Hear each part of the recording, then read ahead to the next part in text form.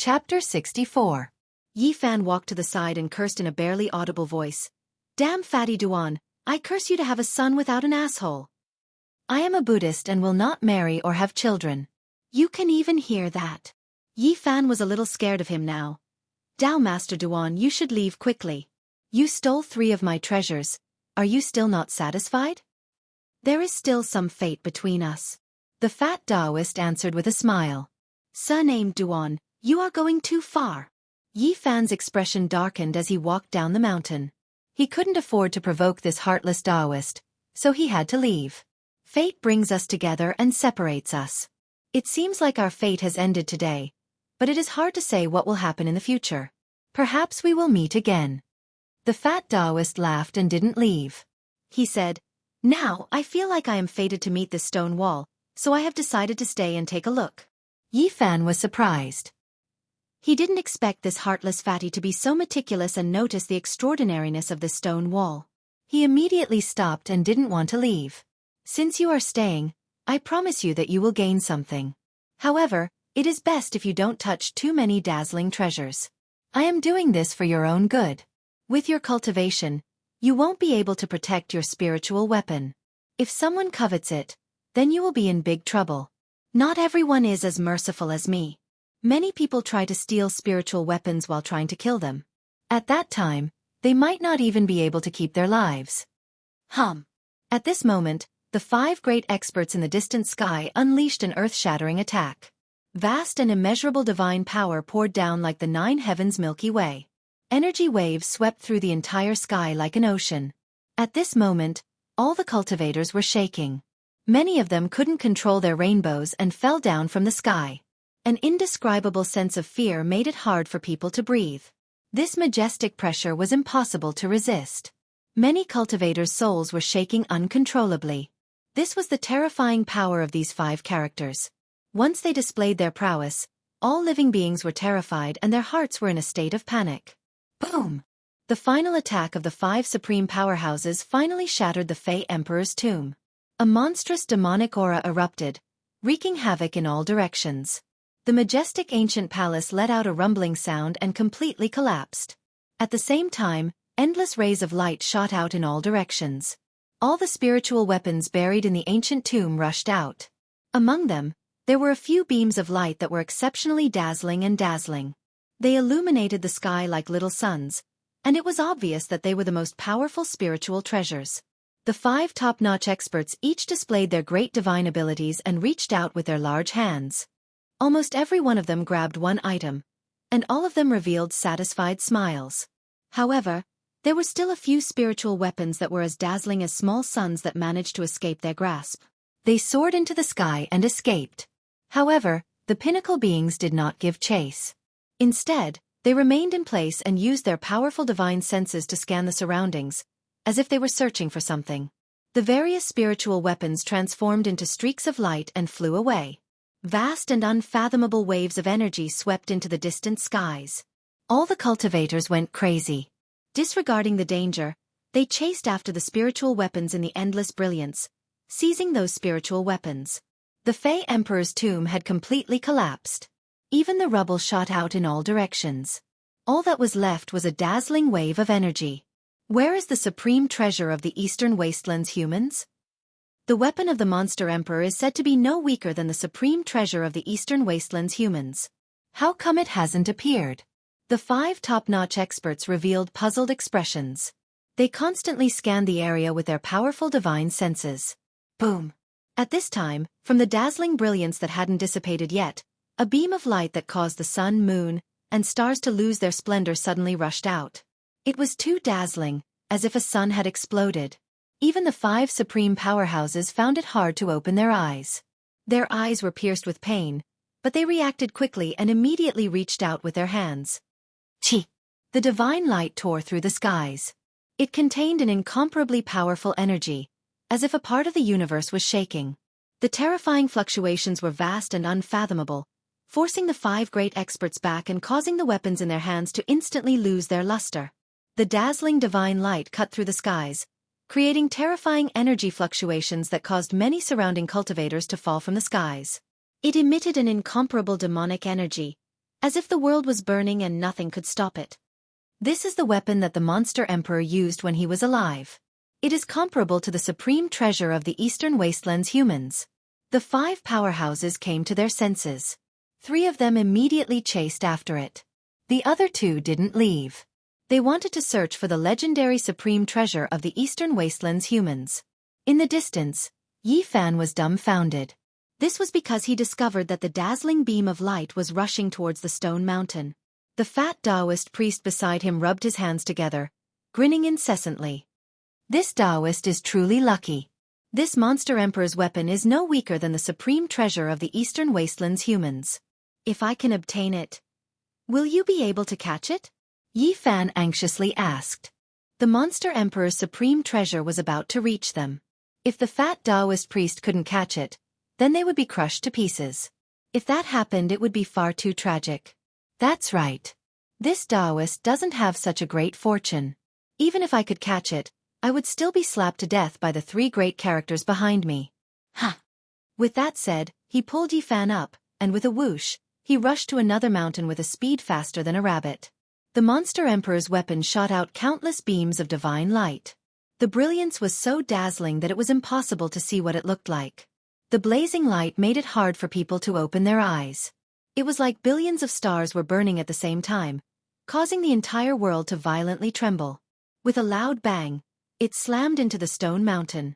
It's over. The fat Taoist priest repeatedly rubbed his hands. This is bad. There must be a strange treasure at the bottom of the stone mountain, but it can't withstand the impact of the monster emperor's supreme treasure. It will most likely turn into ashes. What a pity. That place was completely submerged by the light, turning into a vast ocean of energy. All the surrounding cultivators were sent flying away.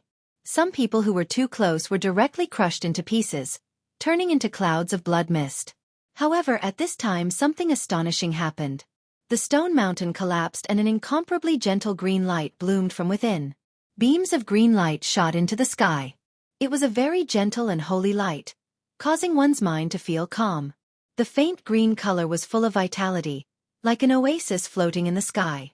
At this time, a giant green treasure basin rushed up from the ground and sucked in the monster emperor's supreme treasure. Immeasurable that celestial being. At this moment, the fat Taoist priest couldn't even speak properly. He forcefully let out a breath and became normal again. He shouted, "It's the monster race's treasure basin." Someone hid there and prepared a treasure basin. What a good scheme, scheming for the monster race's supreme treasure.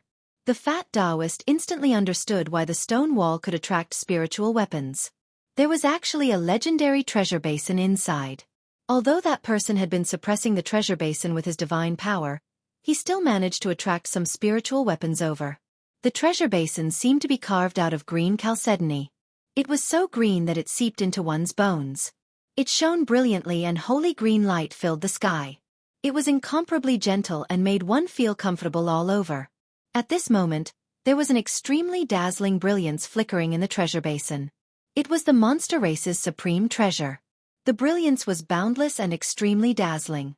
It was impossible to see what exactly it looked like. It was constantly rotating in the treasure basin as if the universe was rotating. Not only was there a vast and immeasurable demonic power surging out, but there was also a blazing divine brilliance shooting out continuously. Yi Fan's heart trembled. The person standing in front of the treasure basin was peerless and peerless in beauty. It was actually the perfect woman he saw not long ago. At this moment, she was ethereal and holy. She was still flawless and had a peerless appearance. She quickly put away the treasure basin and turned into a stream of light to fly away. Only a string of heavenly laughter was left behind. Thank you, seniors, for your help. Otherwise, even if the monster emperor's descendant came personally, it would be difficult to truly obtain the monster emperor's supreme treasure. The 3 great characters that chased up to the front had cold expressions. They had carved many Tao patterns outside the monster emperor's tomb and condensed an extremely powerful, heavenly power. Although they didn't stop the monster emperor's supreme treasure, they played a great role in slowing down its unstoppable impact.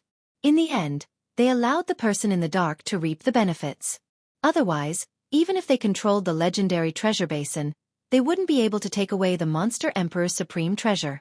The 3 great characters attacked at the same time, blasting towards the stream of light that was about to disappear into the horizon. This kind of attack was hard to block. Even they themselves found it hard to withstand it. A terrifying tsunami-like energy wave instantly swept over. The entire sky seemed to be burning and it was blinding.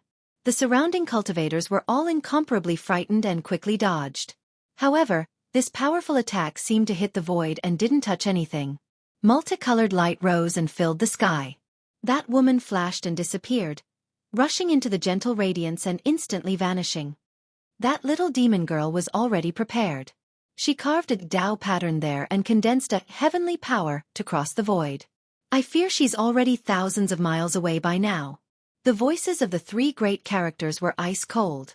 Someone had actually done something right under their noses, snatching food from the tiger's mouth and stealing away the monster emperor's supreme treasure. This was something they found hard to accept. Opening the monster emperor's tomb is easy, but wanting to stop the supreme treasure is difficult beyond difficult. I never imagined that we would actually help her. With a flash of light, the three great characters vanished from sight. They rapidly rushed towards the central region of the collapsed monster emperor's tomb, because the legendary supreme treasure of the eastern wastelands had yet to be discovered. This was what they wanted the most. Why hasn't the supreme treasure of the eastern wastelands appeared yet? The fat Taoist whispered. Yi Fan was also very curious. He had constantly heard others speak of the legendary supreme treasure of the eastern wastelands, but even now he didn't know what it was. It seemed that even those great characters that stood above the masses yearned to grasp it in their hands. Chapter 65. Swoosh, swoosh. The piercing sound lingered in the ears as rays of divine multicolored light rushed towards the shattered mountain like a meteor shower. Just now, the treasure basin had just appeared. Even though it had gone far away, it shook the endless radiance and attracted all the spiritual weapons in the vicinity. Good fortune, good fortune. The fat Taoist was grinning from ear to ear. He threw down Yi Fan and nimbly soared into the sky, rushing towards the rain of light. At the same time, rays of divine rainbows appeared as all the cultivators in this direction rushed over to face the rain of light condensed by the spiritual weapons. However, this wasn't a banquet. The flying spiritual weapons were incomparably ferocious and pierced through more than a dozen people on the spot. They rushed past, leaving behind a pool of blood and a dozen or so corpses. The fat Taoist screamed miserably again and again as he scurried back. There was a golden short sword stuck in his butt, and his hand was firmly holding onto a shield as red as blood. Although he was grimacing in pain, there were no wounds on his body. After pulling out the golden short sword from his butt, no blood flowed out as if nothing had happened. He said, "It's very hard to stop a spiritual weapon if it doesn't stop on its own." Relatively speaking, he was considered lucky. Most of the people who rushed over just now were directly pierced through, and many of them died a violent death. Swoosh! The fat Taoist chased down again. The other cultivators also rode on their divine rainbows and pursued relentlessly, wanting to seize the spirit treasure.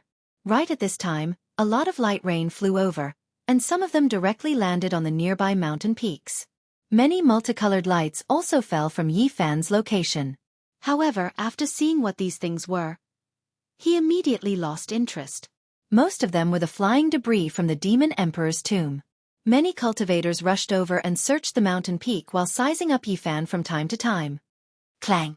Right at this time, another object fell from the sky and directly smashed onto the ground.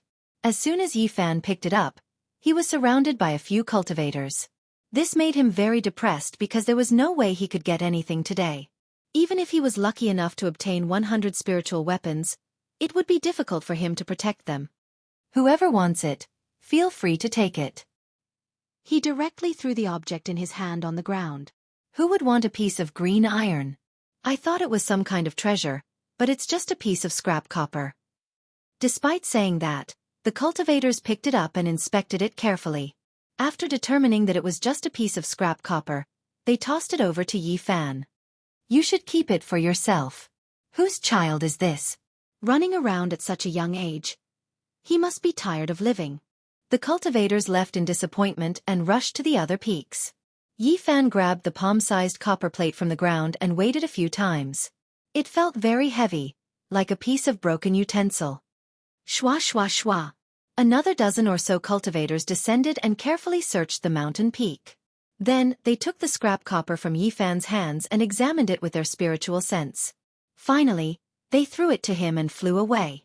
Just like that, a total of more than 10 groups of cultivators appeared on this mountain peak.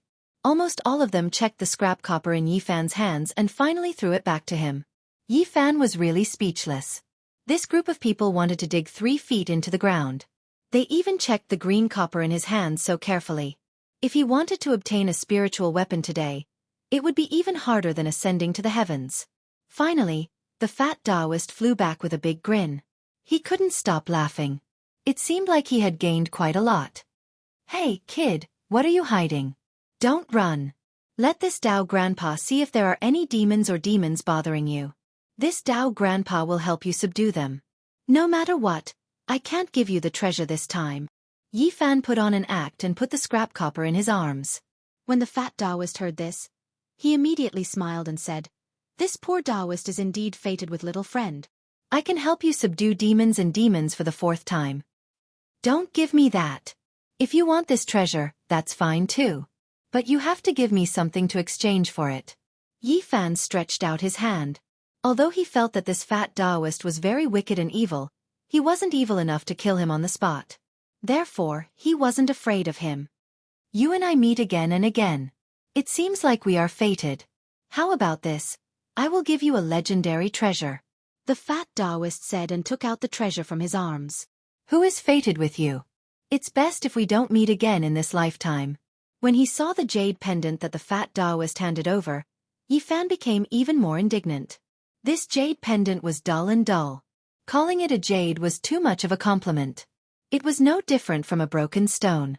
The most excessive thing was that it was missing a corner. Yi Fan wanted to throw it out but was stopped by the fat Taoist. The fat Taoist shoved it into his arms and said, "Keep it. This is a good item. Maybe it can save your life." Saying this, the fat Taoist quickly took the scrap copper. "Goddamn celestial being. This is the treasure you were talking about? Isn't it just a piece of scrap copper?" The fat Taoist priest glanced at Yi Fan, but he didn't let his guard down. He flipped it around and looked at it carefully for a full 15 minutes. In the end, he even used his divine sense to check it over and over again. Clang! Finally, the fat Taoist threw it on the ground and said with disappointment, "It seems like I was overthinking it. You should keep this treasure for yourself." Yi Fan looked down on this heartless Taoist. He has never seen such a greedy person who took so long to study a rusty copper. A bright pearl is covered in dust. If that's the case, then I will keep it for myself. Yi Fan grabbed the copper. So many cultivators have checked this scrap copper, so he didn't think it was a treasure. He just wanted to mock the heartless Taoist. At this moment, he wasn't in the mood to stay in the ruins anymore. He wanted to leave. The heartless Taoist didn't stop him. He kept muttering, "Where is the treasure of the eastern wilderness humans?" He walked around the mountain with his hands behind his back. Not long after, Yi Fan was far away from that area. There were no cultivators around him. He started to use the mystical method recorded in the Tao scripture and quickly rushed out of the ruins.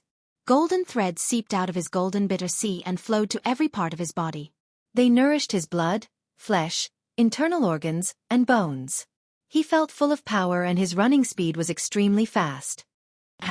At this moment, Yi Fan was shocked. When he looked down, he found that the scrap copper had undergone a strange change. A lot of rust fell off and it became simple and elegant. That's right. At a glance, it still looked very ordinary. It was like a broken piece from some utensil. However, if one looked closely, they would find that at this moment, there was an indescribable charm flowing around it. It gave people a feeling of endless simplicity and vicissitudes. Yi Fan used the mystical method of the Tao scripture. Wisps of golden threads shot out from his fingertips and rushed towards the copper. However, no matter how much he used the golden divine power of the bitter sea, the green copper didn't change at all. It was still simple and quiet. This thing doesn't seem to be ordinary. Yi Fan kept the green copper in his arms and no longer examined it. He continued to run. At this moment, his golden bitter sea was constantly overflowing with golden threads, providing him with an endless supply of essence qi. It made him run faster and faster. Hiss! At this moment, Yi Fan was shocked. He felt a sudden coldness under his navel. Then, There seemed to be something in the bitter sea. He hurriedly stopped and the green copper in his arms disappeared. He suddenly thought of something and hurriedly looked inside. The green copper actually appeared in his bitter sea. It quietly sank there and didn't move. It was like an eternal rock, calm and elegant. The soybean-sized golden bitter sea was like a bright moon hanging in the darkness. In addition to an extremely small page of the golden book, there was also a piece of simple green copper. It was in the center and actually pushed the page of the golden book to one side. Although the golden paper was divine and flowed with star-like brilliance, it couldn't move the green copper at all. It could only be pushed to the edge of the golden bitter sea. What is this green copper? Yi Fan was very shocked. He carefully looked inside the golden bitter sea and found that there were many mysterious Dao patterns on the simple green copper. Chapter 66. Yi Fan didn't know much about Taoist patterns. He had only heard from Elder Wu Qingfeng that the truly powerful weapons were engraved with Taoist patterns, which could be said to be the soul and life of the weapon. Of course, Taoist patterns weren't limited to that. They were only one aspect of weapons, and they could be used in many other fields. For example, they could be engraved on mountains and rivers to form all kinds of forces. They could condense a strange power and turn the area into a mysterious domain. Profound Taoist patterns were even more extraordinary. They had unfathomable power.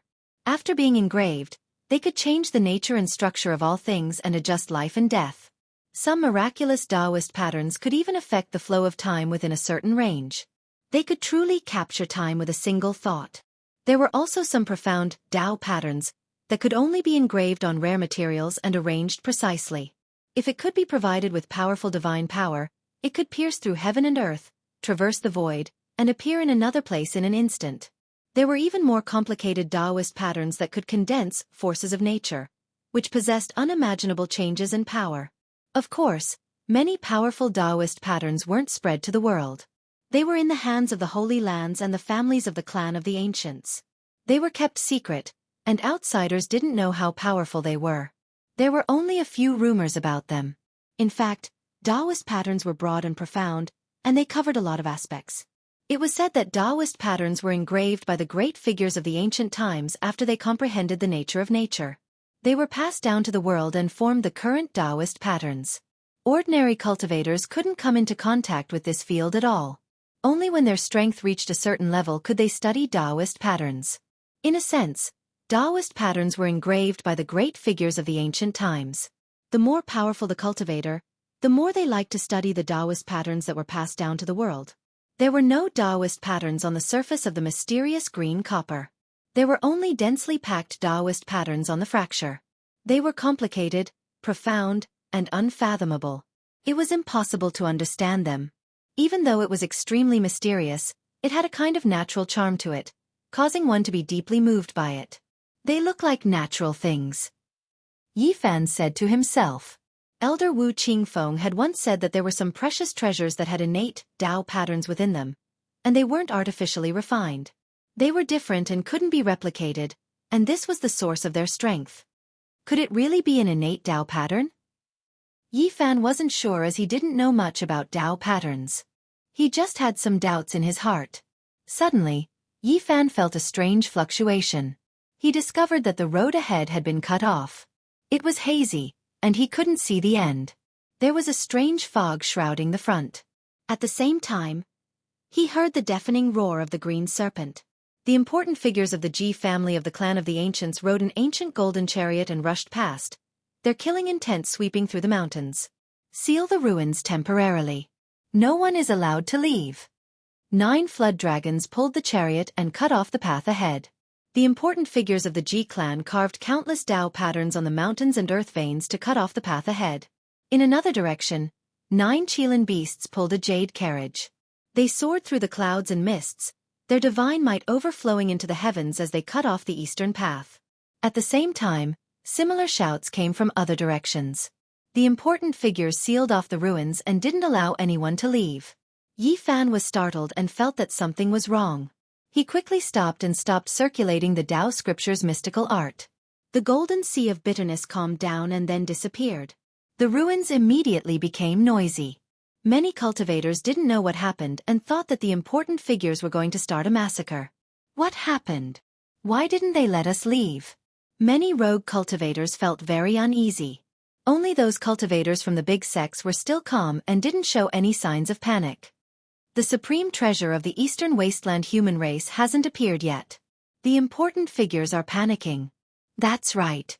They blocked the path because they are afraid that someone will leave with the treasure. Even these 5 important figures can't find the supreme treasure of the Eastern Wasteland human race. Can others get it? Many cultivators discussed. When they knew that this place was sealed off for the supreme treasure of the Eastern Wasteland human race, most of them were relieved. They didn't have any hope for the treasure in the first place. The 5 important figures carved Dao runes on the mountains and rivers, sealing off the surroundings. Then, they returned to the place where the Fiend Emperor's tomb had collapsed and started searching again. Why is the supreme treasure of our Eastern Wasteland human race silent? After the Fiend Emperor's tomb collapsed, it should have exploded with a world-shaking aura. The 5 important figures whispered. They didn't use a secret language and didn't need to hide it. Where is the ancient desolate tower? Why hasn't it appeared? It has been missing for more than 10,000 years. It should be time for the ancient desolate tower to reappear. Why is it missing? Many cultivators in the distance were shocked. It was clear that the important figures were determined to obtain it. If they couldn't find this supreme treasure, they didn't know how long they would have to seal it. Yi Fan was astonished. Only now did he know that the supreme treasure of the Eastern Wasteland human race was called the Ancient Desolate Tower. Just the name alone made him feel that it was extraordinary. Many cultivators from the big sects were discussing the past of this supreme treasure of their sect. It is said that the Ancient Desolate Tower has existed for countless years. No one knows when it was passed down. It is said that it has existed since the Eastern Wasteland. When life first appeared in this vast land, the Ancient Desolate Tower already existed. What exactly does the Ancient Desolate Tower look like? Many cultivators did not understand. As the name suggests, it is naturally the body of the tower. The 9-layered Ancient Desolate Tower has a vast and unfathomable might. It is immortal and can suppress all the experts in the world. Is it that horrifying? Even if you are unparalleled and look down on the Eastern Wasteland, you cannot block the suppression of the Ancient Desolate Tower. Otherwise, why would it be called the supreme treasure of the Eastern Wasteland human race? Since ancient times, who knows how many peerless experts have died under the Ancient Desolate Tower? No one can block the suppression of the Ancient Desolate Tower. With the path ahead blocked, Yi Fan was unable to leave. He returned to the depths of the ruins and heard the discussions of the cultivators. He felt a sense of longing. The Ancient Desolate Tower was so heaven-defying that it was very tempting. Just at this moment, the unscrupulous Taoist Duan De appeared. He quickly rushed towards Yi Fan. His entire body seemed to be burning, and his speed was extremely fast. In an instant, he arrived before Yi Fan. His face was filled with excitement as he asked, "Where is that piece of scrap copper?" "I threw it into the pool of water." "What?" The unscrupulous Taoist's face was filled with shock. Then he became extremely anxious. He grabbed Yi Fan's shoulders and shook him vigorously. He said, "Which pool of water? Quickly bring me there." Yi Fan's heart skipped a beat. Could it be that this green copper had a great background? At first, he thought that it had something to do with the supreme treasure of the Eastern Wasteland. However, when he found out that the Ancient Desolate Tower had 9 layers, he immediately understood that it was impossible for the green copper to be the supreme treasure of the Eastern Wasteland humans. It had nothing to do with the Ancient Desolate Tower. The Ancient Desolate Tower is so big, and there are dense forests and mountains everywhere. I already changed directions long ago and forgot where I went. No, you have to remember. The unscrupulous Taoist's expression was somewhat terrifying. His eyes were bloodshot as he grabbed Yi Fan, refusing to let go. "Isn't it just a piece of scrap copper?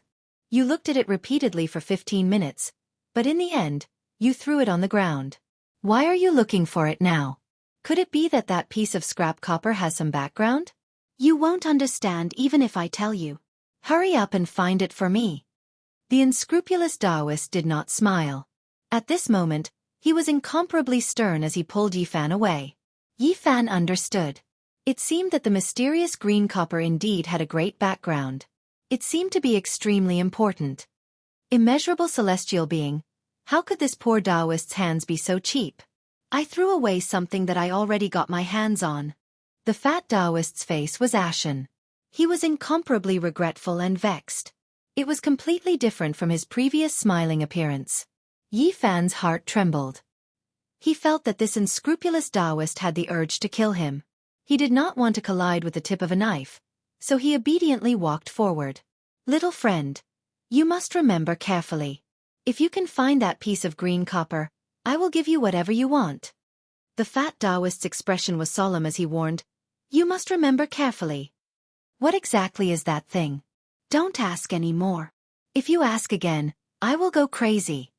The fat Taoist fiercely slapped his right hand and said, how could I be so muddle-headed? I spent my entire life searching for treasures, but in the end, I have eyes but can't see. It could be seen that he was very self-blaming. He was not acting at all and wanted nothing more than to chop off that hand of his. We separated here. After that, I saw you running into the distance. The fat Taoist brought Yi Fan to the mountain peak where the two of them separated. Yes, it's here. Let me think about where I passed by. Yi Fan walked down the mountain at a moderate pace. The unscrupulous Taoist followed closely and did not rush him. He allowed him to think slowly. Yi Fan walked very slowly. He was thinking about how to get rid of this fat Taoist. Unknowingly, the two of them crossed over 3 mountain ridges. When they were climbing the 4th mountain ridge, Yi Fan revealed a joyful expression and said, it's here. Looking at the direction his finger was pointing at, the fat Taoist's expression immediately became ugly. There was a deep and dark pond on this mountain ridge. It was as still as a stone without a trace of ripples. It emitted waves of heart-palpitating coldness.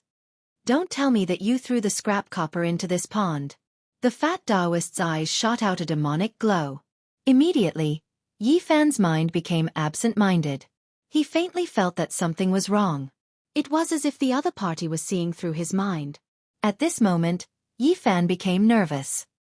He hurriedly focused his mind and tried hard to imagine a scene of him standing beside the black pond and throwing a piece of scrap copper into it. The fat Taoist's eyes returned to normal. He clenched his teeth and said, you wastrel, I really want to throw you in there. Isn't it just a piece of scrap copper? Yi Fan's expression was one of indifference. Plop! The fat Taoist directly plunged into the pond.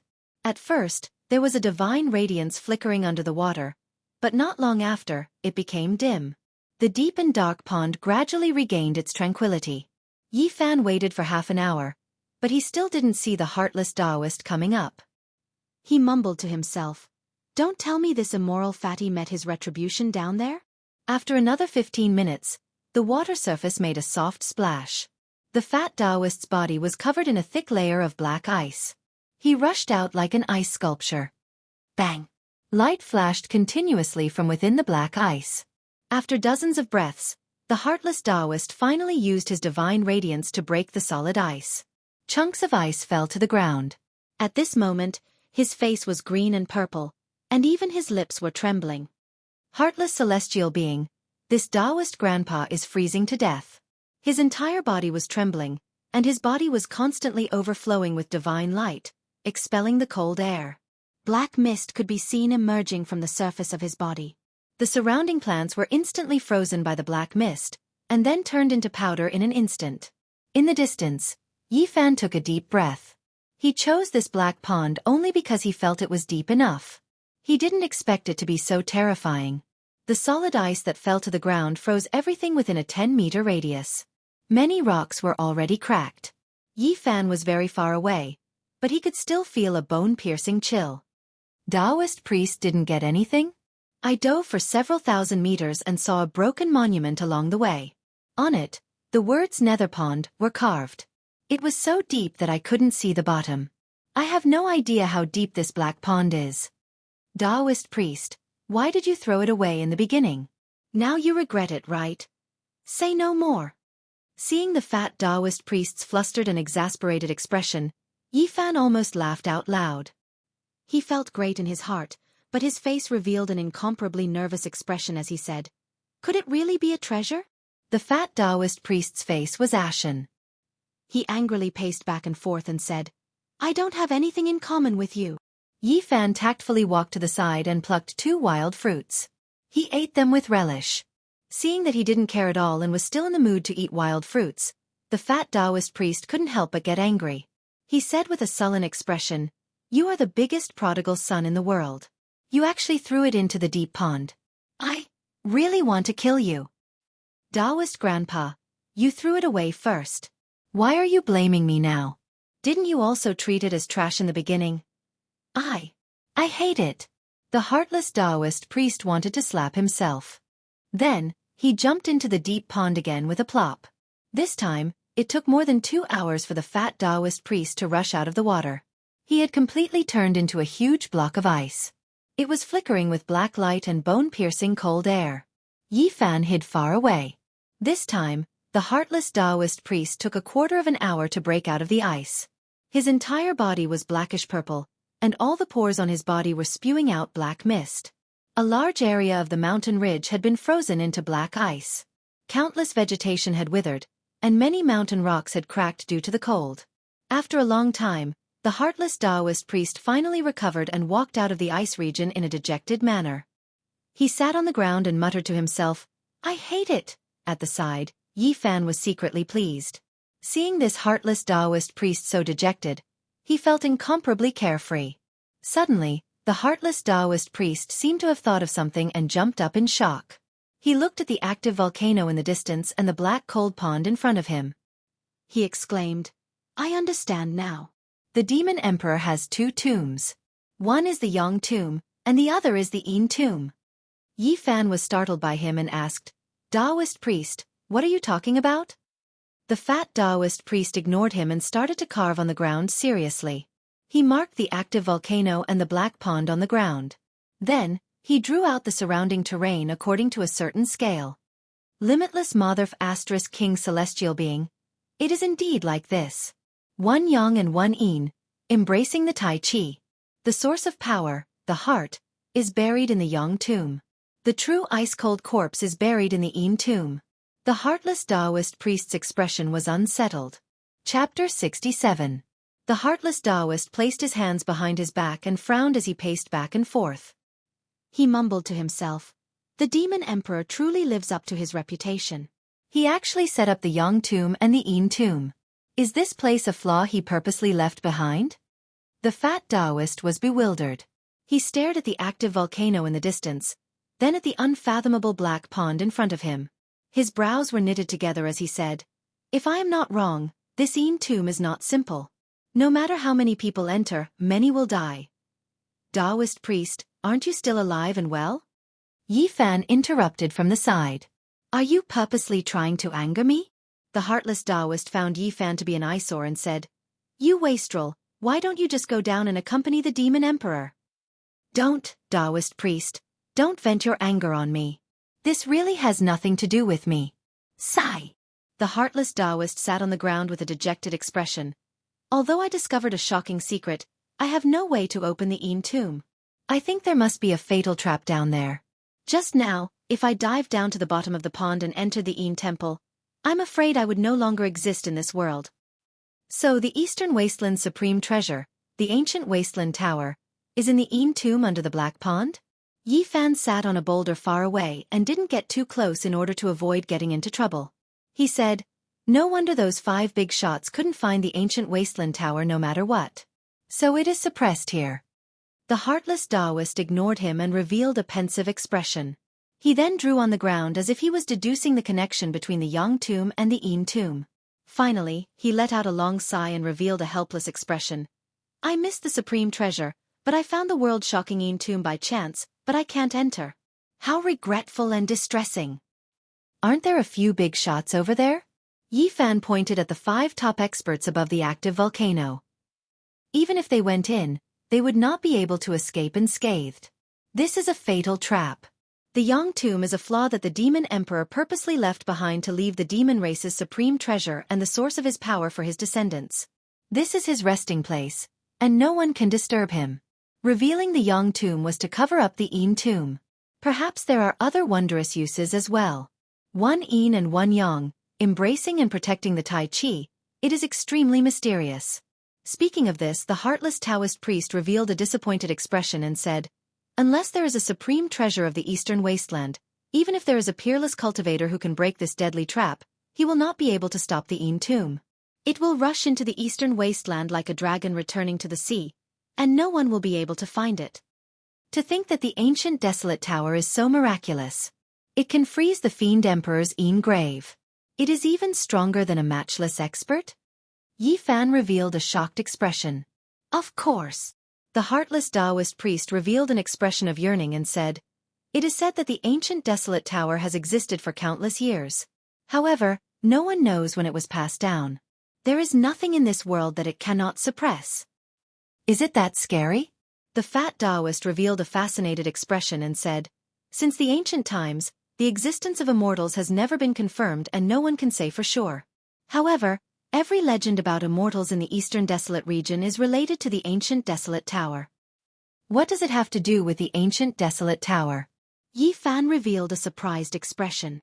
It is said that in the endless years, immortals have appeared in the eastern desolate region. This was recorded in the ancient books several times. Without exception, these immortals were all suppressed to death by the ancient desolate tower. It can't be. The ancient desolate tower is so scary. Yi Fan was shocked. The existence of immortals was not confirmed in the current world. However, one could imagine that if immortals existed, they would be above all cultivators in the world. Even so powerful, it was difficult to resist the suppression of the ancient desolate tower.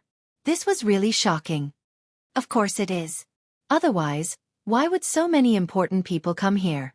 I believe that before long, the leader of a holy land will come personally. After all, the eastern desolate region is too big. Some people will receive the news later.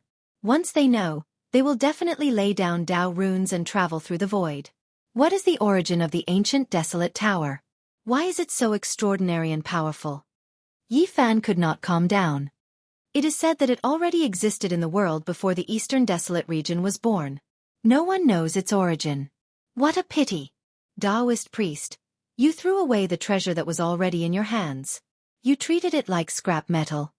Yi Fan shook his head and sighed, putting on a show. Hearing this, the unscrupulous Taoist priest's face immediately turned very unsightly. It was even greener than green copper. He said angrily, "If not for you, I would have already obtained it." Taoist priest, you cannot say that. You were the one who threw it away first. What a pity for that ancient desolate tower. Who told you that it was the ancient desolate tower? When did I say that it was the supreme treasure of the eastern desolate humans? Yi Fan was very shocked. He said, "Since it is not the ancient desolate tower, why are you in such a rush? It is just a piece of scrap metal. I also feel that it has nothing to do with the ancient desolate tower." What do you know? You are just a wimpy brat. I can't be bothered with you. The unscrupulous Taoist priest was filled with anger. He was not willing to talk about the green copper anymore. Although Yi Fan looked like he was only 11 or 12 years old, he was actually more than 20 years old. Naturally, he was unhappy that he was called a wimpy brat. He said softly, "Damn! Who are you telling?" The unscrupulous Taoist priest asked in bewilderment. "I'll be relying on you." Yi Fan was unhappy and replied in a very rude manner. "Relying on me? What nonsense are you spouting? I don't have time to bother with you." After saying that, the unscrupulous Taoist priest turned around and stared at the black pool in a daze. "Taoist priest, since you do not dare to enter the Yin grave, why don't you tell me what is going on with the green copper? Let me know its origin. After all, I was the one who threw it out." You still have the cheek to say that?" Hearing this, the fat Taoist priest was enraged. His eyes turned red. "It seems like it is really not ordinary. I guess it is only slightly inferior to the ancient desolate tower." Yi Fan did not have any good intentions. He was purposely provoking the unscrupulous Taoist priest. Of course, he did not dare to go overboard. "Wimpy brat, you actually dare to play tricks on me. I will suffocate you to death. I will not tell you." The fat Taoist priest turned around and ignored him. "Taoist priest, you are too unreasonable. You took 3 spiritual weapons from my hands. Now that I am asking you something, you are putting on such an attitude." The unscrupulous Taoist priest looked at Yi Fan and really wanted to strangle him to death. He said, "Even 10, 100, or even 1,000 spiritual weapons would not be able to exchange for the green copper that you threw away. Taoist priest. Can you not be so angry? Didn't I just casually throw it into the black pool? Who told you to not tell me that it was a treasure? The unscrupulous Taoist priest felt more and more upset as he looked at this 11 or 12-year-old wimpy brat. In the end, he wanted to cry but no tears came out. He really wanted to chop off his hands. Why were his hands so despicable? Why did he not keep them back then?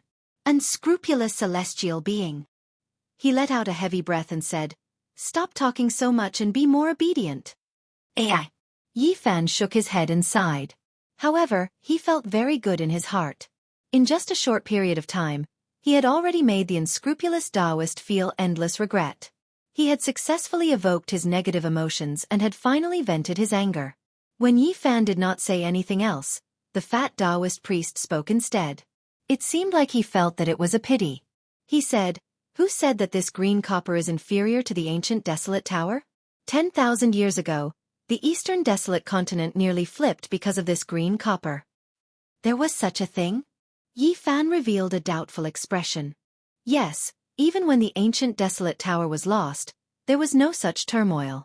However, this green copper caused the entire eastern desolate continent to be restless. The ancient desolate tower can suppress immortals to death. Its might is unstoppable. It is already considered the treasure of the eastern desolate continent. Could it be that this green copper is more powerful than it? The fat Taoist priest said listlessly, "The green copper is something of the Central Plains. When it was lost, all the top experts of the Central Plains came out and almost flipped the eastern desolate continent, southern mountains, western desert, and northern plains upside down. It was a great turmoil." Yi Fan heard this and gasped. He knew that the Central Plains was even more vast than the eastern desolate continent. Even if cultivators rode on divine rainbows, it would still be difficult to cross. If they wanted to travel from one end to the other, they could only carve Tao markings on the mountains and rivers, condense heavenly power, and travel through the void. It was rumored that there were many historical sites in the central continent. It was a place of great heroes and powerful individuals. It was an extremely mysterious and prosperous ancient land. Who is so daring to provoke all the top experts of the Central Plains? Naturally, it is the last great sovereign who unified the Eastern Desolate Fiend race. He has caused great trouble for the Eastern Desolate Continent's humans. It seems that the Fiend sovereign is very powerful. He has stirred up a storm in all directions. He is indeed an extraordinary person. The unscrupulous Taoist looked at him unhappily and said, "Is there a need for you to say that? If he was not powerful enough, how could he unify the Eastern Desolate Fiend race and achieve the immortal sovereign cause?" Yi Fan thought for a while and asked, "How can you be sure that the green copper belongs to the Central Plains? And what exactly is it?" Chapter 68. Of course I can confirm that the green copper belongs to the Central Plains. The heartless Taoist priest muttered to himself for a while before continuing. The incident back then caused a huge commotion. The most widely spread rumor was that the demon the Arch had snatched away the Eastern Barren human race's supreme treasure, the ancient Barren Tower, and wanted to use it as a burial item for him when his lifespan ended. The ancient desolate tower had indeed gone missing at that time. Everyone believed that it was Xiao Chen's doing. Aside from this, there was another rather secretive rumor. It was said that the Fiend Emperor was not the one who stole the ancient desolate tower. He had indeed made a move to search for the burial items. However, what he stole was a mysterious item from the central province. Regarding this piece of green copper, it is very mysterious. Very few people in the eastern wilderness know about it. Even if they have heard of it, they don't know much about it. That's how you came to this conclusion? Yi Fan revealed a puzzled expression. The ancient desolate tower did not appear in the Fiend Emperor's grave, negating the first legend. Naturally, I connected it to the green copper. At this point, the heartless Taoist slapped himself and said, "I never thought that after searching for treasures my entire life, I would be blinded by green copper and miss it. How did you wake up later? How did you realize that something was wrong?"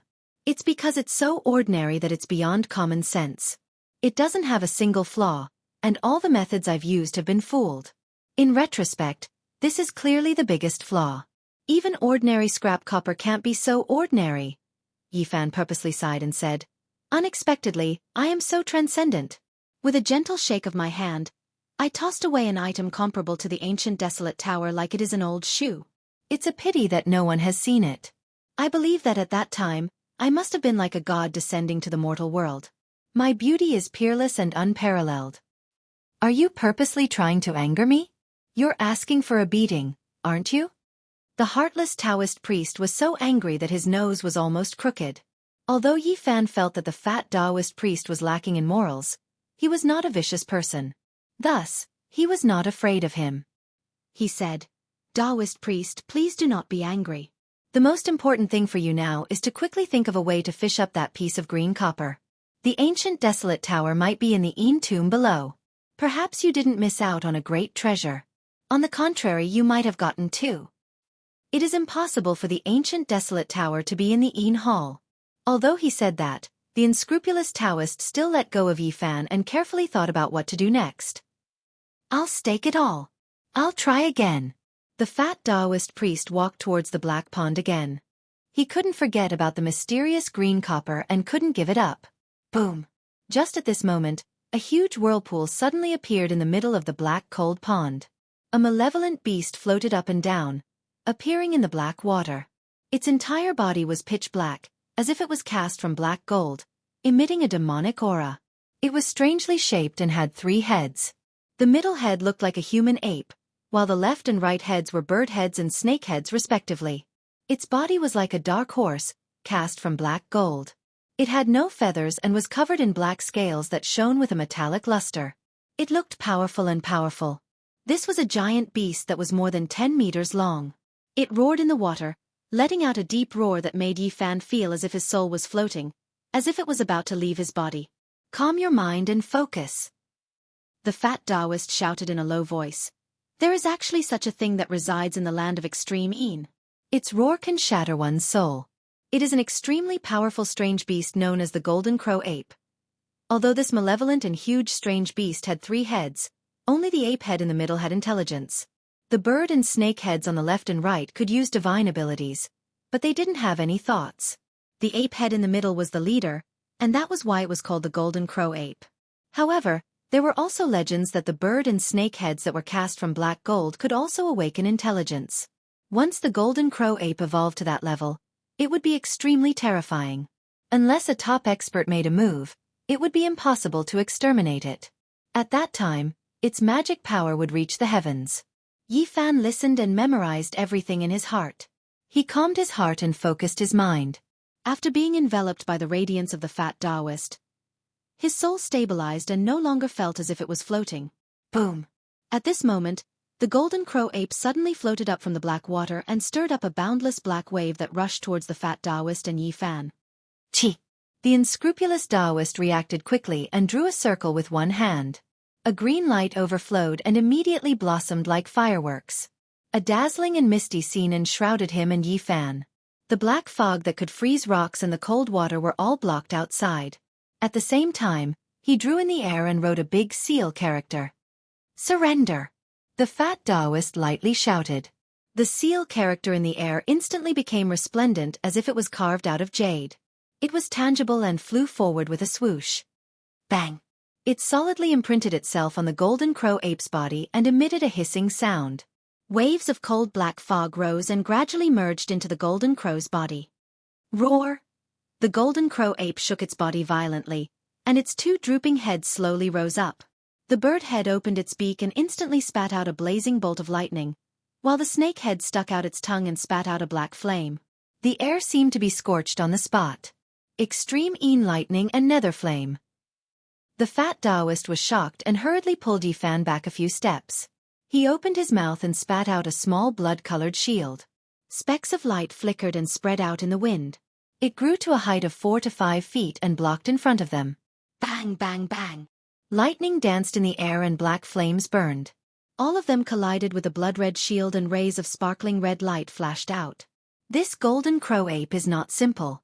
The bird head and snake head on the left and right seemed to have gained intelligence before. However, they were pierced by someone and lost their intelligence. The fat Taoist revealed a solemn expression. If the Golden Crow Ape's 3 heads had gained intelligence at the same time, then even a powerful cultivator would have to run if they encountered it. Fortunately, The two heads are not in a perfect state. He softly muttered to himself. The golden crow ape's powerful attack shook the red jade shield, but it still managed to block it in the end. Slash. At this time, a brilliant light rushed out from the fat Taoist sea of bitterness. It was like a bright moon, bright and clear, and it charged straight at the golden crow ape. Bang! Two rays of golden light rushed out from the eyes of the golden crow ape's middle head and shot onto the round moon-like jade plate. Both of them shook violently. The heartless Taoist revealed an expression of shock and said, "All three heads seem to have been heavily injured by someone. There are terrifying scars on them." It seems like it had successfully gained intelligence in all three heads in the past. If I encountered it at that time, I would have no choice but to run. Not only did the golden crow ape's left and right heads lose their intelligence, but the middle head had also suffered heavy injuries. It was difficult for it to reproduce its demonic might from the past, and was gradually being suppressed by the heartless Taoist. Bang!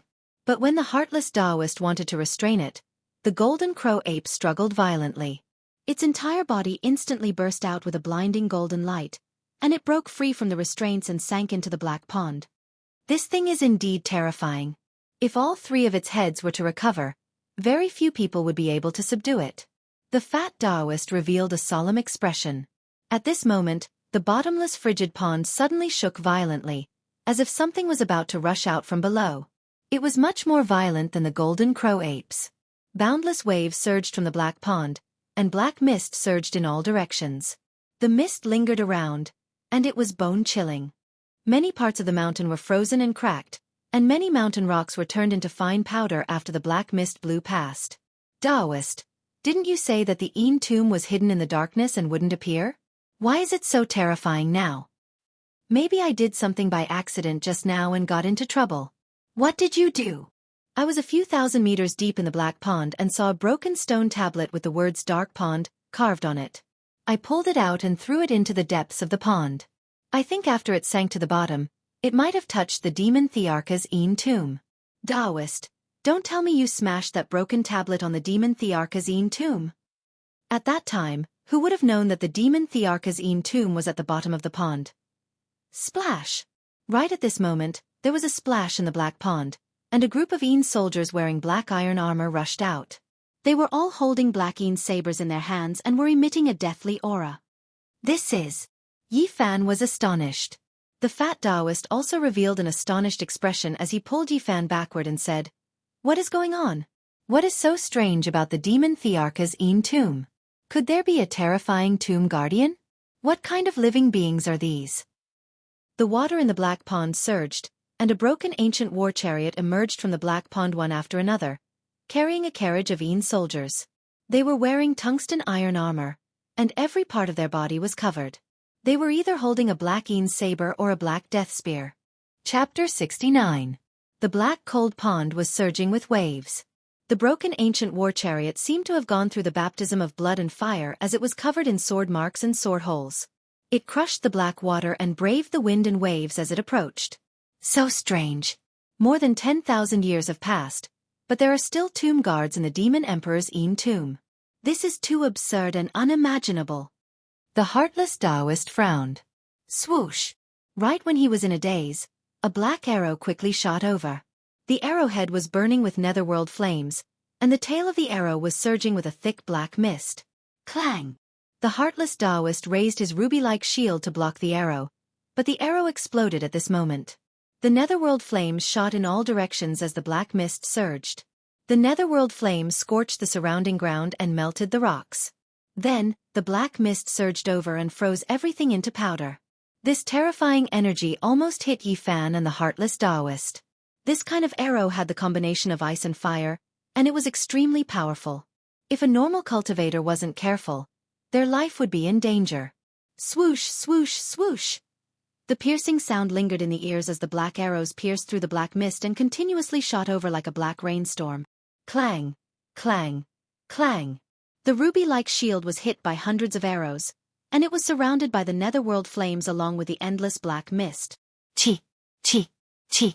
The shield overflowed with a scarlet brilliance that surged outward like water waves. It shook off the netherworld flames and dispersed the black mist, finally blocking this wave of attack.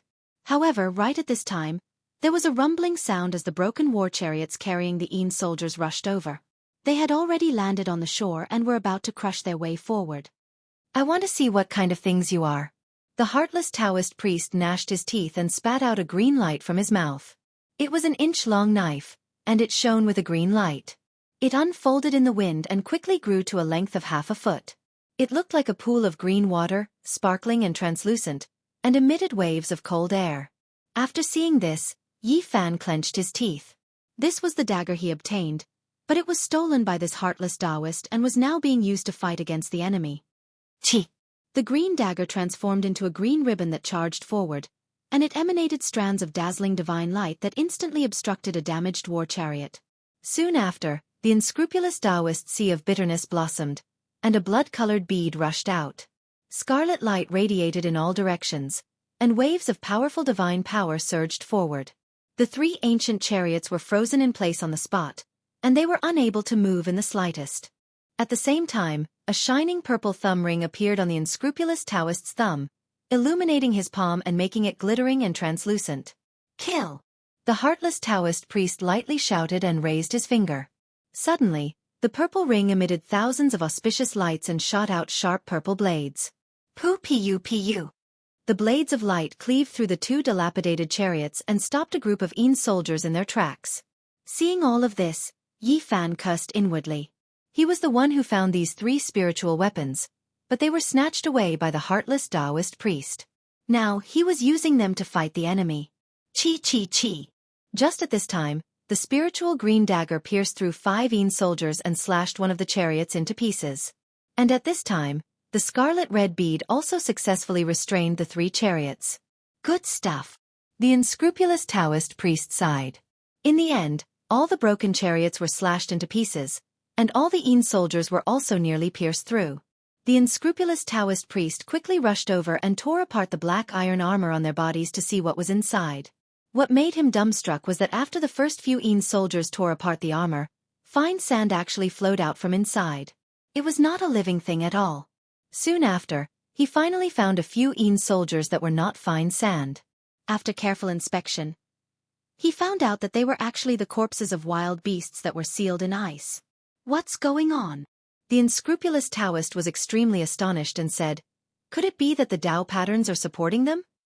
He quickly swept away the fine sand, and sure enough, he found a small wooden tablet at the original place. There were complicated Tao patterns engraved on it. It really is so.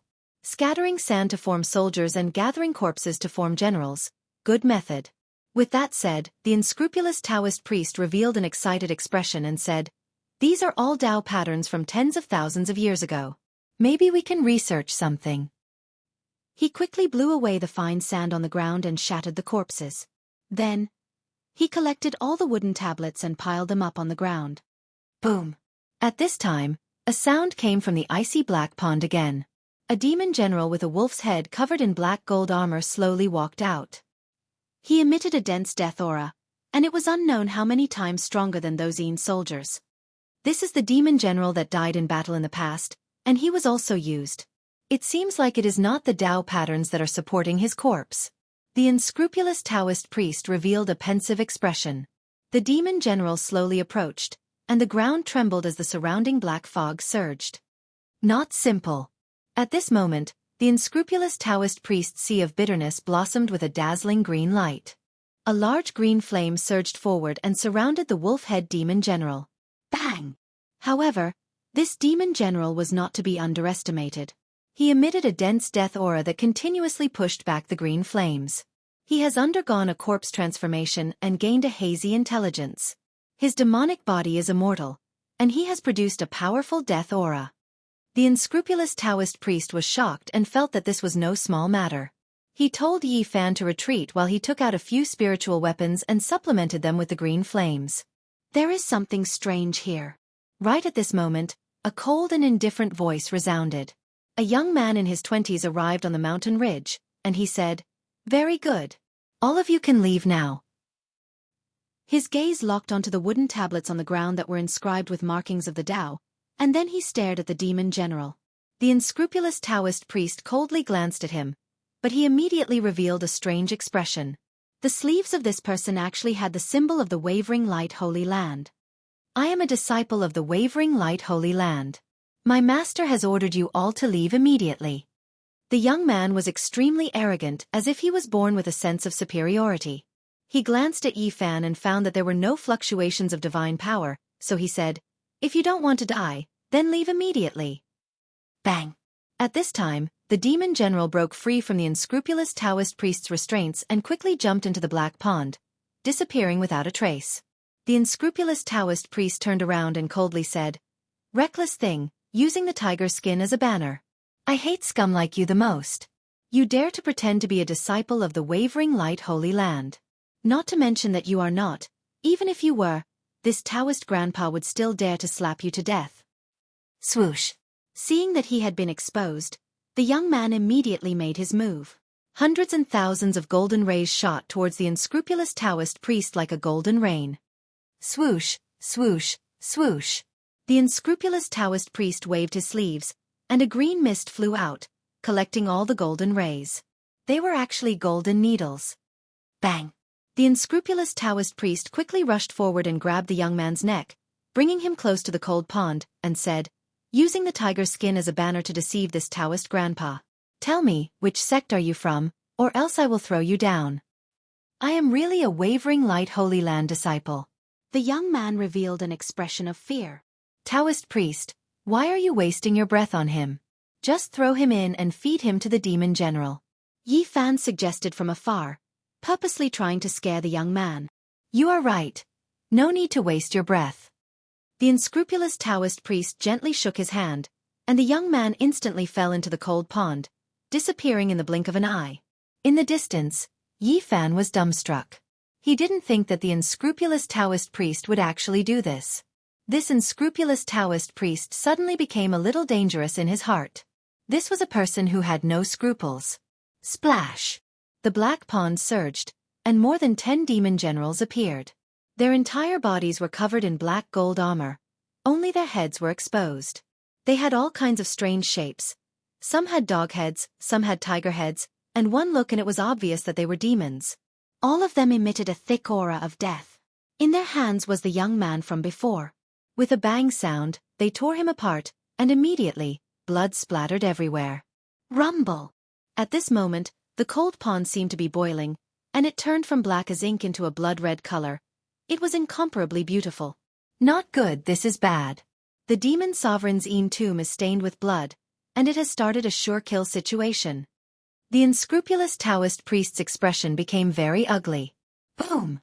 At this moment, the heaven and earth shook, and the sky was filled with blood light from the cold pond. It set off the entire ancient desolate ruins, and it startled all the cultivators. "Don't tell me. We will die here?" Yi Fan revealed a frightened expression. Chapter 70. The unscrupulous Taoist sighed and said, "I can no longer enter this tomb, damn it." He could not forget about green copper. Now that he suddenly lost the opportunity, he was extremely regretful and upset. The killing trap in the cold pond had begun, but people outside the cold pond were not in danger. At this moment, 5 blinding lights rushed over. The 5 great characters were all alarmed and rushed to the mountain ridge immediately. They emitted a powerful pressure and floated in the air like gods. Yi Fan wanted to observe them, but he found that he could not see through the bright lights. He could only see 5 bright lights and nothing else. "Demon God tomb." One of them gasped. His eyes were like torches and immediately understood what was under the cold pond. The active volcano is the Yang tomb, and the netherworld cold pond is the tomb. One Yang and one Yin, protecting the Tai Chi and seizing the fortune of heaven and earth. It can evolve into endless changes. Another great character sighed and said, "The demon god is indeed extraordinary. If I did not discover it by chance, it would be hard to imagine that he set up 2 tombs, one Yin and one Yang. This is big trouble. The Yin tomb has begun a killing trap. It will be very difficult to enter. The Eastern barren human race's treasure is nowhere to be found. The ancient desolate tower is most likely in this Yin tomb." The great characters could not calm down, but they could not think of a way to enter the demon god Yin tomb. It's not like there's no way at all. Tens of thousands of years have passed. No matter how perfect the arrangements are, there will still be a slight flaw. We can carefully sneak in and take a look before making a decision. Okay. At this moment, the 5 lights all landed, and one of them instantly enveloped the unscrupulous Taoist. I heard someone say that he would dare to kill a disciple of a holy land with one slap. You must be extraordinary. Since you triggered this trap, why don't you go with us? The unscrupulous Taoist priest's face turned green on the spot, and he hurriedly said, Seniors, I'm just talking nonsense. Please don't lower yourself to my level. Right now, the tomb has activated a deadly trap. With my cultivation, if I go down there, I will definitely die. You are indeed not simple. You even know about the Yang tomb and the tomb. It seems that you are indeed extraordinary. Come with us. Don't, seniors, please have mercy. The unscrupulous Taoist screamed. Whoosh!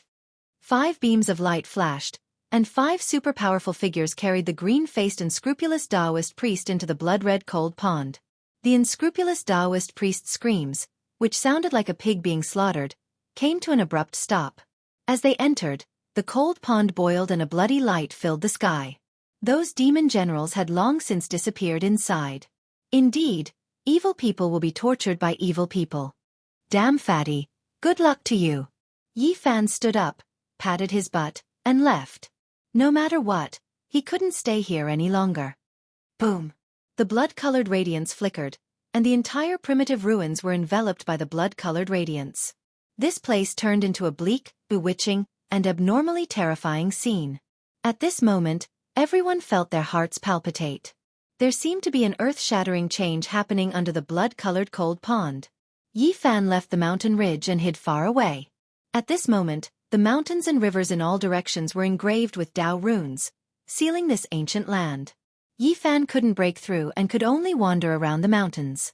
He was waiting for a chance to leave. Now that he had obtained a 1-page golden book and a mysterious green bronze, it could be said that this was a harvest that would drive all cultivators crazy. Escaping far away was the best choice. I hope the restriction can be broken as soon as possible. Yi Fan's cultivation was too low, and he couldn't compete with those cultivators for the spiritual weapons. He understood his own situation, so he purposely chose a desolate place to go. Yi Fan opened a jade box, and waves of fragrance immediately assailed his nostrils. The jade serpent orchid was extremely fragrant. At this moment, he wanted to take action and use this opportunity to find spirit herbs. Now that he had obtained a 1-page golden book, the complete sea of reincarnation scroll would guide him forward. If he could find enough spirit herbs, then he would definitely be able to achieve something in a short period of time. Yi Fan quickly moved and headed deeper into the mountains. Due to the appearance of the demonic emperor's tomb, almost all the spirit beasts had fled. Only a few hid in their caves and refused to come out. At this moment, it was countless times easier to harvest spirit herbs. Previously, when he came to the depths of the ruins, Yi Fan remembered passing by a swamp where he found a powerful strange beast that seemed to be guarding something.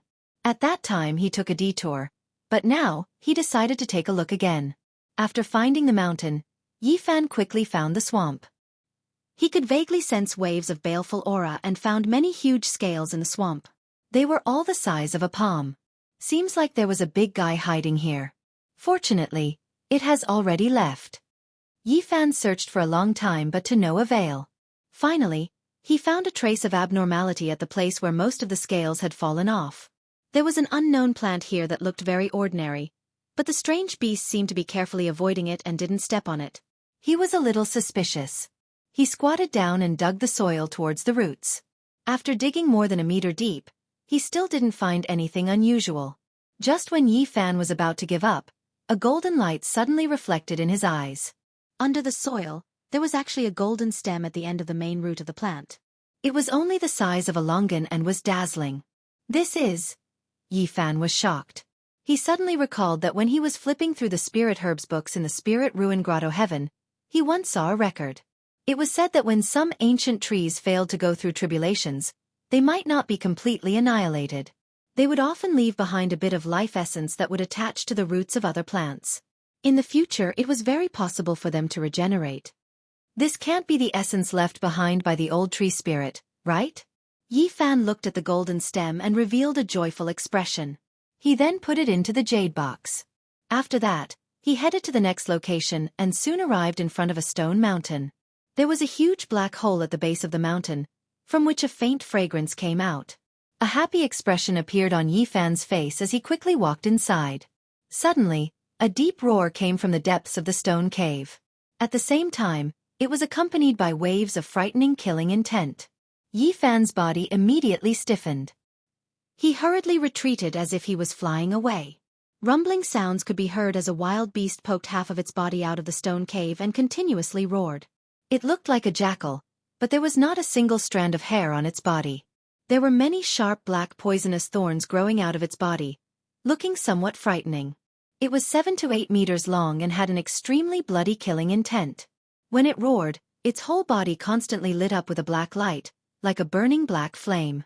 Yi Fan hid in the distance. With one glance, he knew that this wild beast was not something he could provoke. It was much stronger than the jade-horned snake. This kind of aura was very frightening.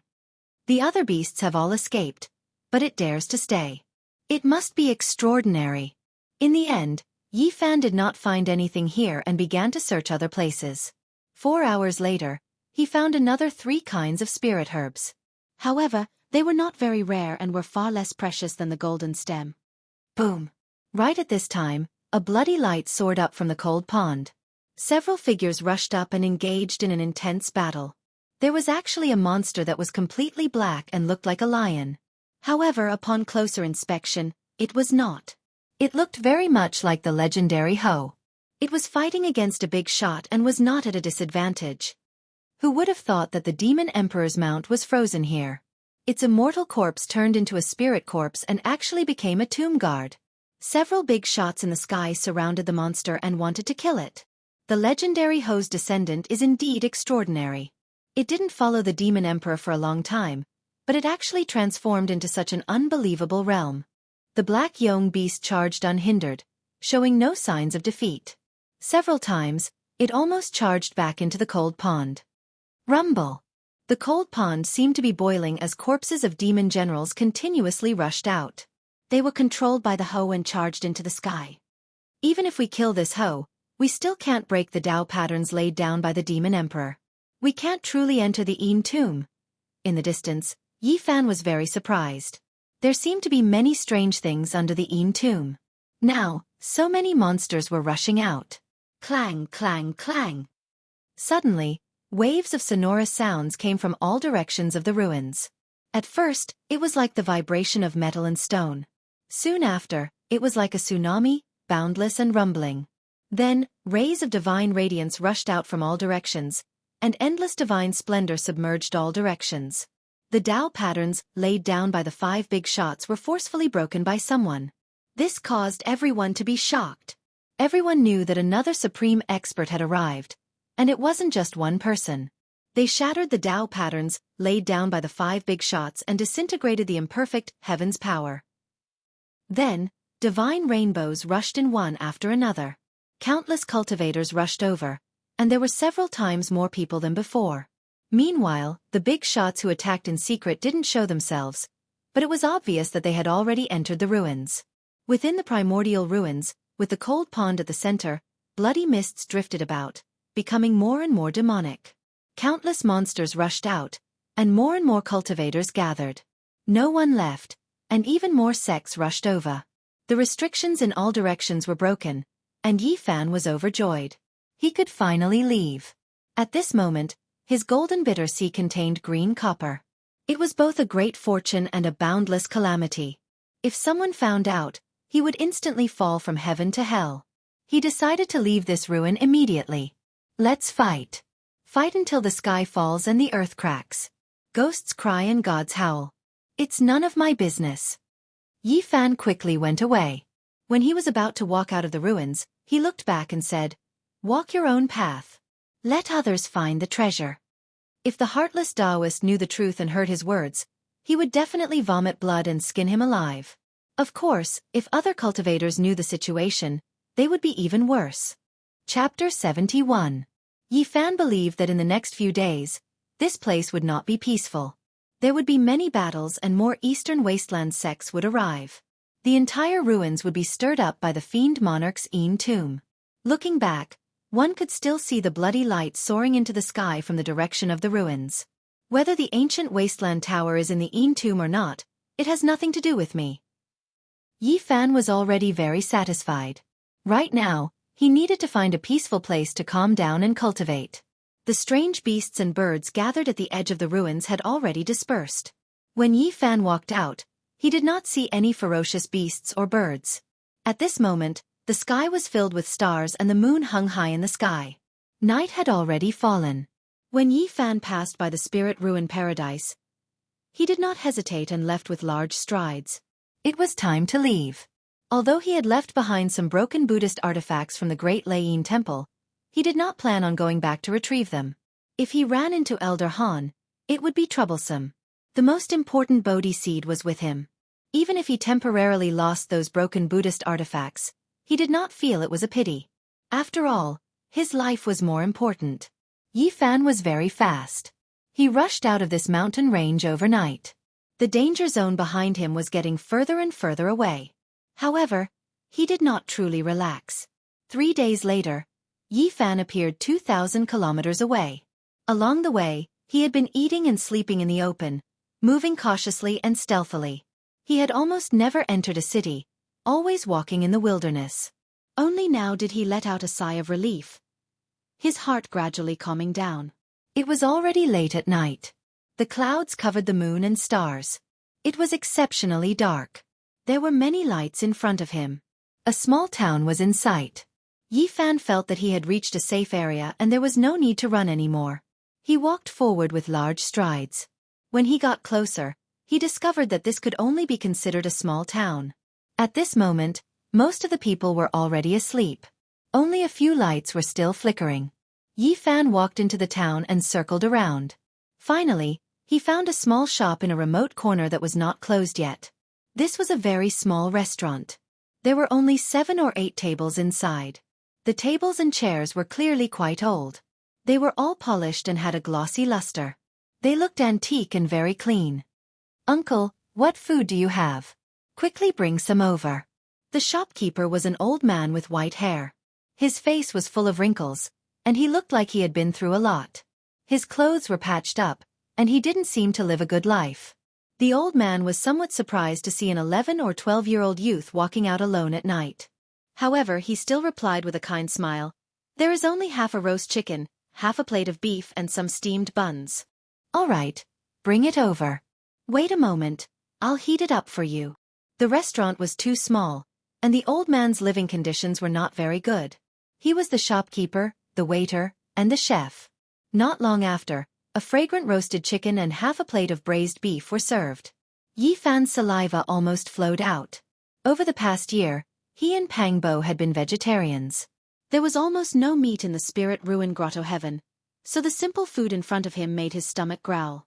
He quickly grabbed the bowl and chopsticks, bit the snow-white steamed bun, tore off a chicken drumstick, and started wolfing it down.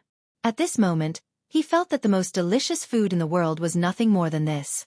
All the delicacies of the land and sea were pushed aside and were far less satisfying than the few dishes in front of him. "Don't rush. Eat slowly. Drink some soup to moisten your stomach. Don't choke." The old man brought over a bowl of hot soup and kindly reminded, "Thank you, uncle. Your culinary skills make my appetite growl in admiration," Yi Fan said with a lisp while stuffing food into his mouth. Judging from Yi Fan's attire, he didn't look like a child from a poor family. However, at this moment, he was wolfing down the food. The old man was somewhat surprised. He rolled up his patched sleeves and picked up a rag to wipe the already clean table and chairs. He smiled and shook his head. "You're too hungry. Now, no matter what you eat, it'll be very fragrant and sweet." "Grandpa, why haven't you closed yet?" At this moment, a 5 or 6-year-old girl walked out from the house. Her clothes were patched up and she was dressed very simply. She had 2 braids and looked very cute. Her face was as red as an apple. "Go to sleep first. We'll close in a while."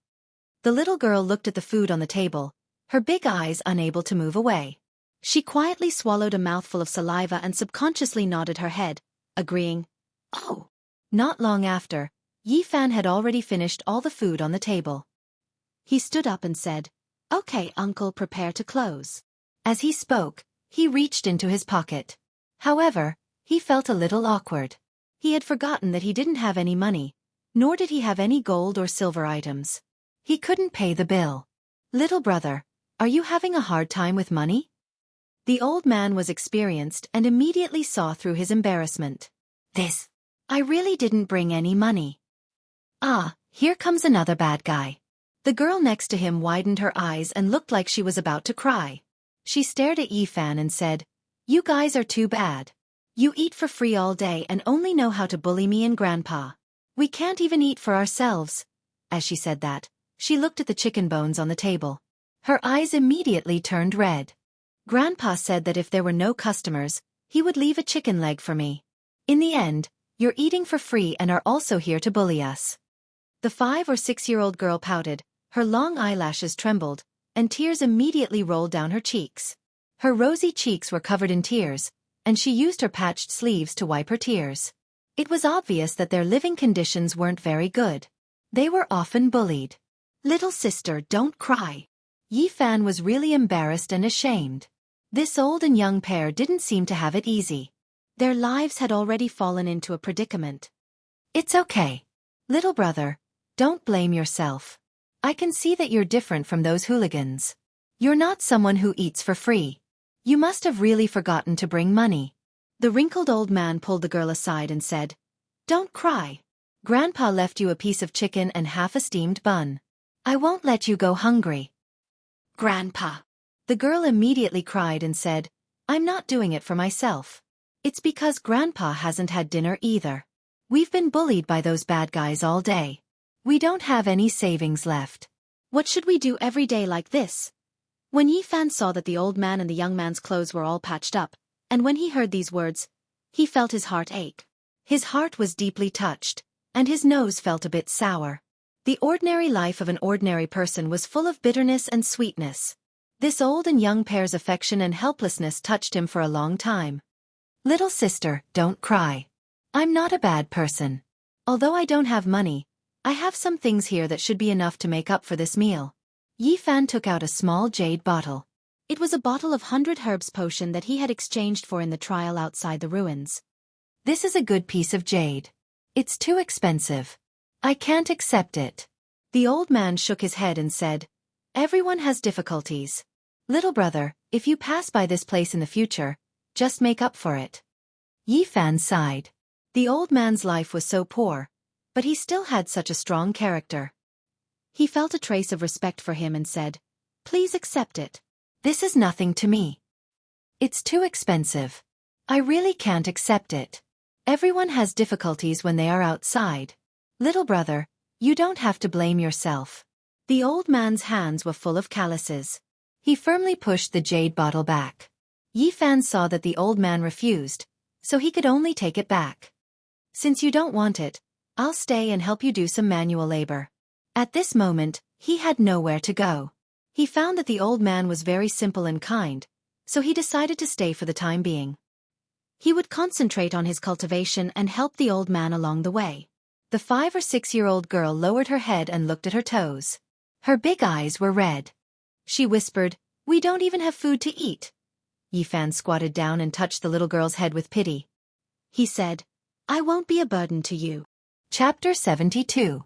The old man declined several times and didn't need Yifan to stay. He said that if he passed by this place in the future, he would just have to pay for this meal. "Old man, I have no home right now. I don't have anywhere to go. Please let me stay. I will be of help." "Big brother, you don't have a home?" The little girl was innocent and adorable. The tears on her face hadn't dried up yet. She looked up at him with a sympathetic expression. In the end, the old man allowed Yifan to stay. He cleaned up a room in the backyard and told him that he could leave at any time. At night, Yifan tossed and turned, unable to sleep. He finally got up and quietly went to the roof. He laid there and looked up at the sky. At this moment, the clouds had already dispersed. The bright moon hung high in the sky, sprinkling down moonlight like a thin mist. The sky was dotted with stars, shining like diamonds. The affection between the old man and the little girl inadvertently touched something hidden in the deepest part of his heart. The kind faces of his parents appeared in his heart from time to time. "How are you guys?" Yifan looked up at the starry sky as if he wanted to pass through the endless starry sky to reach the other end of the starry sky and return to his parents' side. Every time he thought of his parents, his heart couldn't calm down. Suddenly missing, his aged parents must be very sad. For his parents, losing their only son in their old age was a kind of unbearable pain. Thinking of his parents' sadness, Yifan felt distraught. He wished he could immediately return to their side to calm their hearts and show a smile. However, they were separated by endless starry sky. The distance was so far. How could he go back? His heart was filled with a sense of helplessness. He could only stare blankly at the starry sky. Every time he thought of his parents' mood, Yifan would be very worried. Ever since he came to this world, he had always hidden his longing for them. He didn't dare to easily touch or recall them. Every time he was touched, he couldn't calm down. No, I must think of a way to go back. I can't let my parents who raised me wash their faces with tears in their old age. Yifan suddenly sat up and said to himself, there must be a way. I must go back. In the primordial ruins, he saw those cultivators flying in the sky and burrowing into the earth. He saw the matchless divine might of the 5 great characters. It made him feel the power of cultivators. Maybe one day, when he was strong enough, he would be able to cross the endless universe and return to his hometown, return to the side of his parents. After witnessing the terror of cultivators with his own eyes, Yifan felt a glimmer of hope in his heart. He felt that the way home was not completely cut off. Perhaps there was still hope. I want to become stronger. I want to rush out of this starry sky. I want to go home and never let my parents cry again. I want them to smile in their old age. Yifan's words became more and more resolute. He was building up his confidence. I can definitely do it. I must do it. I want to return to their side. Sadness and worry were of no use. Yifan slowly adjusted his state of mind and gradually calmed down. Today, he was touched by the affection between the old man and the little girl, which made the last bit of confusion disappear completely. He found his goal and direction. The 9 dragons pulling the coffin, crossing the star domain and arriving in this space, they can do it and so can I. I want to become strong enough. Sooner or later, I will also be able to cross the void and return to my hometown. Yifan's eyes became brighter and brighter. He had to become stronger. Whether it was to save Pang Bo or to return to his hometown, he needed powerful backing. Unknowingly, he felt a trace of sleepiness and fell into a deep sleep on the room. It was not until the next morning when the old man's voice came over that he opened his eyes. Child, why did you go up to the room? Be careful, don't fall down. The little girl walked out of the room with sleepy eyes. Seeing Yifan on the room, she immediately opened her eyes wide in shock and said, Big brother, what are you doing? Facing the puzzlement of the old man and the little girl, Yifan felt a little awkward and said, It was too hot last night, so I came up to the room to cool down and accidentally fell asleep. After Yifan finished washing up, the old man called him to eat. There was a small bowl of white rice porridge and a plate of salted vegetables. It was very simple because their conditions were really limited. The little girl was very sensible and had already set up the bowls and chopsticks. Then, she ladled a bowl of white porridge for Yifan and a full bowl for her grandfather. However, when it was her turn, she only ladled a little. Originally, she used a small bowl, but it was so little that she finished in a few mouthfuls and put down the bowl and chopsticks. Why did you eat so little? The old man asked her. Although the little girl was wearing patched clothes, she was as beautiful as a delicate porcelain doll. She patted her little belly and said, I'm full. Nonsense, you only ate a few mouthfuls. How can you be full? I'm really full.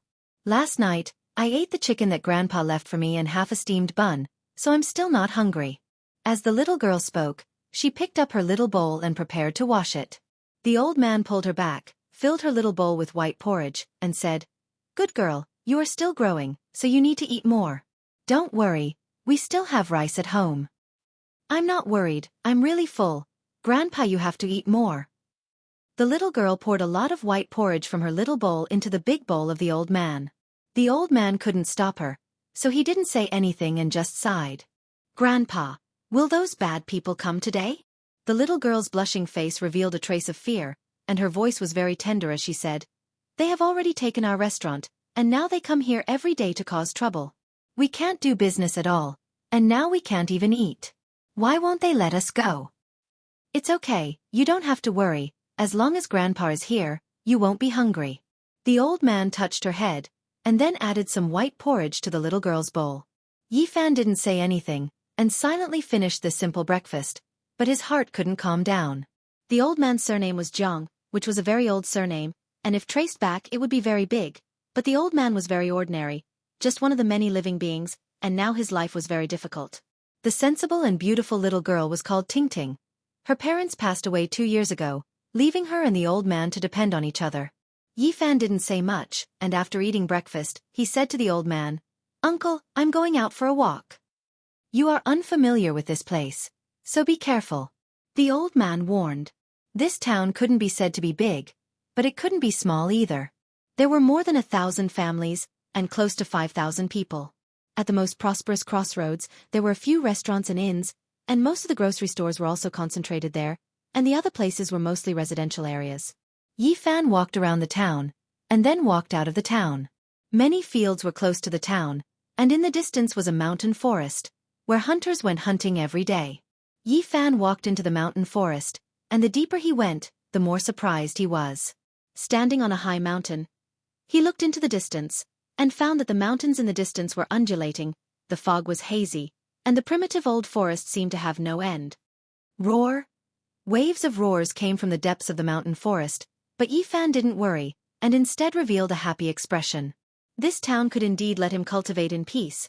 Not only was it peaceful, but it was also close to the mountains, and there were definitely strange beasts and spirit herbs, which were all things he needed. Yifan walked around the mountain for less than half a day, but he didn't go too far. He had plenty of time in the future, so there was no need to rush. When it was close to noon, he began to walk out, and along the way, he met some hunters and some herb gatherers. The life of ordinary people is really not easy. Yifan sighed. He found that a few hunters were carrying some game, and at the same time, a bloody corpse and walking towards the town. It must have been killed by a large beast while hunting. In the distance, a few roe deer were drinking in the mountain stream, and Yifan silently went around them, and then threw a mountain rock in his hand, and with a bang, a roe deer was smashed into the stream. After that, he hunted another roe deer in the mountain forest, and only then did he walk back. On the way, some hunters saw an 11 or 12-year-old youth dragging a roe deer and a roe deer, and all of them revealed a surprised expression. Yifan didn't mind. He was going to live in this town for a long time, and these things were unavoidable.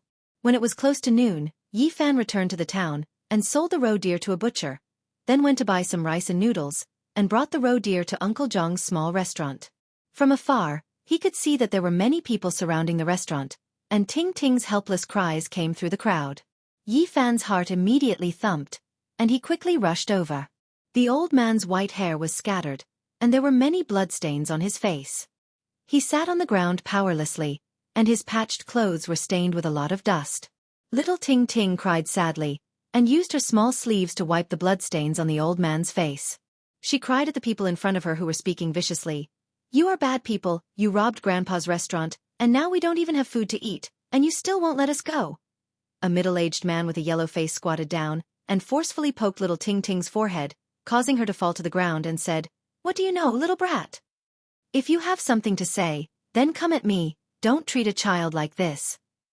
Uncle Jiang protected Ting Ting behind him, and wiped the bloodstains on his face. "What do you want?" "We don't want anything, we just came here to eat, and you actually said that there's no food?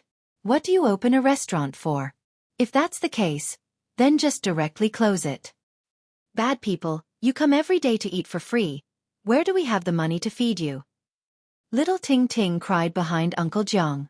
There were many people in the crowd who couldn't stand it anymore, but they didn't dare to come forward, and could only persuade Uncle Jiang. "Elder Jiang, just close this small restaurant and leave with your granddaughter." "That's right, there are cultivators in their family. How can we mortals afford to offend them? You two should quickly leave. Even though we have to leave our homes, it's still better to leave." "What are you guys talking about?" The middle-aged man with a yellow face stood up, and his gaze swept across the surrounding people. Those voices immediately became silent. Yifan's anger surged, but he didn't immediately make a move. There were cultivators in their family, and he was afraid that if he acted rashly, he would harm the grandfather and granddaughter instead. Of course, he definitely wouldn't let these people go. Not making a move now didn't mean that he wouldn't make a move later. At this time, the middle-aged man and a few others swaggered away. The surrounding people all came forward to persuade Uncle Jiang, and among them, little Ting Ting's heartbroken sobs could be heard. Only after a long time did the crowd gradually disperse. Little Ting Ting's eyes were red as she helped the old man up, and they walked towards the small restaurant. Seeing such a kind old man in his twilight years being bullied like this, and seeing little Ting Ting, who was covered in patches, crying so sadly, Yifan felt extremely angry. He looked in the direction where the people left and clenched his fists tightly. Chapter 73. It was already close to noon and the small restaurant was deserted. There were no customers at all and only little Ting Ting's sobbing could be heard. Yifan pushed open the door and walked in while dragging the deer and carrying the rice noodles. Little Ting Ting's eyes were red and she was using a hot towel to carefully wipe the old man's wound. Her heart ached and she cried while wiping. There were bruises on the old man's wrinkled face. Blood flowed from his mouth and nose, and even his white hair was stained with blood. How could these bastards have the heart to do this? Yifan felt a wave of pain in his heart. A kind-hearted old man with one foot in the grave suffered such a vicious attack. It was truly infuriating. Little Ting Ting was so cute and sensible. She was only 5 or 6 years old, but she was also poked on the forehead and fell to the ground. At this moment, her face was filled with sad tears. It was truly heart-wrenching and pitiful. Big brother.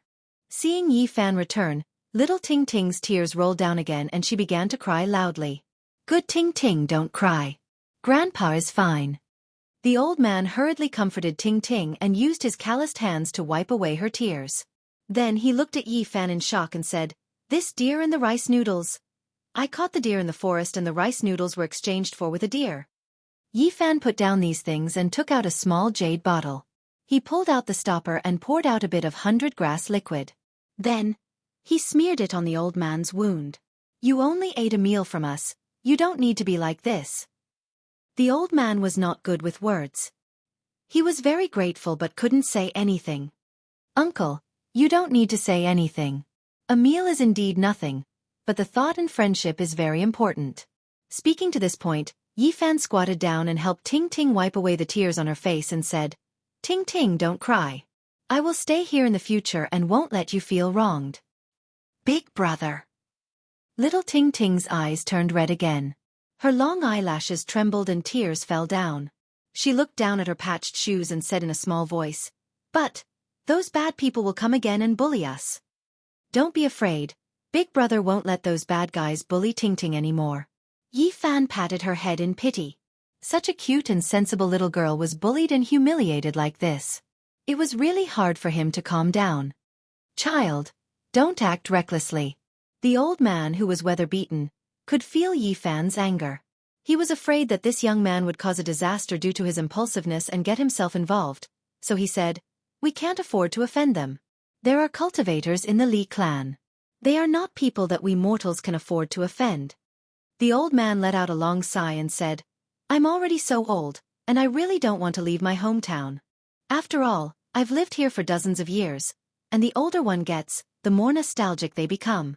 I have an unforgettable feeling for this place. But now I have no choice but to leave. For Ting Ting's sake, I've decided to give up everything here. Even if I have to beg for food and leave my hometown, I won't stay here any longer. Grandpa! 2 streams of tears appeared on Xiao Ting Ting's face. Good girl, Ting Ting, don't cry. Uncle, don't say things like leaving your hometown first. After comforting Xiao Ting Ting, Yifan said to the old man, Don't worry, I won't cause any trouble. First, close this shop and I'll think of a plan. If I really can't think of anything, I'll leave with you. Yifan deeply knew that mortals have many unfortunate things. The most painful thing was losing one's son and leaving one's hometown. The old man had already lost his son, and now he was being forced to leave this small town. It was easy to imagine the pain in his heart. He really didn't want to see this pair of grandfather and granddaughter suffer misfortune. Tell me in detail, what kind of background does the Li clan have? Child, what are you going to do? We will pack our things and leave here tomorrow. We will never return. Right now, don't provoke them. I'm not an impulsive person, don't worry. In the end, under Yifan's constant questioning, the old man finally told him some things. The Li clan was one of the largest clans in this town. Apparently, 3 or 4 people in the clan were cultivating outside. Cultivators were very mysterious to ordinary people. They couldn't be seen normally, so the people in the town were very afraid of the Li clan. Yi Fan felt that the old man didn't say some things. For example, the Jiang clan used to be very well, they had a restaurant in the town, and why his son suddenly passed away. He didn't say any of these things. Ting, warm the towel with hot water for Grandpa. After sending Ting away, the old man said, "Little brother, I know you're not an ordinary child. You were able to catch a deer at such a young age, so you probably know some cultivation. But I still advise you not to provoke the Li clan." The old man continued. His son and daughter-in-law were actually also cultivators. A few years ago, they were highly regarded by a certain sect. Even the Li clan in the town was on good terms with them and didn't want to offend them. Mist Grotto. Yi Fan was very surprised. The sect the old man's son was in was actually one of the 6 grotto heavens in the Yan kingdom. It was only 200 miles away from the town. A few people from the Li clan also cultivated in the Mist Grotto.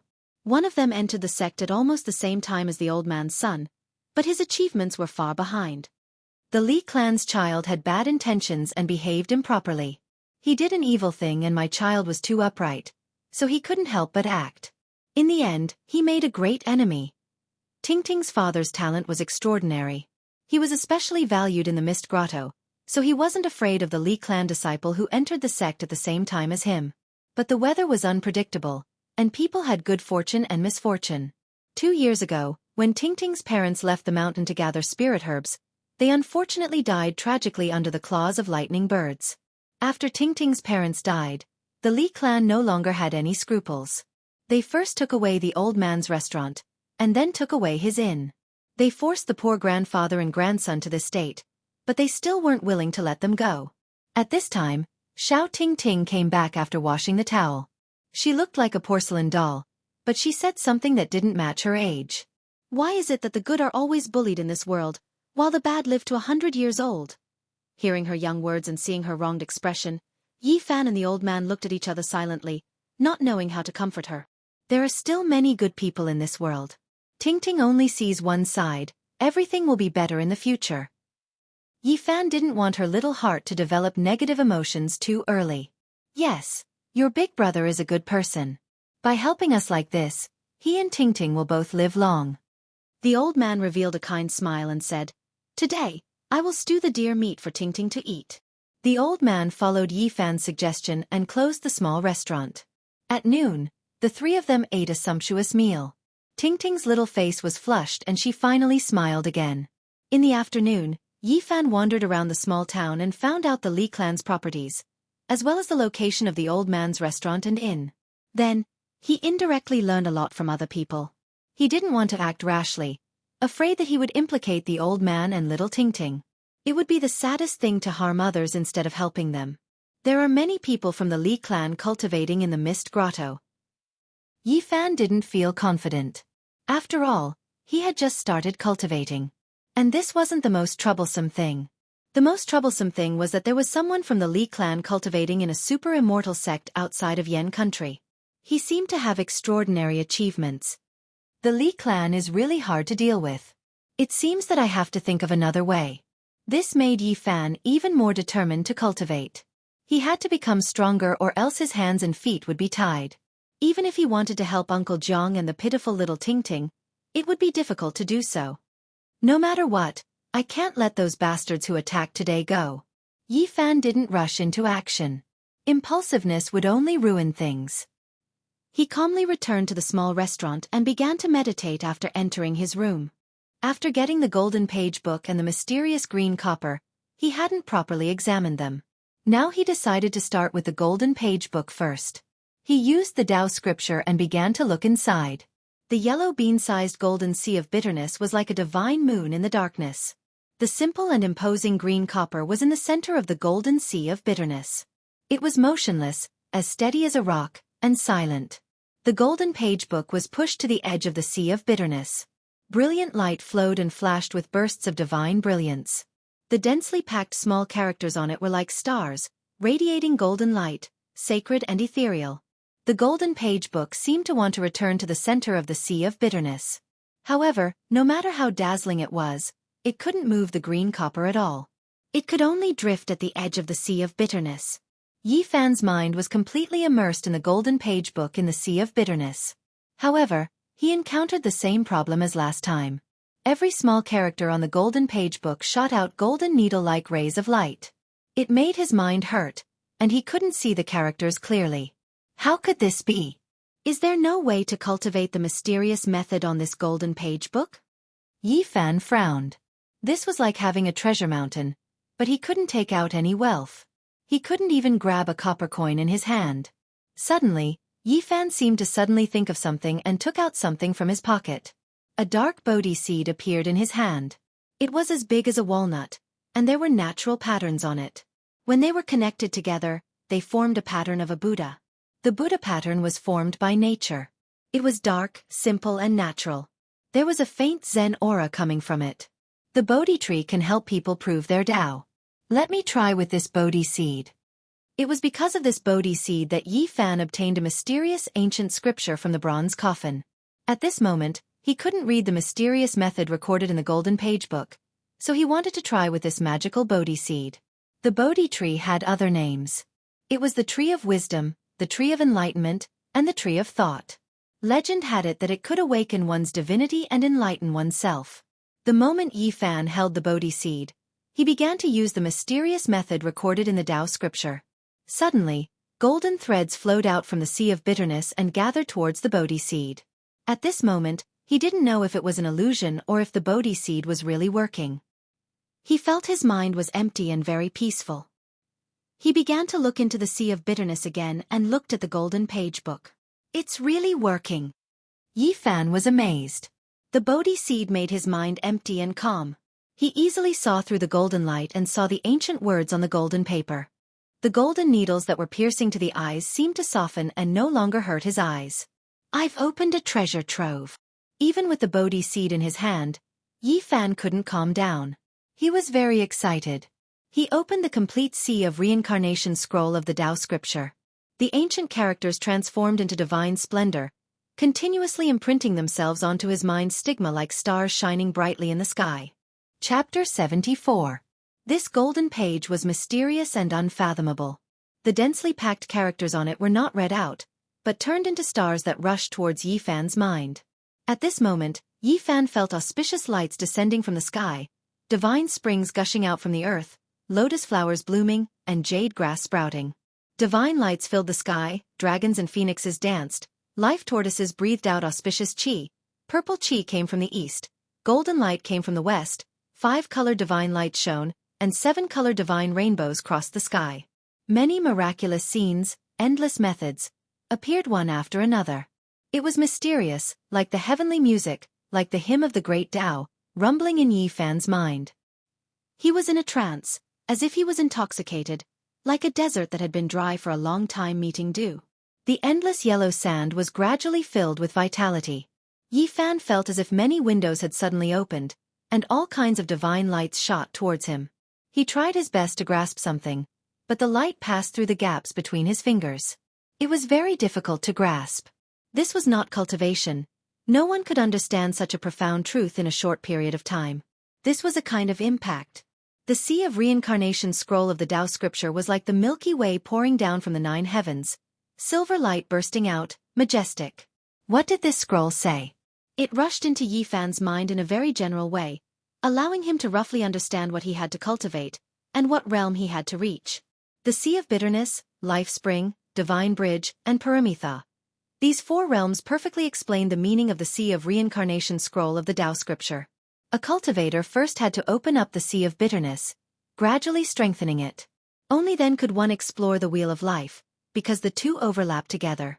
Then, an endless amount of life essence was released, lingering above the Sea of Bitterness, overflowing to every part of the body, nourishing the flesh, organs and bones, strengthening the flesh shell, and beginning to transcend mortals. This was the first realm of the Sea of Reincarnation scroll, the Sea of Bitterness. The Sea of Bitterness covered the Wheel of Life, one above the other, overlapping. Every year, a mark would be left on the Wheel of Life, until the Wheel of Life was full of scars and completely collapsed. At that time, a person's lifespan would be exhausted, and they would die. If he wanted to change the situation, then the only way was to open up a passageway in the sea of misery that led directly to the bottom of the sea and linked up with the wheel of life to allow an enormous amount of vitality essence to surge out and stop the corrosion of the sea of misery. Only then would he be able to extend his lifespan. Quantitative change led to qualitative change. The vigorous life essence surged and finally gathered together.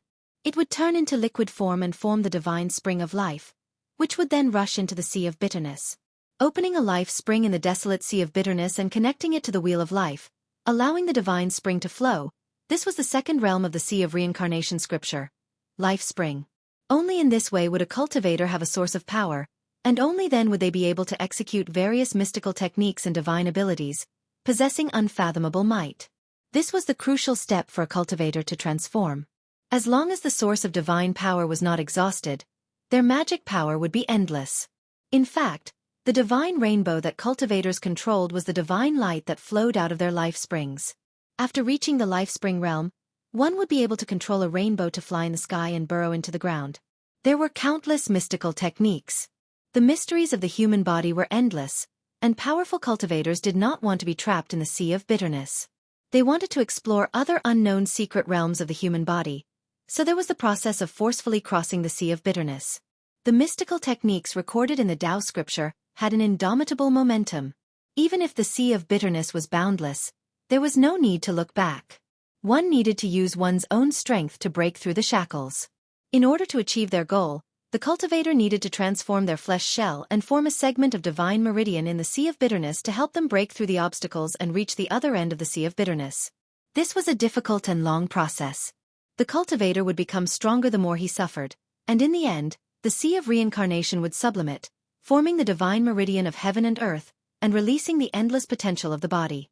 This was the third realm of the sea of reincarnation scripture. Divine bridge. At this stage of cultivation, the cultivators must be incomparably firm and could not be shaken. Only then could they see through the falsehood and fog and continue to search for their own shore. In this process, not only must the flesh shell transform, but the spirit must also sublimate. The spirit and the shell must become one, breaking through the shackles and transcending oneself. Only then could one return to their origin and find their roots. The divine bridge was like a rainbow, successfully crossing the sea of bitterness. This was the fourth realm of the sea of reincarnation scripture. Opposite shore. Reaching the opposite shore, the cultivator's flesh and blood, organs and bones would all wither, and then there would be a different kind of rebirth, continuously being reborn 9 times, completing the transformation of a cocoon into a butterfly. The sea of bitterness, life spring, divine bridge, opposite shore, these 4 great realms were separated from each other, like heaven and earth. To break through was extremely difficult. Every great realm had many details that needed to be accumulated and settled. Only then would there be the possibility of transformation. So after reaching the second great realm, life spring, one can control a rainbow to travel. For such a person to kill a bitter sea stage cultivator, it would be as easy as crushing an ant. Yi Fan shuddered. He thought of Elder Han, whose cultivation was at least at the life spring stage. Between the 4 great realms, the difference in strength was huge, like the gap between heaven and earth. To classify Yi Fan as a bitter sea stage cultivator was really a bit forced, because the golden sea of bitterness that he had opened up was too small. It was only the size of a soybean. Yi Fan was not dispirited. After all, he had just started cultivating. The time was too short. To have such an achievement was really not easy. Moreover, his sea of bitterness was different from the others. It was bright and dazzling, without the slightest deathly aura. Every time it was opened, it would shake the heavens and earth, like a golden ocean surging. It must not be ordinary. Then, Yi Fan thought of Elder Han's grandson, Han Feiyu. Although his divine spring of life could not gush out, and had not reached the second great realm, life spring, but he could already control the greenwood treasure seal. Such a bitter sea cultivator, who had grasped a treasure, was enough to be a threat to him. Yi Fan received the impact of the general trend. It was like a dream. The Sea of Reincarnation chapter of the Tao scripture was like a magnificent historical picture scroll, unfolding in his heart, and then like a surging sacred river that split the heavens and earth, surging past, allowing him to understand the profound true meaning. There was no specific cultivation, but this grand baptism had benefited him a lot. This was a kind of grasp of the overall cultivation, allowing him to understand the direction and know how to walk the road in the future. There are some differences from the Tao scripture that I practiced before. After Yi Fan grasped the general meaning, he began to carefully study it from the beginning, and suddenly found an abnormality. He found that the mysterious technique recorded in this golden page was different from the Tao scripture that he practiced in the Spirit Ruins Paradise. Just the opening few lines of ancient characters were somewhat different. It seems that after the sea of reincarnation of the Tao scripture was lost, although some fragments were passed down, but they were not accurate enough. Yi Fan secretly rejoiced. If he had not accidentally obtained this golden page, he most likely would never know the shortcomings of the Tao scripture that he had practiced before. Now I can still correct it, and make the mysterious technique perfect. Yi Fan did what he said, and immediately began to practice according to the mysterious technique recorded in the real Tao scripture. A mysterious feeling welled up in his heart. He felt that his heart was empty. After the mystical technique was corrected, the golden threads that flowed out from the sea of sufferings increased. They flowed towards his limbs and bones, making his entire body comfortable. His flesh, blood, organs, and bones were all being nourished. At this moment, he seemed to have an inexhaustible amount of energy. At the same time, some strange changes took place in the sky above Yi Fan's golden sea of bitterness. All kinds of strange phenomena appeared. Divine splendor appeared, like stars at first, and then like chaos. Qi was breathed out and spread out, coming out of nothingness. Misty mist lingered, and divine rays shone. There were thousands of changes without a fixed pattern. The sky above the golden sea was ever-changing. One moment, the sky was full of stars, and the next moment, the sky was silent. Growth and decline, prosperity and destruction were repeated, constantly alternating with reincarnation. Is this the change that the real Tao scripture has? Yi Fan was very surprised. At this moment, he felt the vigorous vitality of the heaven and earth combining qi to give birth to all things, and he also understood the lifelessness of the universe and the withering starry sky. It was not until a long time later that everything calmed down, and the golden sea of bitterness became more condensed. In the past, it was as bright as the moon, but now it was as bright as the sun. The overflowing golden threads were even more blazing, and there was an extremely vigorous vitality.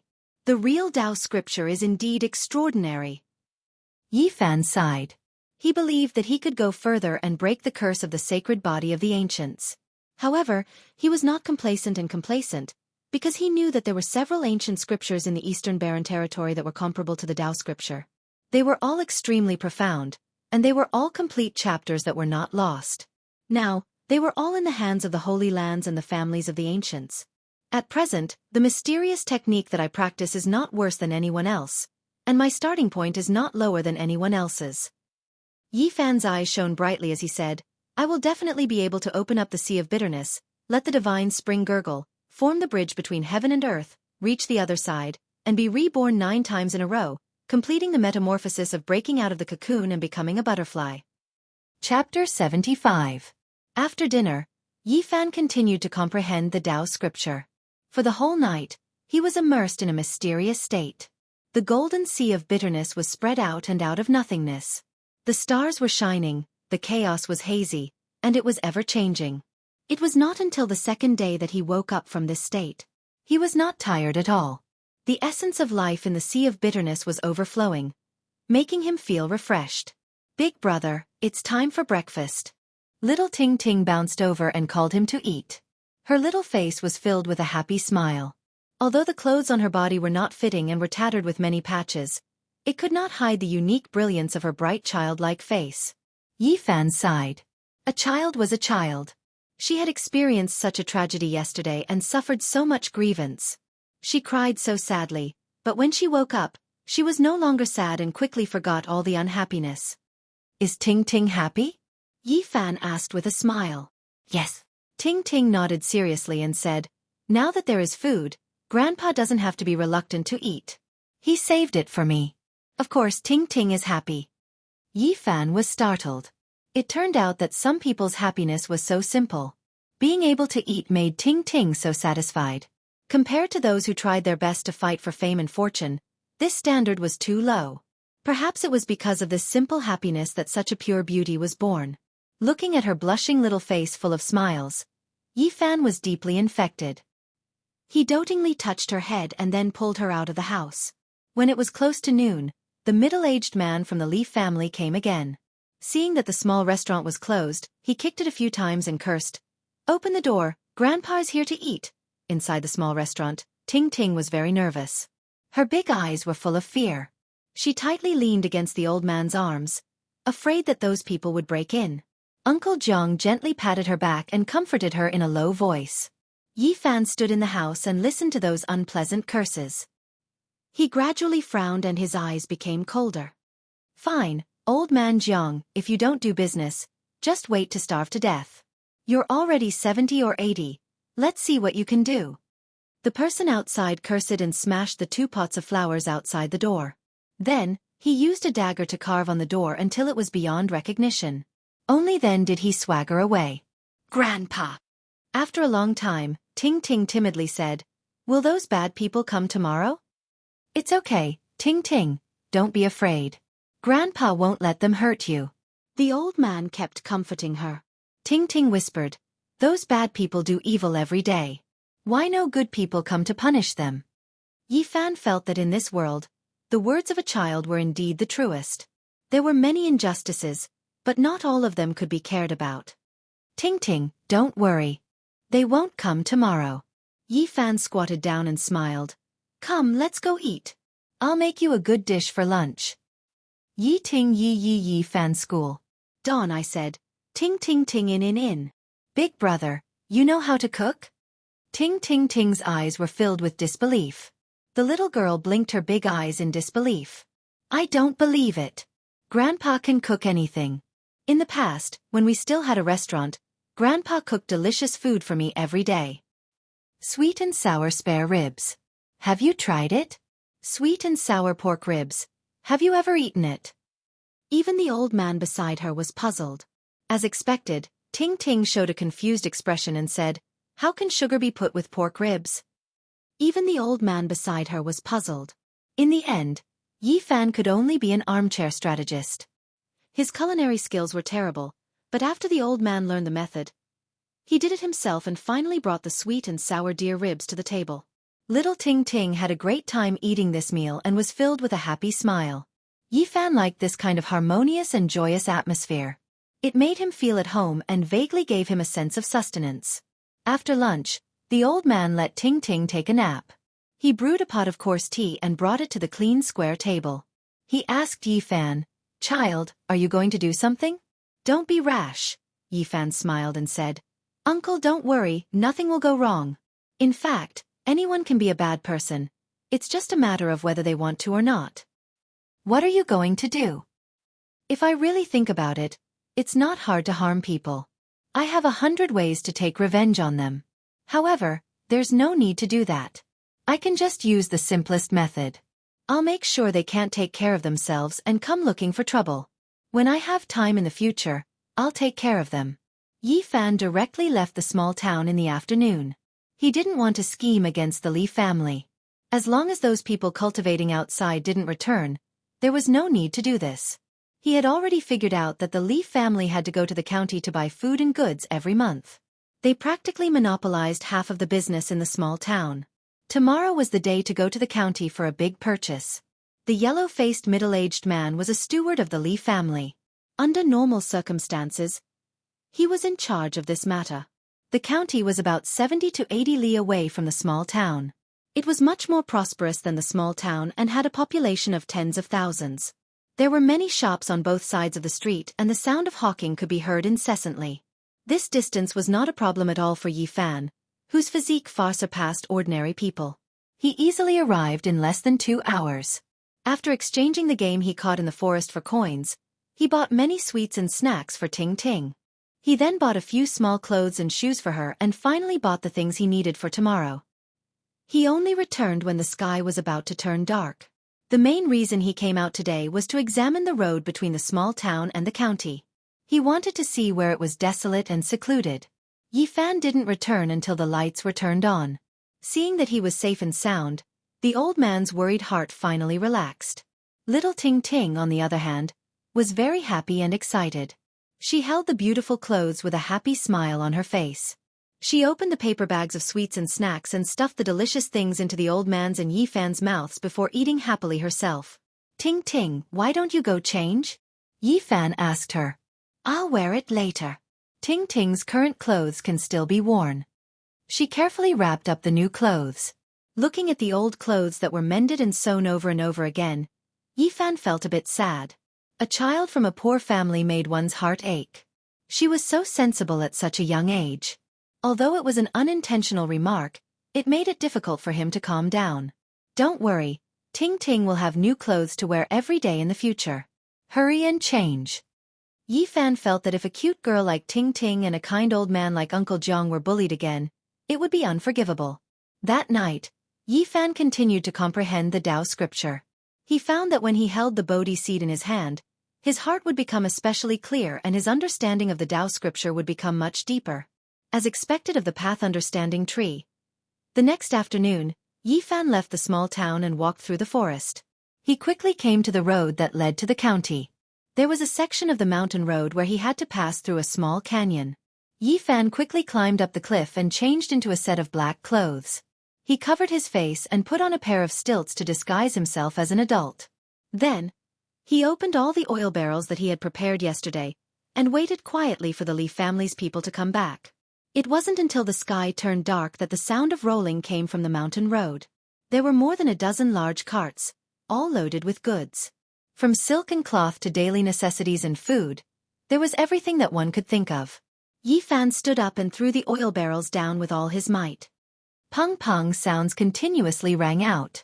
The dozen carts were all drenched in oil, and the people below immediately panicked. Oil, it's oil. Someone wants to set the carts on fire. The Li family people shouted. Many people fled in panic, but some people were looking for the person who wanted to set the fire.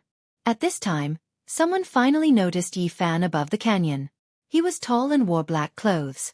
The torches in his hands were thrown down one after another. Puff, puff, puff. The raging fire immediately ignited, and the dozen carts were instantly turned into a sea of fire. It was impossible to extinguish it, and the flames soared to the sky. Who are you? You dare to set fire to the Li family's goods? Are you not afraid of being hunted down by cultivators? The yellow-faced middle-aged man shouted in panic. With so many goods destroyed, he could already imagine the terrifying consequences when he returned. Pang! Another barrel of oil was thrown down, and it almost hit his head. His clothes were splashed with a lot of oil, and then a flame fell down. The yellow-faced middle-aged man immediately screamed miserably, and as if his life depended on it, he rushed towards the distant mountain stream. Yi Fan swept his eyes over and hid his figure above the valley. Then he quickly took off his stilts and took off his black clothes. Carrying these things, he flew away. That night, the entire Cool Breeze town was shaken. The Li family's losses were disastrous. More than a dozen carts of goods were completely burned, and nothing was left. There were also 7 or 8 people who were burned. It was difficult for the small town to calm down the entire night. The Li family seemed to have gone crazy, and they were practically going from house to house looking for clues. For them, this was simply stirring up trouble. The huge losses made the Li family furious. Only until late at night did the small town calm down. The Li family felt that the people of the town did not dare to do this. They did not have that kind of skill and courage. They guessed that it was a distant enemy. The Li family immediately became nervous, and they ordered people to send a message to the Misty Paradise that very night. That night, Yi Fan quietly left the small restaurant and went to the depths of the mountain. He had to improve his strength as soon as possible. He did not know how deep into the mountain forest he went, but he finally found a stone cave. Yi Fan used a huge rock to seal himself inside, and then took out all the spirit medicines. The jade serpent orchid was as soft as mutton fat jade, and overflowed with a refreshing fragrance. The golden stem left by the ancient wood spirit was dazzling, and a brilliant light circulated.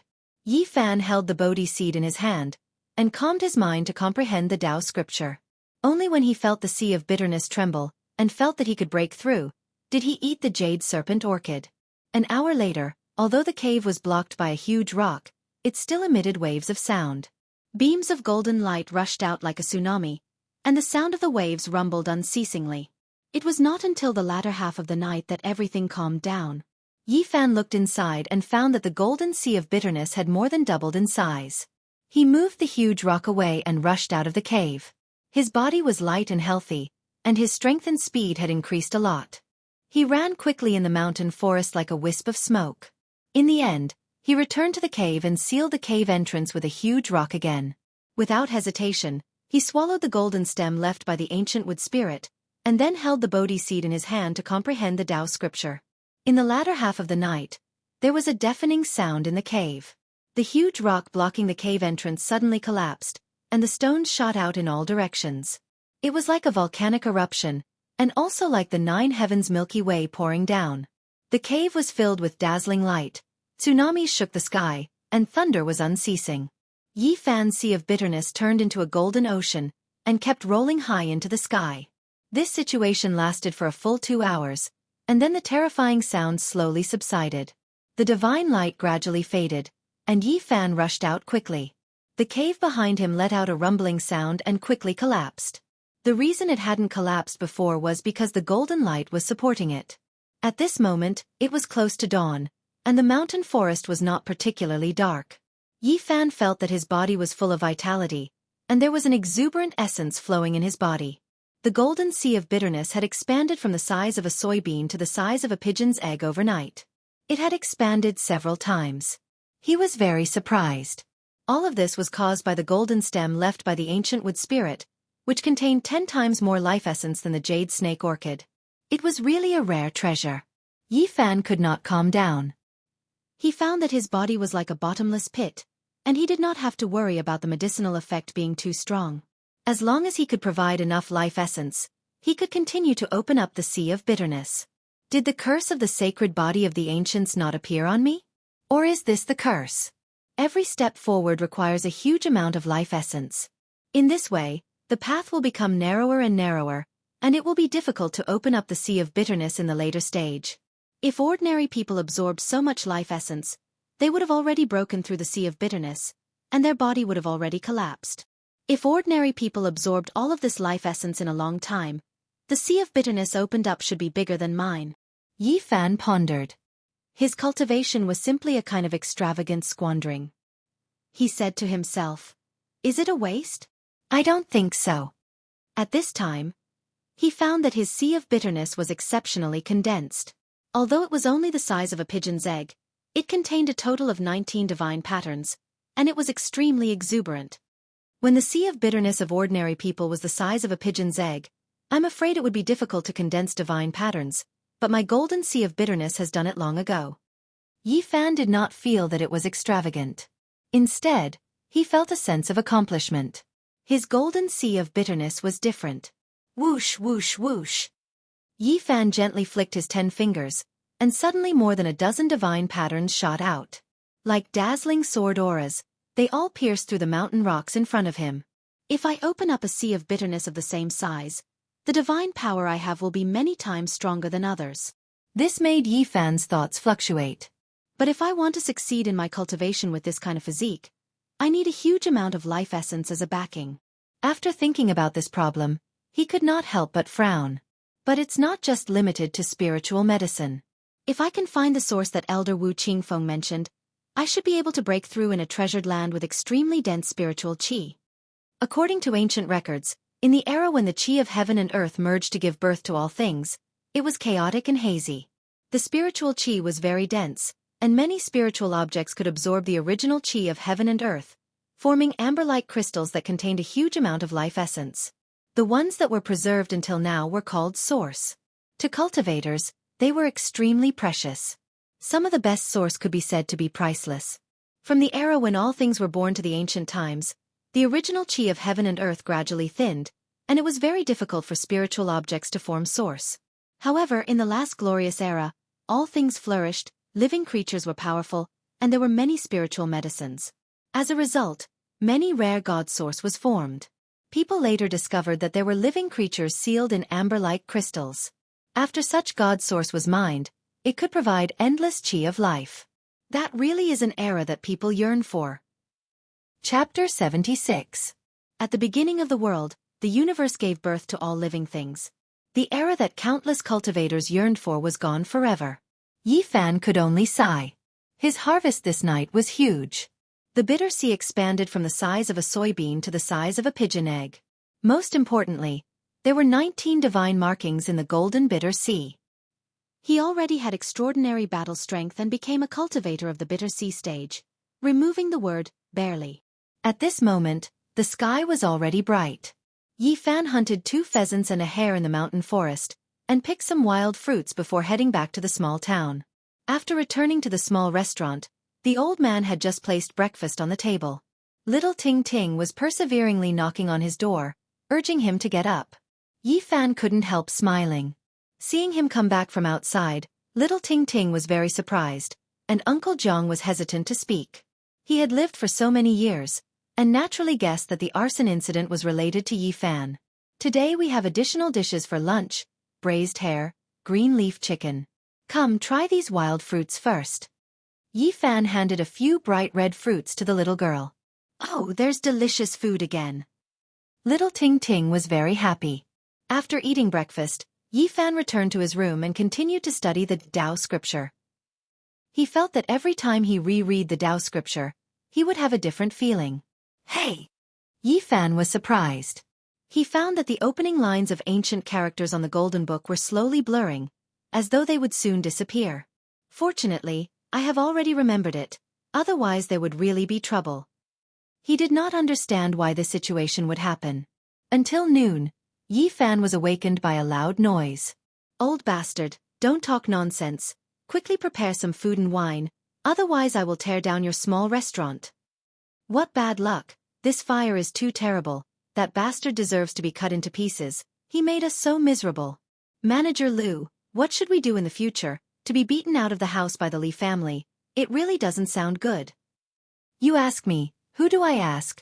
Let's take one step at a time. Old Jiang, what are you standing there for? Hurry up and prepare a table of food and wine to calm us down. Otherwise, prepare to be a corpse. It was the yellow-faced middle-aged man and his subordinates. Right now, they were all wrapped in bandages. Some of them were burned by the fire yesterday, while others were beaten up and chased out by the Li family. Little Ting Ting stood in front of the table and said timidly, "Don't yell at my grandpa. Our family is not running a restaurant anymore. Go eat somewhere else." Bang! Steward Liu slapped the table heavily. He glared at him and threatened, "Old man Jiang, stop dawdling. If you don't prepare the meal, I will throw your granddaughter into the well. Little girl, go to the side. This has nothing to do with you." A fierce-looking guy with a bandage on his left hand pushed Ting Ting with his right hand, almost causing the little girl to tumble. Uncle Jiang hurriedly supported Ting Ting and blocked her behind him. He said to the others, "We really don't want to do business anymore. This shop really can't continue. You guys should go somewhere else. Did you forget yesterday's lesson? We are in a bad mood today, and you still dare to talk back." Steward Liu sneered. His yellow face became even more sallow, looking somewhat gloomy. He abruptly stood up, grabbed Uncle Jiang's collar and said coldly, "You old fart, you've really become more and more unyielding these 2 days. We're all in big trouble, but you still dare to talk back to us like this. If you anger us, we'll burn down your doghouse today and make you beg for food with this little bastard." "Don't hit my grandpa." Little Ting Ting sobbed. She was only 5 years old, and she was too short to reach Steward Liu's arm. She could only hug one of his legs and begged, "I beg you, let go of my grandpa, he is already over 70 years old." Steward Liu's hand grabbed Uncle Jiang's collar tightly. Although he was burned, he wasn't someone an old man like Uncle Jiang could compare to. The old man's neck was a little bruised, and his wrinkled face was red from the suffocation. He started coughing violently. Little Ting Ting's eyes were filled with tears. She hugged Steward Liu's leg and cried anxiously and pitifully, "I beg you, let go of my grandpa, he can't breathe." Sob sob. "My grandpa is already over 70 years old, don't pinch him, let go of him." Little Ting Ting shook Steward Liu's leg with all her might, but no matter how much strength she had, it was of no use. "Little girl, stay at the side." Steward Liu raised his leg forcefully, causing Little Ting Ting to tumble. He then raised his leg to kick her. When Yi Fan rushed into the small restaurant from the backyard, he happened to see this scene. He grabbed the teapot on the table and threw it, smashing it heavily onto the leg that Steward Lu had just raised. Then, he quickly rushed over and pulled little Ting Ting up. "Big brother." Little Ting Ting pouted and called out timidly. Her big eyes were red, and there were tear stains on her face. Her new clothes were covered in dust. Yi Fan's hair stood up in anger. It was as if there was a fire burning in his body. He immediately pushed Steward Lu's hand away and rescued Uncle Jiang. Then he said angrily, "You have the heart to lay your hands on such a lonely old man. Are you still human? Where did this little bastard come from? How can you speak like that?" The people at the side couldn't take it anymore. They all stood up and stared at Yi Fan with hostility. Steward Lu's yellow face was incomparably gloomy. He looked down at Yi Fan from above and said, "Little bastard, you're still so young, yet you want to fight for justice like an adult. In a bit, I'll throw you into the gutter. Let's see if you still dare to shout like that." Uncle Jiang's neck was bruised, and his face was flushed red. He squatted on the ground and coughed for a long time before he recovered. Little Ting Ting was incomparably nervous. She sobbed while lightly patting the old man's back. She cried, "Grandpa, are you all right? Don't scare Ting Ting Ting. Ting Ting Ting is very worried. Ting Ting Ting is very scared." Seeing all of this, Yi Fan's anger burned even more. However, his eyes gradually became ice cold. He stared at Steward Lu and said, "You're already so old. Did you live all your years like a dog?" Mother Fastress Kerr, where did this bastard come from? He actually dares to speak to Steward Lu like that? Beat him to death. The yellow-faced middle-aged man hadn't even expressed his opinion when a fierce-looking fellow rushed over from the side and raised his hand to slap Yi Fan's face. Ah! However, this person himself let out a blood-curdling scream on the spot. Because Yi Fan was the first to make a move and pinched his bandaged arm, everyone present didn't know how much strength Yi Fan had. They all thought that this fellow's heart-wrenching scream was because his wound was touched. Steward Lu being kicked out of the Li family was all within Yi Fan's expectations. However, he didn't expect him to be so domineering. Even after falling into such a state, he still came here to act like a tyrant. "Little bastard, your guts are really not small."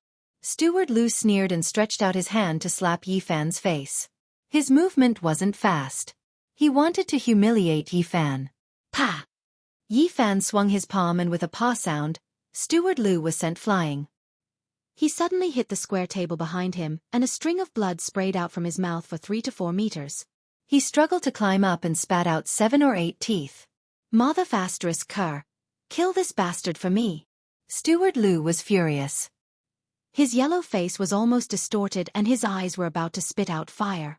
These people didn't realize that Yi Fan was different from ordinary people. With a hoo-la sound, they all surrounded him. Yi Fan's eyes were cold. He pinched their bandaged wounds one by one. Suddenly, miserable screams were heard. Pa, pa, pa. Then more than a dozen slaps sounded in succession. Yi Fan raised his left and right hands respectively and fiercely slapped their mouths. "You bastards, you even have the heart to bully such a lonely old man and such a cute child. You really deserve to die." Yi Fan's strength was so great that if he didn't control his strength, he could directly split these people's heads. Even so, their molars flew everywhere. These people covered in bandages were slapped until their mouths and noses bled. Their teeth fell out and they rolled on the ground. "Ah! Little rabbit is here, bastard, you dare to hit us? It hurts so much, my wounds!" These people were slapped by Yi Fan until they rolled on the ground and screamed. "I'm sorry, Uncle Jiang. I forgot that this is a small store. I'll have to trouble you to clean up later. I'll throw them out now." Yi Fan said as he grabbed them one by one and threw them all out. Uncle Jiang's emotions fluctuated violently. It was as if the anger that he had been holding in for 2 years was suddenly released. His body was trembling. He used his hands to cover Ting Ting's eyes so that she wouldn't see any of this. He was afraid that it would scare the little girl. Ting Ting was extremely anxious and asked with a sobbing tone, "Grandpa, what's wrong with Big Brother? Are those bad guys bullying him?" "Ting Ting, don't worry. Your big brother is fine. Those bad guys were all beaten to the ground by him." Yi Fan threw these people onto the street, but he did not let them go. He kicked them until they rolled around like rubber balls. They cried and screamed as if they had been skinned. They screamed like pigs being slaughtered. Steward Lu was naturally the target that Yi Fan paid special attention to. His cheeks were swollen, and it was unknown how many times he had been slapped. Almost all of his teeth were knocked out. "Help! Murder!" These people screamed and cried for help, attracting many onlookers. However, no one tried to stop them. Many people even wanted to go over and kick them a few times. When Yi Fan saw this, he loudly said, "Fellow villagers, what are you waiting for? These people were the dogs of the Li family, and now that they have been kicked out of the Li family, there's nothing to worry about. Come and beat them up. Teach them a good lesson." These words exceeded Yi Fan's expectations. With a whoosh, everyone surrounded them. Men, women, old and young were tearing and pulling at the people on the ground. "I heard this morning that they were beaten up by the Li family because their goods were burned. Looks like it's true. No wonder this young man can beat them up. So they are covered in injuries. Otherwise, this young man would have suffered a great loss today. Beat them. Beat these bastards to death." The crowd was enraged. They rushed forward and beat the people on the ground. It wasn't hard to guess how unpopular these people were. Now that the crowd was enraged, all of their anger erupted. The people on the ground kept rolling. Their screams were no longer human. They cried and cried for their parents. They were beaten until they lost control of their bowels and urine. The stench was overwhelming. Yi Fan originally wanted to take advantage of the chaos to break some of their bones and make them behave for a year and a half, but now he realized that he didn't need to do it. The men and women, old and young, who surrounded them, beat the drowning dogs. Several people's arms and legs were all broken. They would probably be crippled for the rest of their lives. One could imagine how much anger they had aroused. "Spare us, we won't dare to do it again. Ah, help, someone's dead." Chapter 77. Steward Lu and the others were beaten so badly that they could barely breathe. They lay on the street like dead dogs. In the past, they had gone too far and had already aroused public anger. If it weren't for the advice of a few prudent old men, they would have been beaten to death. In the end, everyone threw them to their own doorsteps like dead dogs. This matter could be said to be very satisfying. At noon, the small restaurant was filled with laughter. Little Ting Ting's smile was exceptionally bright. She was no longer worried or afraid. Uncle Jiang also let out the anger in his heart, and the wrinkles on his face seemed to have melted a lot. He made several dishes, such as rabbit meat in red, rabbit meatballs in clear soup, sweet and sour rabbit ribs, green leaf roll chicken, spicy diced chicken, and some vegetables and wild fruits. This meal lasted for a long time. From time to time, it was mixed with laughter. This harmonious atmosphere gave Yi Fan the illusion that he had returned home. After lunch, Yi Fan directly went deep into the mountains. He began to try to control the divine glyphs, because it was very crucial and important for his later cultivation. Every divine glyphs was like a divine iron chain, lingering above the golden sea of bitterness. This was the primitive form formed by the condensation of life essence. Cultivators could sacrifice the divine glyphs into various shapes, such as flying knives, daggers, and so on. They could be released from the body to kill the enemy, which was more effective than the divine glyphs. Some people would spend a lot of time and effort to sacrifice the primitive divine glyphs into flying swords, small shields, divine halberds, and so on. This way it would be easier to control, and its power would be much greater when facing the enemy. There were also some people who were not afraid of complexity and mystery. They repeatedly tempered the divine glyphs into cauldrons, bells, or towers, and so on, which could exert all kinds of mysterious power. Legend has it that the tools refined by a few cultivators using the divine glyphs might undergo unexpected changes in the later stages. The path of Tao interweaved inside the tool, which had unfathomable power. Of course, the probability of this was very low. Only those extremely talented and powerful cultivators might have such a chance. Based on past experience, the more complicated and profound the artifact, refined from the primitive divine pattern, the more powerful it was.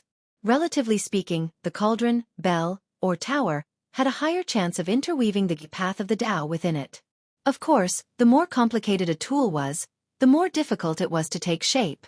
Even after spending an endless amount of time and energy, they might not even be able to forge a silhouette, wasting their time. Moreover, even if he was lucky and succeeded, it would be difficult for him to reap the rewards after cultivating bitterly to the later stages. After all, the chances of the trajectory of the Tao appearing was too tiny, and it was only a legend to most cultivators, and it only belonged to a few extraordinary figures. It was very important for a cultivator to refine a primitive, divine rune into a tool. Everyone treated it seriously because it was the foundation of their object manipulation in the future. For example, Han Feiyu controlled the greenwood treasure seal, Elder Han controlled the 12 green wooden swords, and the Heartless Taoist controlled many kinds of spiritual weapons. The premise was that they had already refined the primitive, divine rune into a tool, and used the tool to control all kinds of weapons. The vast majority of people, after refining the divine rune into a tool, would choose a spirit treasure of the same shape. Only when the two were the same could they display the greatest power. Of course, because the shape was different, it was not that they could not control other weapons, but it was more or less at a lower level. There were also some cultivators that constantly condensed divine rune, repeatedly refining their tool, and did not need to control other physical weapons. The tool that was forged was their spirit treasure. According to the records of the Sea of Reincarnation of the Tao scripture, the Bitter Sea, Life Spring, Divine Bridge, and Paramita stages, each stage could refine a tool. Yi Fan was already a cultivator of the Bitter Sea stage, and now he was going to refine his first tool. He was seriously considering what to choose, because this was a matter of great importance. Once the tool was formed, it would be very difficult to change it. Moreover, the first tool was the foundation of his future, and was much more useful than the tools that were forged in other stages. Since he had chosen the path of cultivation, everything had to be considered in the long term. Yi Fan first eliminated flying swords, shields, spears, and other ordinary weapons. Even though he knew that the hope was slim, but he still hoped that his tool would be able to interweave the path of the Tao in the future. Therefore, he decided to choose from those complicated and mysterious tools. Just what should I choose? Yi Fan seriously and carefully considered for a long time, and finally his eyes lit up. Finally he made a clear choice. He decided to refine his divine rune into a cauldron. This was not an impulsive decision, but a decision that Yi Fan had made after careful consideration. It was not only because he liked the cauldron, but more importantly, the cauldron was the most mysterious object in ancient China. The cauldron ran through the entire ancient history of China. The collapse of mountains and rivers, the change of dynasties, the rise of feudal vassals, the unification of the 9 regions, were all inseparable from the cauldron. It was the divine tool of the 9 regions, the sacred object of the country. Seeking the throne of the Central Plains, the golden age of the spring and autumn period, there were countless idioms that were related to the cauldron. The cauldron had a long history in ancient China, and was the most mysterious tool of the state. It could even be said that the cauldron could represent ancient China. It was difficult to say just how long the history of China was. There were some things that were not recorded and passed down. Yi Fan thought of many things, so he chose the cauldron. In the pre-Qin period, there were many saint emperors and ancient emperors who had worshipped on Mount Tai, including Fuxi, Shennong, the Yellow Emperor and other 72 ancient emperors. Now, in Yi Fan's view, there were too many mysteries. Deducing from his own experience, it was not difficult to find that ancient China was shrouded in endless fog.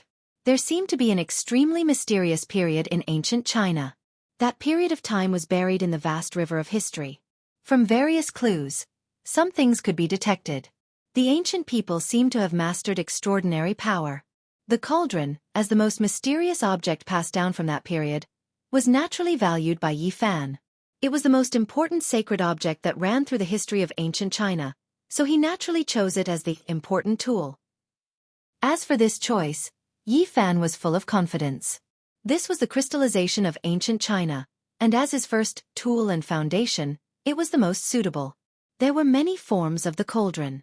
The most famous ones were the 3-legged cauldron and the 4-legged square cauldron. Which one should he choose?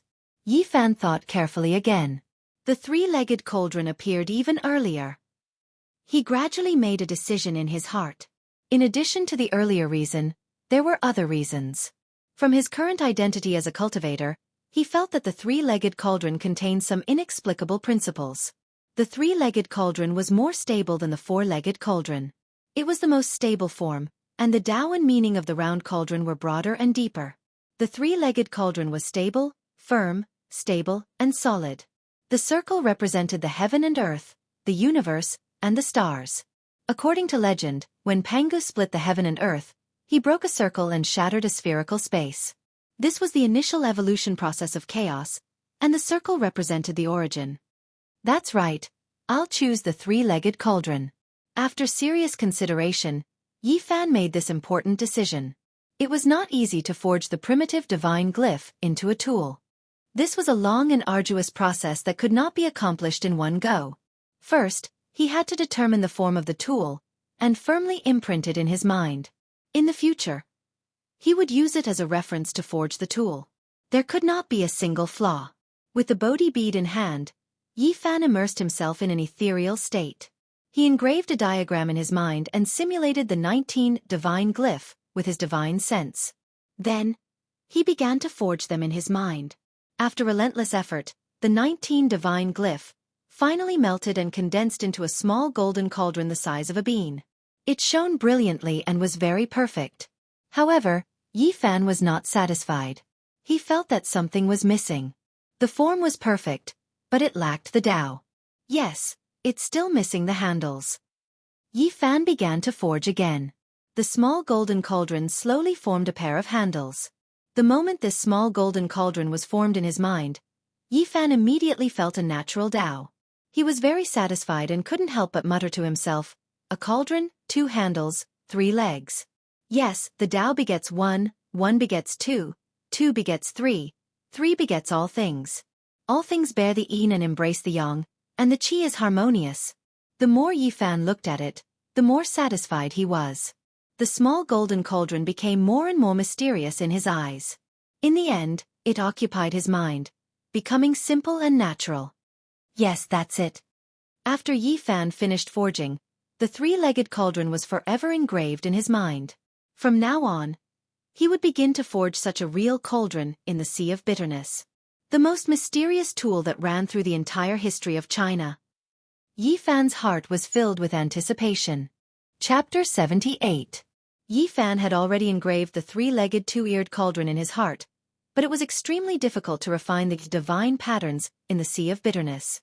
Just condensing the 19 divine patterns together took a long time. In the end, he slowly melted the 19 divine patterns into a ball the size of a bean, but it was difficult to cast and could not take shape. No matter how he looked at it, it had nothing to do with the cauldron. Yi Fan tried many times, but he could not even carve some patterns on it, let alone forge it into the shape of a cauldron. Sacrificing a cauldron was indeed difficult. However, he was not anxious. After all, this was just the beginning, and there would be time to polish it in the future. This would be a long and difficult process, not only for him, but for others. The sky darkened. Yi Fan hunted a badger and walked back. Returning to the small restaurant, he had just sat down when the old man laid out a table full of food and wine. The fragrance was alluring. Little Ting Ting had changed into a new set of clothes. Her rosy little face was filled with a sweet smile, revealing 2 cute little dimples. The little girl's definition of happiness was very low. As long as she could eat and not be bullied, she would be very satisfied. Moreover, she had new clothes to wear now. Today, the Li family is on high alert. They have gathered many strong men, as if they are guarding against something, Uncle Jiang said at the dining table. What's going on? Yi Fan asked. The Li family has an enemy who lives dozens of miles away. There are also people in the family who are cultivating outside. They are both strong local families, and the 2 families have never been on good terms. The Li family suspects that the other party set fire to more than 10 carts of goods. Today they sent people to investigate, but in the end, a steward was detained. The rest were beaten half to death and rushed back. Yi Fan immediately chuckled and said, I originally wanted to torment them, but now it's even easier. This time, I guarantee that they will not be able to take care of themselves and will no longer have the mind to suspect others. Let the 2 families in the same village suspect each other. After asking about the situation in detail, Yi Fan quietly snuck out of the small town at night and went straight to a villa dozens of miles away. He snuck in without a sound. Although there were people in the family who were cultivating outside, there was no such person in the family at the moment. To Yi Fan, it was as if he didn't exist. After more than an hour, he found a person tied up tightly in a woodshed. Is that Steward Zhang? The voice of the person in the woodshed was shrill, similar to what Uncle Jiang had described. He immediately replied, It's me. Who are you? Steward Jiang, I'm here to save you. Yi Fan walked over and broke the rope on his body, saying, Your family's young master went down the mountain from the misty paradise. This time, he is going to completely destroy the Wang family. What? Steward Jiang seemed to be very surprised and said, Who are you? Yi Fan's voice immediately turned cold as he said, Calm down. Your family's young master has invited a few martial brothers, and I am one of them. Greetings, great immortal old master. Even though Steward Jiang could tell that the other party was young, after learning that the other party was a cultivator, he immediately kowtowed like a bug. No need to kowtow. Right now, I have something to tell you. Listen carefully. Great immortal old master, please speak. There are a few barrels of oil here. Go outside and set them on fire. When the fire is lit, shout loudly that your family's young master is going to destroy the entire Wang family. If that's the case, will I be caught and killed by them? At this moment, how could Steward Jiang think of anything else? All he was thinking about was whether or not he could preserve his own life. Don't worry. We are responsible for your safety. The few of us want to slowly torture them and let the Wang family die in fear. Okay, I'll go set the fire now. When the time comes, I'll charge together with great immortal old master. Yi Fan patted his shoulder and said meaningfully, You've done a great service. Being praised like this by an immortal in his eyes, Steward Jiang's blood immediately boiled. His hatred for bullying his neighbors was completely unleashed. He picked up a few barrels of oil and rushed out with large strides. Yi Fan picked up the broken rope on the ground, then turned around and disappeared into the darkness. Not long later, the mountain villa was ablaze. 4 to 5 places were set on fire at the same time. Just at this moment, Steward Jiang's shrill voice rang out. It was especially ear-piercing in the middle of the night. He said, Wang family's son of AB*TCH, I've set your nest on fire. Just you wait. My family's young master will destroy your entire family. The Wang family was instantly in chaos. There were the cries of women and the curses of men.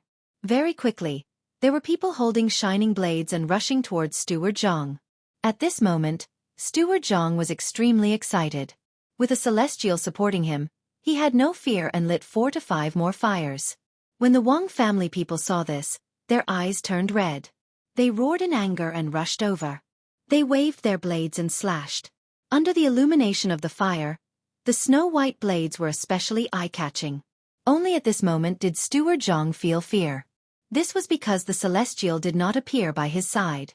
At this moment, even if he wanted to escape, it was already too late. He let out a scream of fear and had just turned around to take a step when his neck was directly cut. Blood gushed out and he died with his eyes wide open. Seeing that Steward Jiang had been killed, Yi Fan quietly retreated from the darkness. However, he did not leave. He took advantage of the chaos to light more than 10 fires. The raging flames burned fiercely, dyeing half the sky red. Only at this time did Yi Fan fly away, disappearing into the darkness in the blink of an eye. The next day, when the news reached Fresh Breeze Town, the Li family was immediately shaken. Half of the Wang family's mountain villa was burned down? What? Xianxia did it. Bastard Xianxia, I will kill your entire family. Everyone in the Li family panicked. Like ants on a hot pan, they gathered all the able-bodied men and prepared to deal with the Wang family's revenge. Half of the Wang family's mountain villa was turned to ashes. They were extremely furious and burned down all the Li family's shops in the county. As for the gold and silver, they took all of it and gathered the servants to attack Fresh Breeze Town. On this day, outside of Fresh Breeze Town, the two families had an intense bloody conflict. Both sides suffered many casualties. There was nothing to explain now, so they could only resolve it with blades and blood. Only until dusk did both sides retreat. It was obvious that the matter would not end like this. In the next few days, there would definitely be more bloody conflicts. That very night, the Wang family's people came again. They rushed into Fresh Breeze Town and went straight to the Li family to set fire. If they had not been prepared, the Li family might have been completely turned to ashes. Even so, many rooms were burned down, and there was no peace for the whole night. The residents of Fresh Breeze Town all clapped their hands in joy. The Li family usually acted like a tyrant in the village, and had long since provoked the resentment of the people. It was just that no one dared to stand out. Now that something like this had happened, it was exactly what they dared to think but did not dare to do. Uncle Jiang saw all of this with his own eyes and couldn't help but reveal a worried expression. Seeing this, Yifan smiled and said, "Don't worry, these two families are not good people. It's just a dog biting a dog." The old man nodded and said, "Child, try not to do this in the future." He was a little worried about Yifan. He felt that a 12-year-old boy could cause such a big storm with just a few casual tricks. He was afraid that in the future, Yifan's thoughts would deepen and he would go down the wrong path. Yifan immediately chuckled and said, "Uncle, don't worry. I have never had the intention to harm anyone. I only do this to people like them. The Li family's people who are cultivating outside are probably coming back." The old man revealed a sad expression as he thought of his own son. "I think so too. With such a thing happening to the Li family, they must have gone to the Mist Paradise to send a message. Even if such a thing didn't happen, the Li family's people should have come back." "Why?" Yifan was a little confused. The Li family usually spends a lot of money, mainly to collect spirit medicines and send them to the few people of their family who are cultivating outside. A while ago, they seem to have collected some kind of origin. It is said that it was discovered by a herb gatherer in an ancient cave deep in the mountains. It seems to have great benefits for cultivators. Yifan's heart shook at that time.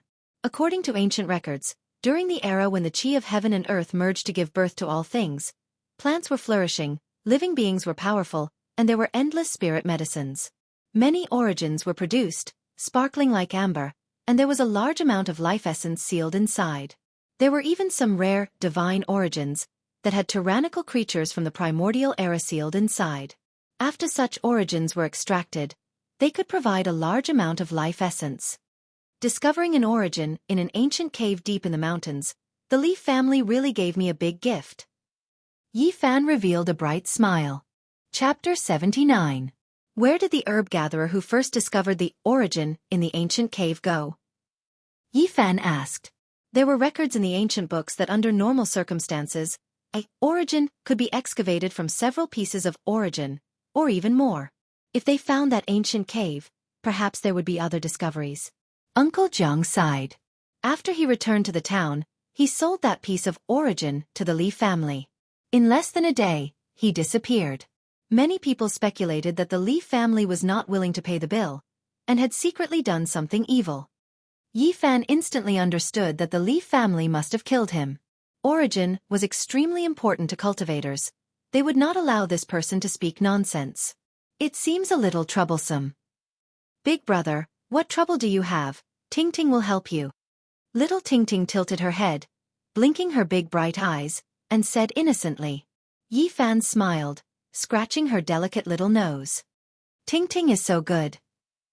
After eating breakfast, Yifan walked out of the small restaurant, circling around the Li family from afar. The inside was in ruins, and there were at least 30 houses that had been burnt down. At this time, there were waves of beast roars coming from outside the small town. Not long after, a cloud of dust rose, and a tall mount rushed into the small town. It was shaped like a horse, but was covered with green scales. Its speed was extremely fast, and in the blink of an eye, it had arrived at the gate of the Li family. Dragon Scale Horse. Yifan was shocked. He knew of this strange beast. Its body was covered with green scales, and its shape was like a horse. It had extraordinary strength, and when it ran, it was many times faster than ordinary horses.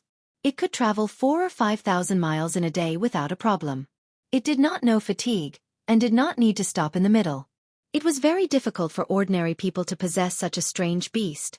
Even bitter sea stage cultivators would find it difficult to subdue it. The strength of the dragon scale horse was extraordinary, and normally only life spring stage cultivators could subdue it and bestow it to their juniors who could not yet ride on the rainbow. The dragon scale horse's green scales flickered, and it shook its head and tail, neighing towards the sky. It was a divine steed. On the saddle sat a young man of about 25 or 26 years of age. His face was pale, his lips very thin, and his eyes somewhat cold. The Li family was immediately alarmed. The door was opened, and someone shouted and ran inside to deliver a message. "Young master is back." Yifan relaxed. He felt that the cultivator of the Li family was most likely a bitter sea stage cultivator. Otherwise he would have directly flown back on a divine rainbow. This source is mine. Now was not the time to act. Not long after, Yi Fan entered the deep mountains. This time, he looked into the golden book in the Sea of Bitterness and found that the words at the beginning were even more blurred, as if they were really going to disappear completely. Why is it like this? Yi Fan kept thinking about this question and said to himself, fortunately, I have completely comprehended the parts that disappeared. After that, he continued to comprehend the Tao scripture. Every time, he would have a different feeling. After a long time, he stopped and began to refine the cauldron above the sea of misery. The 19 divine markings were smelted together, like a lump of divine iron, shining brightly. No matter how many times Yi Fan refined it, it was difficult to turn it into a cauldron. During this period, Yi Fan once tried to forge a flying sword. Although he did not succeed, he roughly had the shape of a sword embryo. If he continued to slowly refine it, sooner or later he would succeed. Why is it so difficult to refine a cauldron? Yi Fan smelted the golden sword embryo and began to cast the cauldron again. But he tried again and failed again and again. He could only hammer it into a lump, unable to shape it, and even the rough embryo was difficult to form. If this goes on, when will I be able to cast a cauldron full of Tao charm? If I waste time in vain, it would really be like drawing water with a bamboo basket. The process of refining the cauldron not only needed to mobilize life essence, but also a high degree of concentration of divine sense. In the end, Yi Fan was exhausted and had to stop. Above the sea of misery, the bean-sized lump of divine iron was shining brightly.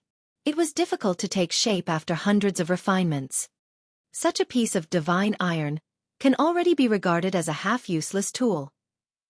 I don't know if it can control a weapon like the Greenwood treasure seal.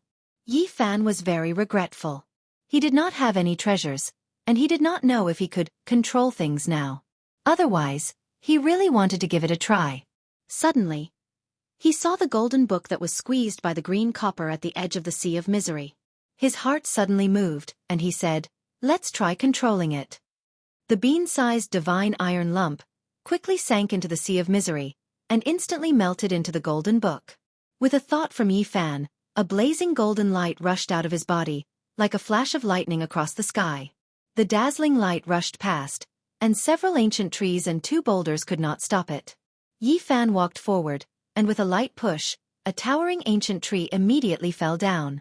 The cut was extremely smooth, and when the golden light streaked past, the giant tree didn't move at all, but it had already been cut in half. Yi Fan was really shocked, and several ancient trees were like this.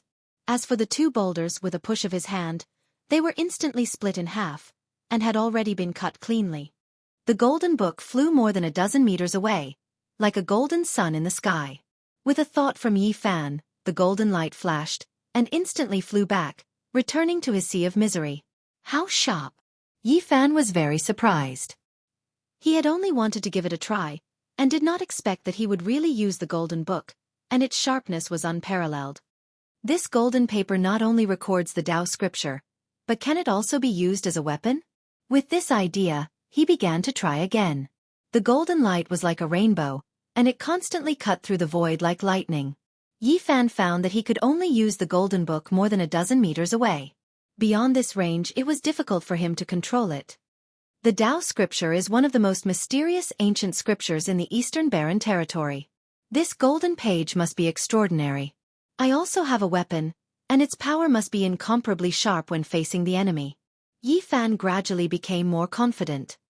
If even a page is like this, then the green copper must be even more terrifying. It should be a real weapon, and I wonder how powerful it is.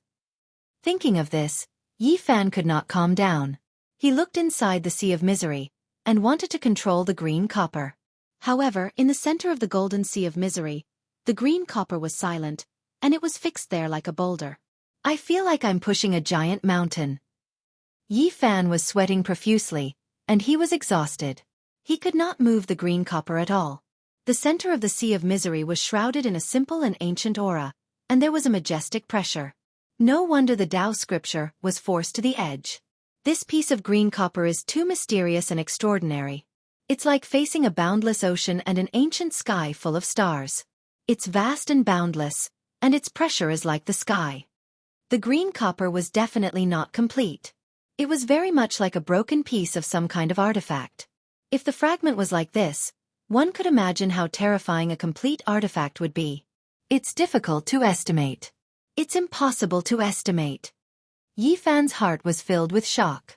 The more he thought about it, the more frightened and surprised he felt.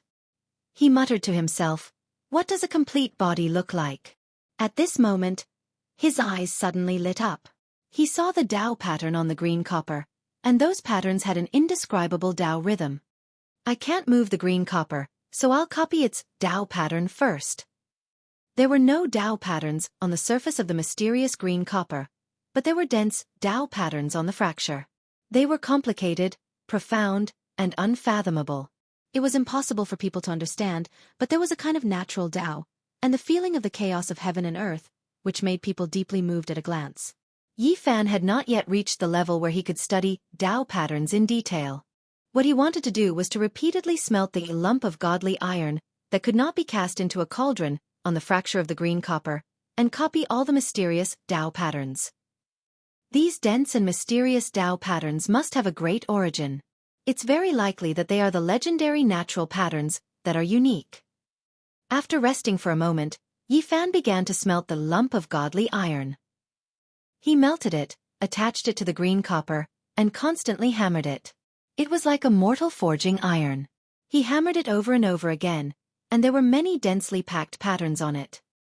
He constantly refined and copied it until he developed a feeling that this lump of godly iron seemed to gradually have an indescribable charm. However, when he carefully sensed it, he found that it was still as ordinary as before. There were no changes, and the so-called Tao rhythm did not exist. Is it a misconception? Yi Fan muttered to himself. In the following period of time, he constantly melted the lump of godly iron, and repeatedly refined it. He copied the Tao patterns on the green copper inside and out. It could be said that he had tempered it hundreds and thousands of times. It seems to be much more condensed than before. Whether it's a misconception or not, copying the Tao patterns on the green copper is definitely only good and not bad. Finally, Yi Fan began to cast the cauldron again. He wanted to see if the lump of godly iron had really changed after copying the Tao patterns. Above his sea of bitterness, the lump of godly iron constantly changed shape. The edges and corners gradually became rounder, and the luster was much more restrained. It had a more solid feeling. In the end, although he did not even manage to refine the rough embryo, Yi Fan still felt very excited. He sensed an abnormality. In the process of refining the lump of godly iron, he found a mysterious feeling. The Tao patterns on the green copper are indeed mysterious. In the future, I will have to repeatedly smelt and copy it every day. Successfully casting the cauldron is only a matter of time. Chapter 80. At noon, Yi Fan returned to the restaurant. He really liked the atmosphere when he ate with Uncle Jiang and Little Ting Ting. After the meal, Little Ting Ting obediently went to wash the dishes. Yi Fan felt rather ashamed when he saw this. He didn't seem to have helped her do anything. "Let me do it. You're still young and don't need to do these things. Go take a nap. You're so tall. No need for Big Brother to do it. I know how to wash the dishes. They're very clean." The little girl pushed Yi Fan to the side. Uncle Jiang's face was full of smiles. He tidied up the dishes and looked at his granddaughter dotingly. A sudden voice interrupted the warm atmosphere. "I haven't seen you for 2 years. This little girl has grown up and knows how to do some things." A young man in his mid-20s walked in with a faint smile. He glanced at Uncle Jiang and Yi Fan in disdain before staring at Little Ting Ting. "Uncle, who are you? Do you know me?" Little Ting Ting had a sweet mouth. Even though she sensed some hostility, she still obediently called him uncle. "Of course I know you. I've known you since your parents were still alive." The young man had a fair complexion and thin lips, giving off a sinister feeling. He didn't hide anything and directly mentioned that Little Ting Ting's parents were already dead. The little girl's eyes immediately turned red. She could still vaguely remember what her parents looked like. In the past, they would often wake up crying in their dreams. Later on, she and Uncle Jiang depended on each other. As time passed, she finally stopped crying in her dreams. At this moment, she couldn't help but cry when someone mentioned her parents again. She turned around and slowly washed the blue and white porcelain bowls. Her shoulders constantly twitched. Seeing little Ting Ting's sadness, Uncle Zhang's expression changed. Seventh young master of the Li clan, do you need something? The young man pulled a chair and sat down. Nothing much. I'm just a nostalgic person, so I came to see how you two are doing. Uncle Zhang's expression was indiscernible as he replied, thanks to seventh young master's blessings, we are barely able to survive. Yi Fan didn't say anything. He had already recognized this person. It was the young man on the dragon-scaled horse this morning. Why do I feel a wave of resentment? Old Jiang, are you jealous of me? The young man looked down with a cold smile. This person had entered the hazy mist grotto heaven at the same time as little Ting Ting's father. Due to his limited aptitude, he was left far behind by Ting Ting's father. Moreover, he had done evil deeds and was taught a harsh lesson by Ting Ting's father. As a result, he was filled with jealousy and hatred. After Ting Ting's parents passed away, he was the one who ordered the Li family to seize Uncle Zhang's restaurant and inn, forcing the grandmother and granddaughter to the brink of death. How could I dare to hate the seventh young master? There's no such thing. The young man's lips were very thin, giving off a very unkind feeling. He said, there are some things that don't need to be bottled up in your heart. If you're jealous, why don't you spit it out? Otherwise, anger will harm your body. You're already over 70 years old, and you don't have many years left to live. Uncle Zhang's body trembled a few times, but he calmed down in the end and said, Seventh young master, I only want to ask you one thing. Otherwise, I won't be able to die in peace. Ask away. The young man opened a folding fan with a paw sound and gently waved it, appearing calm and unruffled. I only want to know, did Ting Ting's parents really die in an accident?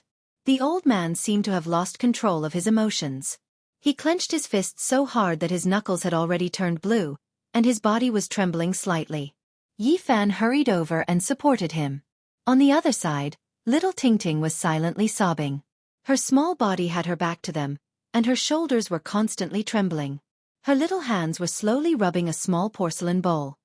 Old man Jiang, it seems like you're holding back a towering resentment in your heart. But so what? You're already so old. Don't tell me you still want to risk your life? If you die, your beautiful little granddaughter's life will really be difficult. Just how did Ting Ting's parents die? Uncle Zhang's breathing was rapid, and his chest constantly heaved up and down. His face was filled with sorrow. Go ahead and guess. The young man closed his folding fan with a paw sound, looked at Yi Fan and said, I heard that you led people to cripple Steward Liu. Yi Fan did not respond. He supported Uncle Jiang and stood to the side. The young man glanced at him and did not continue to say anything. He stood up and walked towards little Ting Ting. What are you going to do? Uncle Jiang's eyes revealed a look of fear. He stretched out his hands like an old hen, blocking his way and protecting little Ting Ting behind him. Old man Jiang, what are you so nervous about? Do you think I would attack a little girl? The young man carefully looked at little Ting Ting and kept nodding. He said to himself, similar too similar. It's a pity for Xianxia fairy. Her death was not worth it. 2 years have passed. I can't believe your daughter has become so similar to you. Little Ting Ting bit her lips. Although she was sobbing, she did not cry out loud. It seemed that she did not want to cry in front of the seventh young master of the Li family. The young man held a folding fan in his right hand and lightly tapped his left hand. He said, All right, old man Jiang, you don't have to suffer anymore. I will take this little girl away in the future. You can enjoy your old age in this small town. What do you mean? Uncle Jiang immediately panted. He protected little Ting Ting behind him and stared at the seventh young master of the Li family. This little girl is clever and dexterous. I am going to take her to the Mist Grotto and let her do some things by my side. It's better than following you and not knowing what to eat next. No, not unless I die. Seventh young master of the Li family, you can't bully people like this. Uncle Jiang was so angry that he had difficulty breathing. His eyes were red and his body swayed. Yi Fan hurriedly supported him. Grandpa, are you okay? Don't scare Ting Ting. Little Ting Ting hugged the old man's thigh. Her little face was filled with worry and fear as tears continuously fell. The young man mocked. Old man Jiang, do you have to be so angry? You have to understand that after leaving you, she will live a different life. In the future, She might even shine in the mist grotto. Uncle Jiang panted heavily. After a long time, he finally calmed down and begged, "Seventh young master, please let us go." "What are you saying?" The young man's expression darkened and became very cold. He said, "You don't even want to enjoy your old age in peace. You really don't know what's good for you." "I will always be with Grandpa." Little Tingting's eyes were red and swollen. She tightly hugged Uncle Jiang's thigh. "This time, I still have something important to do. I must return to the Mist Grotto tomorrow. In a few days, I will personally take her away." After saying this, the Li clan's seventh young master turned around and looked at Yi Fan. He said, "If you want to beat a dog, you have to look at its owner. Although it is a dog that was chased out, it cannot be bullied by outsiders." At this point, he lightly patted Yi Fan's shoulder and said, "Impulsive people will not live long." Bang! Yi Fan immediately sat on the ground. Traces of blood flowed out from the corner of his mouth. The chair behind him had been smashed into pieces. The young man glanced at him, sneered, and swaggered away. "Child, what's wrong?" Uncle Jiang was shocked and angry. He hurriedly went to support Yi Fan. "Big brother." Little Tingting's face also revealed a frightened expression. She used her little hand to help Yi Fan wipe the blood from the corner of his mouth. Seeing the Li clan's seventh young master leave, Yi Fan quickly stood up and said, "I'm fine." "Really?" The old man was skeptical. Little Tingting also had a nervous expression. She asked, "Big brother, are you really fine? Your mouth is bleeding." "Something almost happened. Are you okay?" Uncle Jiang revealed a worried expression again. "You misunderstood me. I said I almost couldn't help but attack. I'm fine. However, this person is really ruthless. If it was a normal person, they would die in less than half a month. It was us two who implicated you. If it was you, you wouldn't have suffered like this." Uncle Jiang blamed himself. "Uncle, don't say that. The blood just now was forced out by me." Yi Fan chuckled and said, "Speaking of which, I still have to thank this Li clan's seventh young master. Because he gave me a great opportunity, he came here personally to tell me when to leave." "You?" Uncle Jiang revealed a doubtful expression. There's no need for such a ruthless person to stay in this world.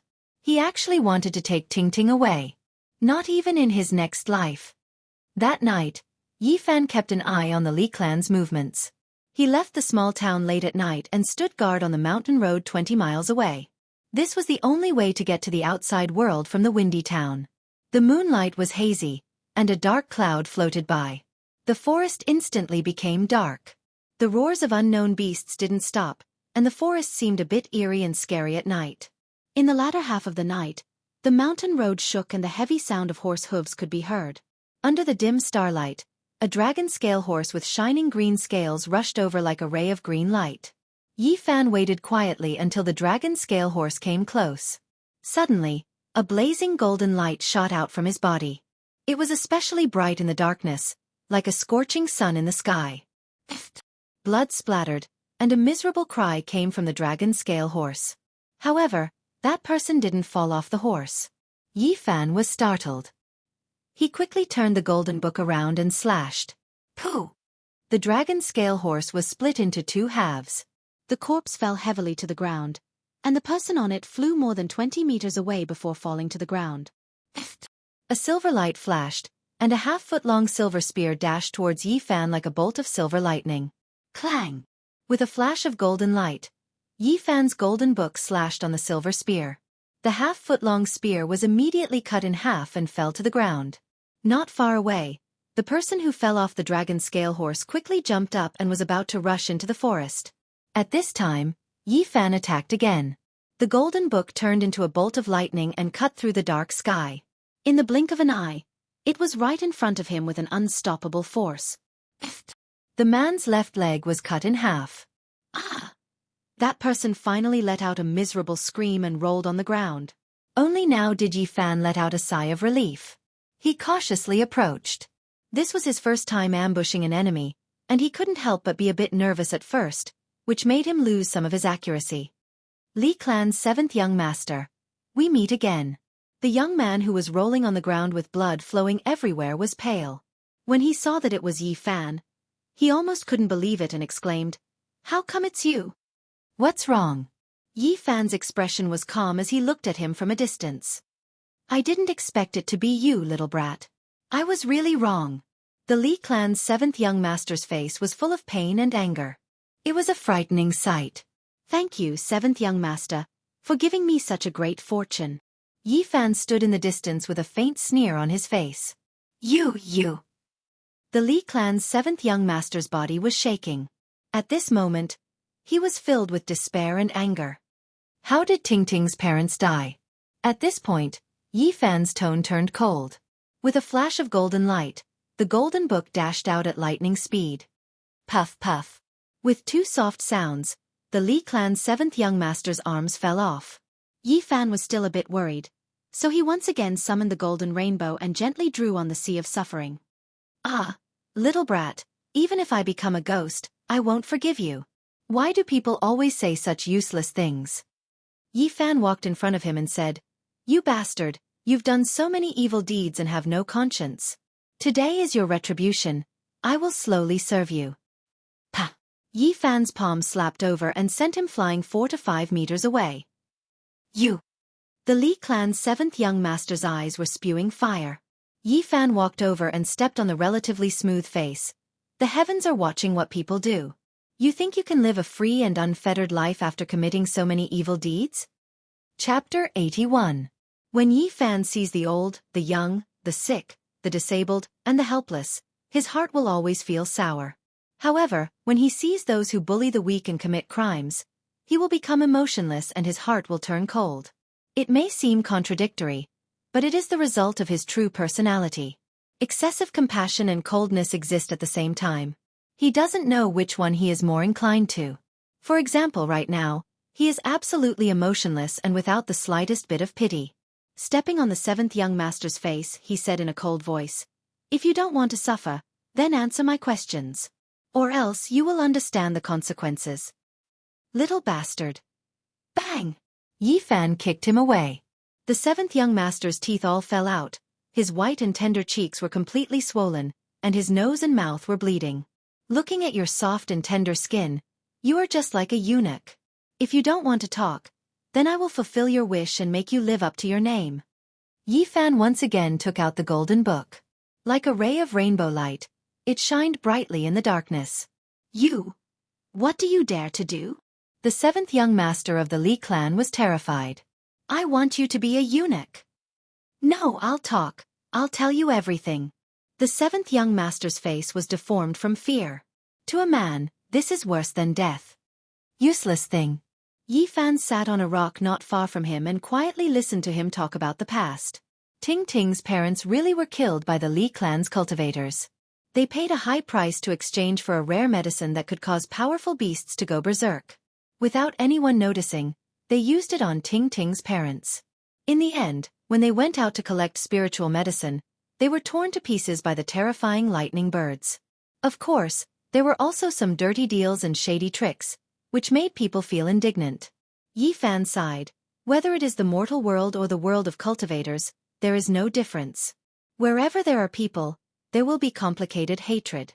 Even cultivators are not immune. Yi Fan took out a wooden box from his bosom and kicked him away. With the help of the light of the moon and stars, he slowly opened this somewhat heavy sandalwood box. There was a light yellow stone inside. It was as thick as a thumb and as long as a knuckle. Although it was very small, it was very heavy. Yi Fan could feel a vigorous life force coming from it. According to the ancient records, during the era when the chi of heaven and earth merged to give birth to all things, plants flourished, living beings were powerful, and spirit medicines were endless. Many sources were produced, sparkling like amber, but within them, a large amount of life essence was sealed. Is this the source? Yi Fan observed it repeatedly under the moonlight and found that this source was full of impurities. The crystal clear part only occupied 1/3 of it, which made him feel a little regretful. This was not a pure source. But even so, he was very satisfied. There was an extremely exuberant life essence within this amber-like stone, and there was something that looked like mist and light circulating within it. Good stuff. I wonder how much it can help me expand the sea of sufferings. That's mine. Not far away, the The seventh young master of the Li clan groaned in a pool of blood. He gritted his teeth and was filled with hatred and anger. Wasn't this source found in an ancient cave deep in the mountains? Could it be that there's only this one and nothing else? Under the torture of Yi Fan, the seventh young master of the Li clan spilled everything without concealing anything. In that ancient cave, there was a cultivator who had passed away in meditation. It had been too long, and even his skeleton had been weathered away, leaving only this piece of source.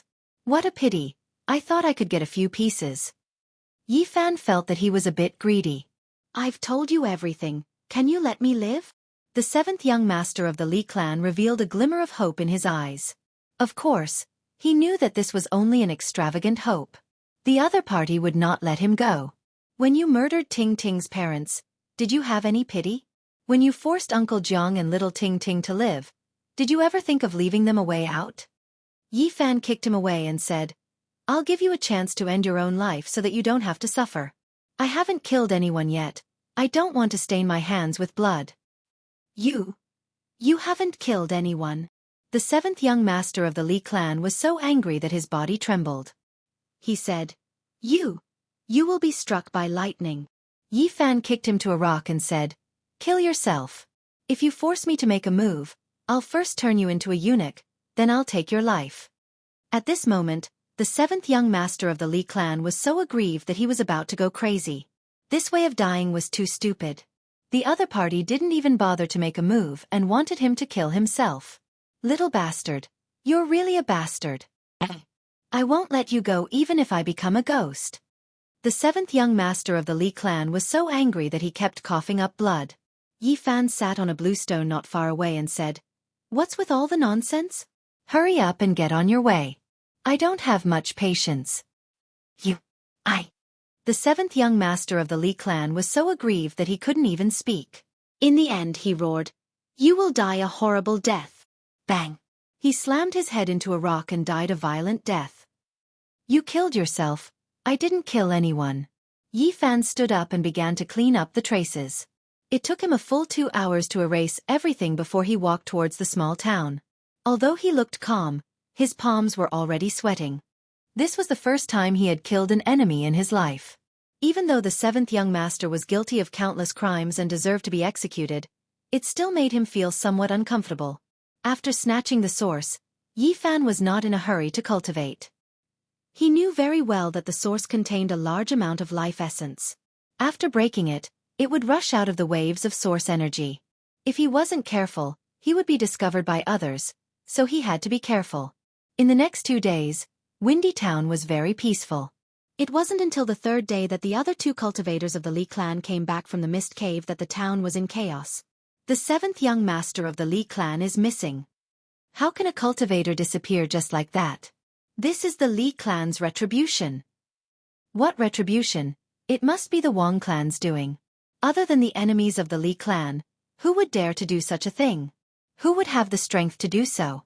Yeah, I heard from the servants of the Li clan that it was most likely caused by the source a while ago. Even the ordinary people of Windy Town were discussing this. One could imagine how big this storm was. Everyone in the Li clan was completely enraged, but at the same time, afraid. At first, Yi Fan didn't care. The 2 people that came back from the Li clan hadn't reached the Life Spring realm and couldn't control the rainbow, so they weren't very scary. But, after a few days, the development of the matter was somewhat out of his expectations, and the storm gradually became bigger. People from the Mist Cave actually came.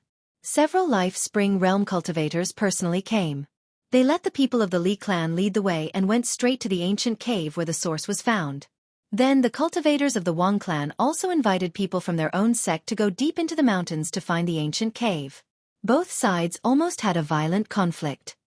Could it be that this place found the source vein? On this day, more than 10 people on horses came to Windy Town. They were all extremely mystical beasts, each with thick scales and protruding horns. The mount in the middle was the most extraordinary. Its entire body was covered in golden scales, and a brilliant divine light surrounded it, as if there was a golden flame burning on it. It had the shape of a golden lion, but there were 2 horns on its head that were forked and surrounded by golden light. It was extremely majestic and mighty. Its 4 hooves didn't step on the ground, but were actually 3 inches above the ground. It was completely treading on air. One could imagine how powerful and terrifying this strange beast was. On top of the golden lion sat a young man of 24 or 25 years of age. He wore a white robe and looked very scholarly. There was a gentle smile on his face, and he was very handsome. His eyes were like water, faintly circulating with divine light. He could be said to be as handsome as jade. On both sides of him, there were two other mounts walking side by side. On the left was a green strange beast that was shaped like a lion or tiger. The green beast fur was extremely long, extremely clean, sparkling and translucent like jade. Clear splendor swirled about, shining brilliantly. Meanwhile, on its head was a jade horn that was unexpectedly releasing 5-colored divine light. This 5-colored strange beast was also treading on air and didn't really step on the ground. On top of it sat a young man of 16 or 17 years of age. He wore green clothes and had a pressing heroic spirit. However, there was a faint sense of arrogance as he looked at everything in the town with disdain. On the other side was a strange beast that flickered with silver radiance. It looked like a divine deer, and its entire body was covered in silver scales. Moreover, there was a vertical eye in the center of its forehead. Its entire body flickered with a pure and holy radiance. It treaded on air and didn't seem to be tainted by even a speck of dust. On top of it sat a young girl of 16 or 17 years of age. Her skin was like cream, and her eyes were misty like autumn water. Her red lips were dotted, and she was extremely beautiful. However, she gave off a feeling that she was unreachable and carried a hint of arrogance. The dozen or so strange beasts behind the three were all extraordinary as well. They were all extremely rare strange beasts. Some were covered in dense scales, while others were completely jade-like. All of them flickered with radiance. The people on the mounts ranged from 20 to 40 years of age. Regardless of whether they were men or women, they all carried an austere aura, and a powerful battle intent condensed around them. In the distance, Yi Fan saw all of this and couldn't help but suck in a breath of cold air. What kind of background did these people have? They were definitely not ordinary people. Not to mention the three people in the lead. Just the dozen or so horsemen behind them were not inferior to the troops of the clan of the ancients and the sacred grounds that he saw in front of the demon emperor's tomb. A powerful battle intent and murderous aura rushed toward him. May I ask if there's a family with the surname Jiang in this town? At this moment, a horseman was ordered to ask the people in the town. Yi Fan's heart skipped a beat. Why were they looking for people with the surname Jiang? Chapter 82. Why would such a group of experts come to this small town to find someone with the surname Jiang? Yi Fan found it difficult to calm down. He was afraid that Uncle Jiang and little Ting Ting would be involved. Fresh Breeze Town had never seen so many strange beasts before. The dozen or so mounts flickered with divine radiance, causing the people on the street to retreat in fear. A middle-aged knight in his 30s sat on a strange beast covered in green scales. He tried his best to put on a friendly expression and said, "Don't be afraid, we have no ill intentions. We just want to know if there is anyone with the surname Jiang in this town." Although he tried his best to appear calm, these people were obviously experienced knights who had experienced countless battles. They had been tempered by blades and blood, so they naturally emitted a murderous aura that would cause ordinary people to tremble in fear. An old farmer pointed at the western street. His lips trembled as he mumbled, "That street, the biggest house, is there." "Thank you." These people rode their beasts and slowly moved toward the western street of the small town. Not far away, Yi Fan felt relieved. So there were other families with the surname Jiang in this town. He quickly rushed toward the eastern street and soon returned to the small restaurant. "Uncle Jiang." "Child, what happened?" The old man walked out from the kitchen. Little Ting Ting washed a plate of bright red wild fruits and obediently brought it over. Her big black eyes blinked and flickered with curiosity as she asked, "Big brother, what's wrong?" "It's like this." Yi Fan told Uncle Jiang what he had seen and heard just now, and then asked, "Old man, have you met these people before?" Uncle Jiang shook his head and said, "I've lived for more than 70 years and have never left this small town. It's impossible for me to know such people. So many strange beasts, I want to see what they look like." Little Ting Ting's big eyes sparkled as she ran out of the restaurant and looked toward the end of the street curiously. Seeing that little Ting Ting was not nearby, Yi Fan whispered, "Could it be related to Ting Ting's parents?" "Probably not." A trace of sadness flashed in the old man's eyes as he said, They have always been cultivating in the misty paradise and have never traveled far. All their friends are from the same sect. So many strange beasts. Their feet are actually not touching the ground. Little Ting Ting stood at the entrance of the small restaurant, her rosy little face filled with excitement and surprise. She shouted, "Grandpa, come out and look, they are rushing towards us." Yi Fan and the old man hurriedly walked out, only to see a dozen mounts rushing over at high speed. There was no dust flying up, all the beasts were 3 inches above the ground, treading on air. "They're so fierce." Little Ting Ting was a bit afraid because apart from the 3 people in the middle, all of the knights naturally gave off a powerful killing intent, and an innate battle intent filled the air. Yi Fan hurriedly pulled Little Ting Ting's hand and then supported Uncle Jiang. It was indeed difficult for ordinary people to withstand this kind of pressure, and they would tremble in fear if they had to face it for a long time. The dozen or so beasts stopped in front of the small restaurant, shaking their heads and wagging their tails. Their scales flickered, emitting all kinds of light. They were very spirited, but even the divine light could not conceal the murderous aura on their bodies. It was obvious that they had all experienced bloody battles and were not pets raised in a greenhouse. "Excuse me, is this the Jiang family?" The handsome and scholarly young man in the center asked. His clothes were whiter than snow, and his eyes were as clear as water, occasionally flowing with a bit of divine light. He sat upright on the golden divine hoe, exuding an otherworldly temperament, very different from those knights filled with killing intent. Uncle Jiang's wrinkled face was filled with doubt. He said, "Yes, what business do you all have?" The old man was already over 70 years old. His face was engraved with the passage of time, and there were many wrinkles on it. Even his old eyes were a bit turbid.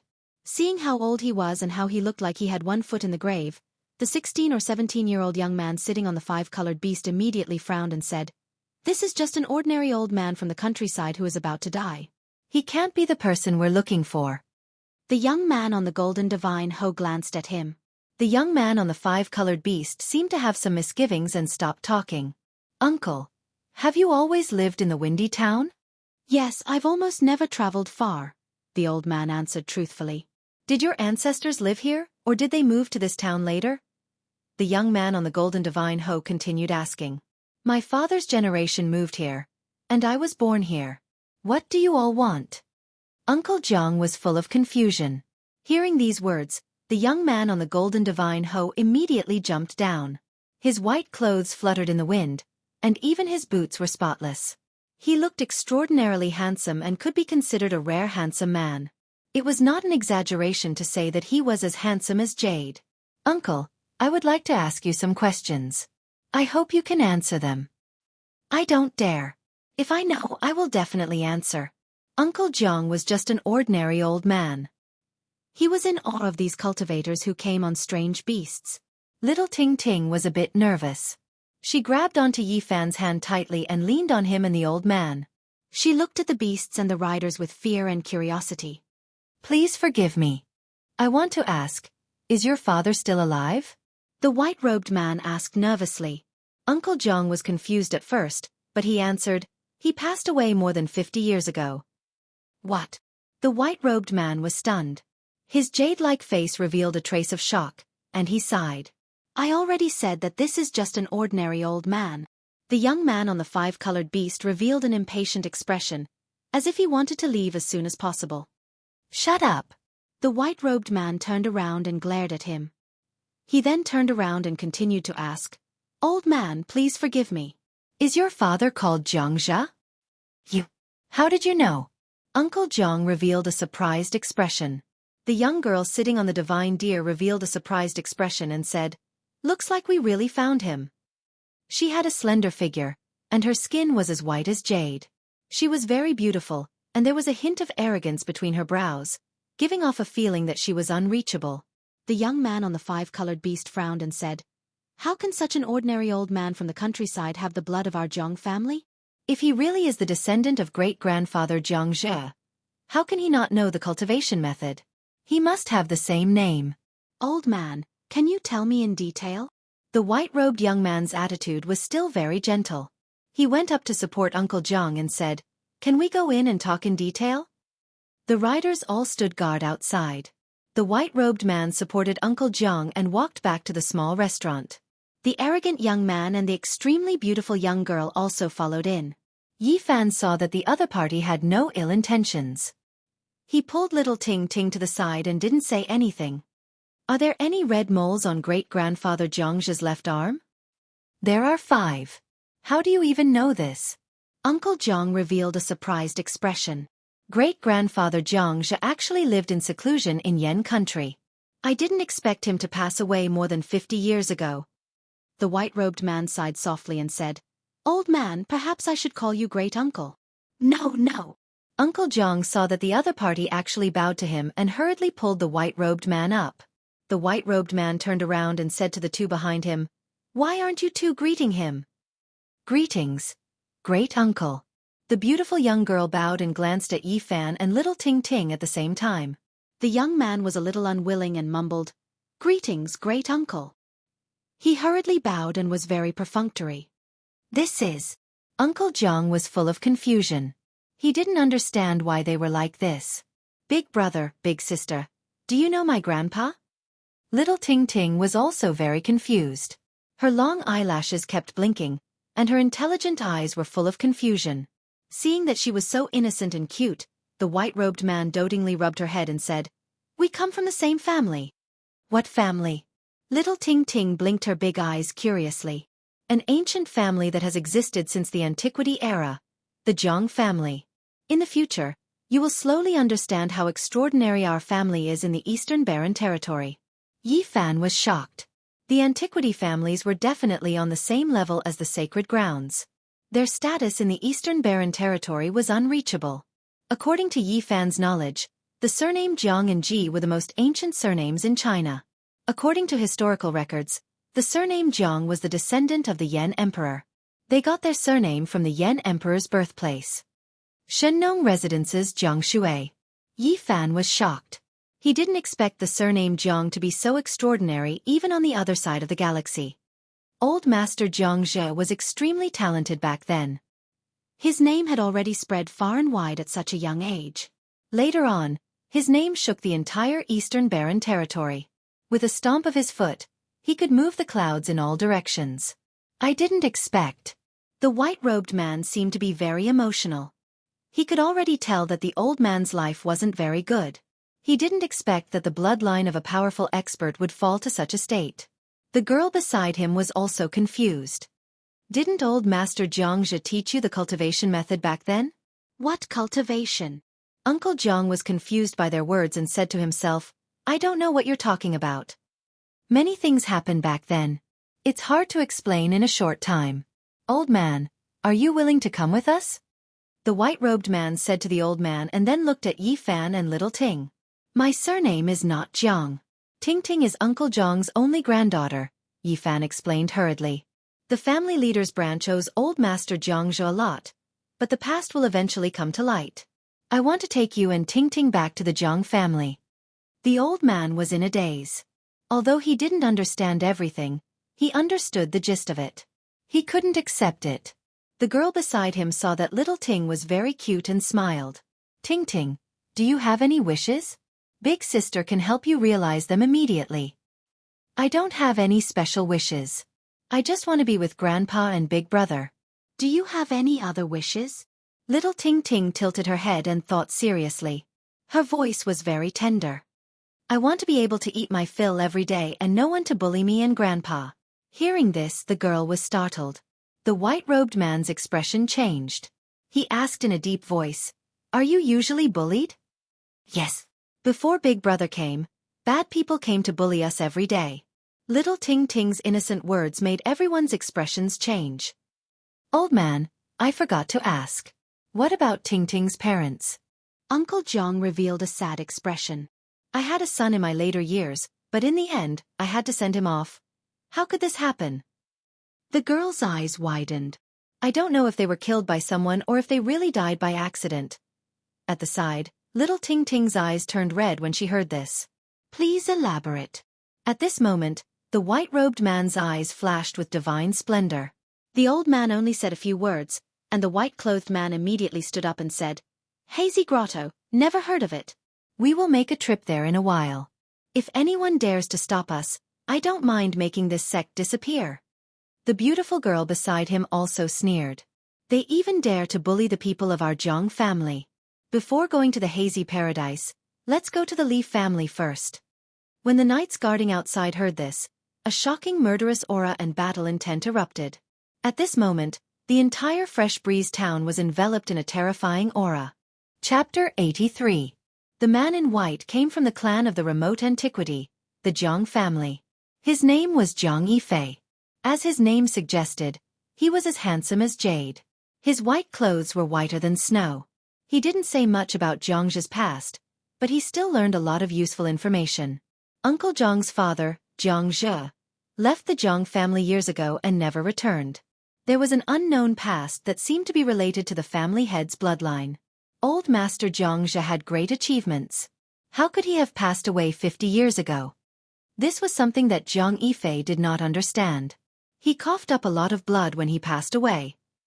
Uncle Jiang didn't feel too sad when he mentioned the past. Some things would fade away with the passage of time. I see. Jiang Yifei didn't say much and just nodded. He seemed to understand the hidden story. The beautiful girl next to him was called Jiang Kaixuan. She had a graceful figure, a slender neck, and a beautiful face. As a young lady of the Jiang family, her temperament gave people a feeling that she was unattainable. However, she liked little Tingting very much and didn't put on any arrogant airs. She held little Tingting's hand and asked this and that from time to time. Her tone was very gentle. The arrogant young man was called Jiang Yichen. Although he knew the identity of Uncle Jiang and little Tingting, he wasn't very enthusiastic and still looked cool. Jiang Kaixuan stepped forward and said with a clear and pleasant voice, "Old man, please come back to the Jiang family with us. My grandpa said that the Jiang family is sorry for your bloodline. We must find you and invite you back no matter what." "Forget it. I don't understand what you said. Your lives are too far away from mine. We are people from two different worlds. I'm used to everything here." Uncle Jiang was an ordinary old man. He had lived for so long and experienced so many things. He felt that he couldn't integrate into such a family, so he declined politely. "Even if you don't think for yourself, you have to think for Tingting. She is a little princess in the clouds and shouldn't be bullied. She needs another kind of life." Jiang Kaixuan talked about little Tingting's future and persuaded the old man, "Please come back with us. The elders in the family hope that Jiangxi's bloodline will return to the Jiang family. Take Tingting away. I'm used to the life here and don't want to go anywhere else." Little Tingting immediately hugged the old man's arm and said, "I will be with Grandpa. Wherever Grandpa is, Tingting will be there." At this moment, Jiang Yifei revealed a gentle smile. He seemed to like little Tingting very much. He rubbed little Tingting's head and said, "The sky here is too small." Jiang Yifei was a smart man. He knew that persuading Uncle Jiang this way wouldn't be of much use. Only by letting him see the transcendence of the Jiang family might he be able to change the old man's mind. He stood up and said, "Let's go to the Li clan first." His words were very calm, but they seemed to contain a strange magic. The mutant beasts outside all roared, and a bloody aura spread out. All of the knights exploded out with powerful battle intent. Jiang Yifei's expression was calm and composed. The golden divine Ho followed closely behind him. He slowed down his pace and walked side by side with Uncle Jiang. Everyone else followed behind when they saw this. No one rode on their beasts, but walked toward the Li family. Little Tingting anxiously pulled the old man and Yifan's hands. Being protected by everyone like stars around the moon made her feel uneasy. At this moment, Jiang Yifei and Jiang Kaixuan were walking side by side with them. However, they were only standing on the left and not in the middle. Everyone on the street was very surprised to see Uncle Jiang and little Tingting being protected like this. Many people were trembling with fear and retreated to the sides of the street in fear of those beasts. What's going on? Does old man Jiang know these people? Look at those mutant beasts. Their feet don't touch the ground. I'm afraid they can even fly. How can old man Jiang know these people? The bitter old man Jiang finally changed for the better. Good people will always be rewarded. This time, the Li family is in big trouble. They seem to be walking toward the Li family. Great! After so many years of anticipation, someone is finally going to deal with the Li family. More and more people gathered on both sides of the street. Although everyone was very afraid and didn't dare to move forward, they still revealed excited expressions. They followed from afar and moved toward the Li family. When Uncle Jiang arrived at the gate of the Li family, he was a little hesitant. Seeing this, Jiang Yifei helped him up the stairs and said, "Not to mention a small Li family, even the palace of the most powerful country in the Eastern Barren Territory can't stop us." Bang! In front of them, a pair of vermilion doors suddenly collapsed as if a huge hammer had smashed on them. Inside, there was a commotion, and curses could be heard from the gatehouse. "Who did this? How dare you come to the Li family and behave atrociously? You're really looking for death." Soon, more than 10 people rushed out, all of them fierce. However, when they saw more than 10 beasts, they were instantly stunned. They swallowed all the curses and were tongue-tied. The ferocious look on their faces disappeared, and they became fearful and uneasy as they quickly ran back. "Look at your cowardly faces. What are you afraid of? There are cultivators in our Li family." After a steward received the report, he walked out cursing and said, "Damn it, who ate the guts of a leopard and dared to cause trouble in the Li family? Don't they know that many celestial masters are temporarily staying here? Bad guy." As soon as that steward walked out, little Ting Ting immediately took a few steps back. It was obvious that she was a little afraid of this person. "You." After that steward walked out, he was also afraid. Golden Divine Ho, 5 colored mutant beasts, divine deer with vertical eyes. He had never seen or heard of such things. He was immediately stunned. "This is a bad guy?" "Yes, he brought people to rob our restaurant and beat Grandpa until he vomited blood." This kind of thing was said by little Ting Ting with such childish words. It made people feel even more angry. Jiang Yifei waved his hand, and immediately, a knight came forward and forced his way towards that steward. "You. What do you want to do? This is the Li family, and there are several celestial masters inside. You are not allowed to behave atrociously." He shouted loudly and kept on retreating. "Don't make a move here, so as not to scare the child." Jiang Yifei was meticulous and was afraid that a bloody scene would scare little Ting Ting. "Yes." The armored knight grabbed the steward by the collar and tossed him out. There was a flash of green light, and the other knight rode a wild beast into the air, carrying the steward out of the town in the blink of an eye. Heavens, it can fly! It can really fly in the sky! That beast can actually run in the sky. It's too unbelievable. In the distance, the surrounding commoners all revealed expressions of shock. Their mouths were wide open, and their faces were full of astonishment. Little Ting Ting's mouth also formed an O shape. She tiptoed and looked into the distant sky. Jiang Kaixian revealed a smile, squatted down and said, "Do you want to have such a precious beast that can fly in the sky every day?" Little Ting Ting was about to nod subconsciously, but she quickly thought of something and hugged the old man's arm tightly. She shook her head and said, "I want to be with Grandpa." Jiang Kaixian didn't expect little Ting Ting to see through her intentions, so she didn't continue to tempt and persuade her. Not long after, a green shadow appeared in the sky. The knight that left rushed back on his strange beast and landed. A lock of hair was wrapped around his hand, and there were specks of blood on it. At the side, Yi Fan was very surprised. The Jiang family's knights seemed to be very powerful, and their strength was hard to estimate. He could feel a surging battle strength from them. The crowd continued to walk inside, and the surrounding commoners followed behind. They wanted to see the Li family's villains being taken care of with their own eyes. "Who broke into my Li family and caused trouble?" At this moment, a few middle-aged men and a few old men dressed in silks and satins walked out. Their faces were filled with anger. "Old man Jiang, it's you." It was obvious that they didn't understand the situation. When they saw Uncle Jiang in the courtyard, they immediately shouted, "Who allowed you to come in? Get out!" "Second master, lower your voice. What are those behind you?" A servant reminded him in a low voice. Only then did the servant notice the strange beasts outside the gate. He immediately panicked and retreated in fear.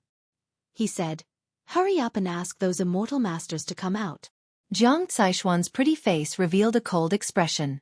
She said, "A small family with only a few people who know a little bit about cultivation dares to bully the weak and prey on the villagers. They really don't know the meaning of death." She gently waved her hand, and everyone flew out like fallen leaves. They hit the wall and fell to the ground, unable to get up again. These were all important figures of the Li family, and they screamed in pain. With a flash of light, Two figures rushed out and came to the front yard. They were the two people from the Li family who knew how to cultivate. When they saw the situation in front of them, their expressions changed. "Friend, who are you? What have we done to offend you? Why did you break into our Li family and hurt our people?" The two people were around 27 or 28 years old. They were shocked and angry, but they didn't dare to act out. "You don't deserve to know." Jiang Kaixian sneered. Jiang Yifei calmly asked, "Did you kill Tingting's parents?" "You. What are you talking about? Don't slander us." The two people's expressions changed drastically. They felt a chill in their hearts when they saw Uncle Jiang in the center of the crowd. "Who are you saying is slandering us?" A knight walked out with a gaze as sharp as a knife. He appeared in front of them like a ray of light and slapped the two people away. Two bloody palm prints appeared on the faces of the two people from the Li family, and they instantly swelled up. They were shocked and angry at the same time. They covered their faces and retreated, saying, "Friend, you can't go too far. We are disciples of the Mist Cave. Several immortal masters are overseeing our mansion." "Immortal masters? How arrogant. We are going to the Mist Cave. Let the immortal masters you speak of lead the way." Chapter 84. How arrogant of you. The two cultivators from the Li family had ugly expressions on their faces. You want to start a war between sects?" "A war between sects? Are you qualified?" "I'm afraid you're not qualified at all." The armored knight's voice was cold. Good. You have guts, but I don't know if you can walk out of the Yen lands." The two cultivators from the Li family had gloomy expressions, a cold glint in their eyes. They thought quickly, ready to provoke the anger of the elders of the Misty Paradise. "Do you think you can keep us in the Yen lands with just you?" That knight sneered and said, "With trash like you, even if there were 80,000 of you, it wouldn't be enough." "You." The cultivators from the Li family felt humiliated, but at the same time, they were shocked.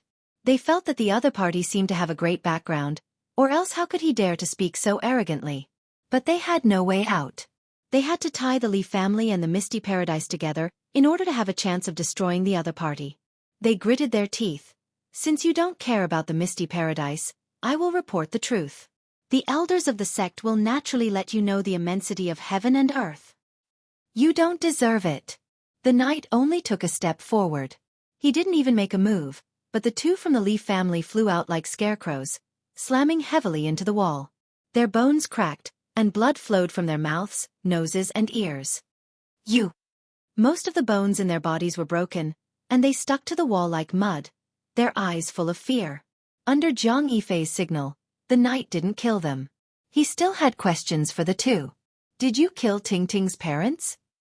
Jiang Yifei's tone was still very calm, but when it reached the ears of the two from the Li family, it was like thunder.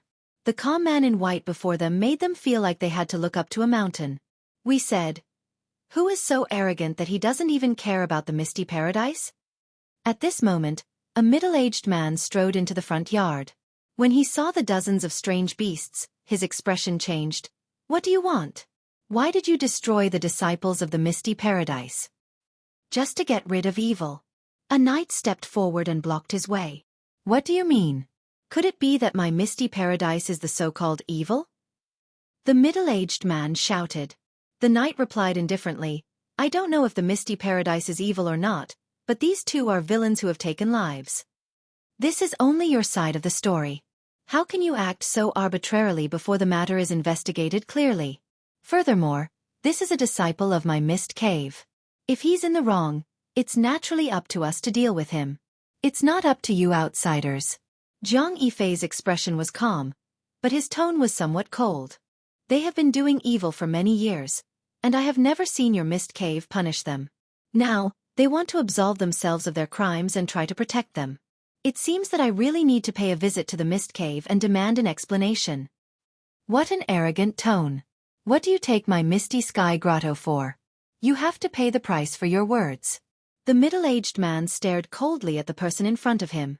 Jiang Yifei sneered and said, "Is the Mist Grotto very powerful? It's a pity that I've never heard of it before. I must go and have a good look at it later." "How dare you be so arrogant?" The middle-aged man said coldly, "The Mist Cave is one of the 6 sects of the Yen land. If you insist on causing trouble, A war between sects is inevitable.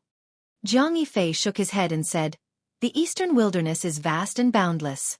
It's hard to count how many countries there are. The Yan Kingdom is just a small place. I've never heard of any sects here." "So arrogant. I want to see how strong you are." The middle-aged man rode a rainbow and rushed into the air.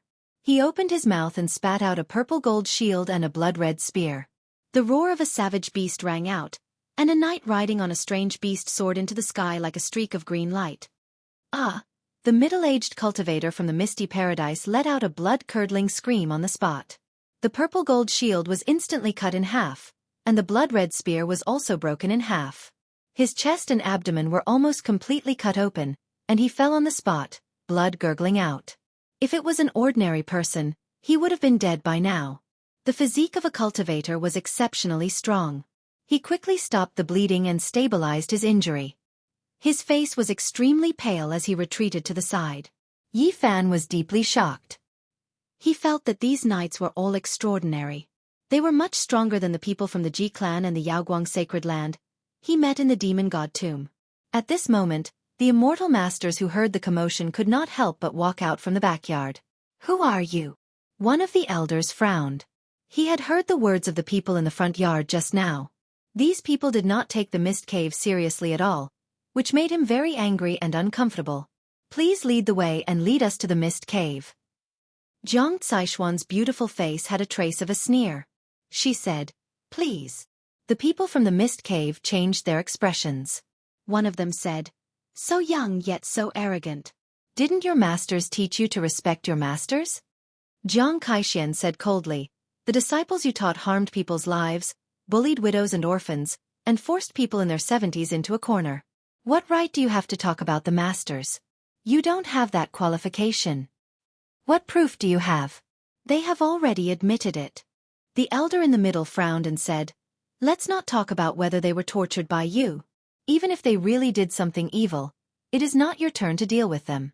My mist cave has its own rules to deal with them." "Deal with them yourself?"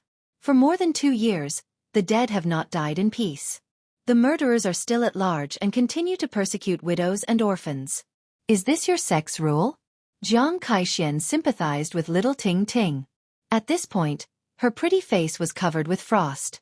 She said, "Until now, you are still thinking of ways to absolve and protect them. You are really worthy of being their masters." Birds of a feather flocked together. "You!" The elder in the lead immediately raised his eyebrows, but he did not dare to make a move on the spot because the opponent's formation was too terrifying. Just the golden divine Ho alone made him extremely fearful.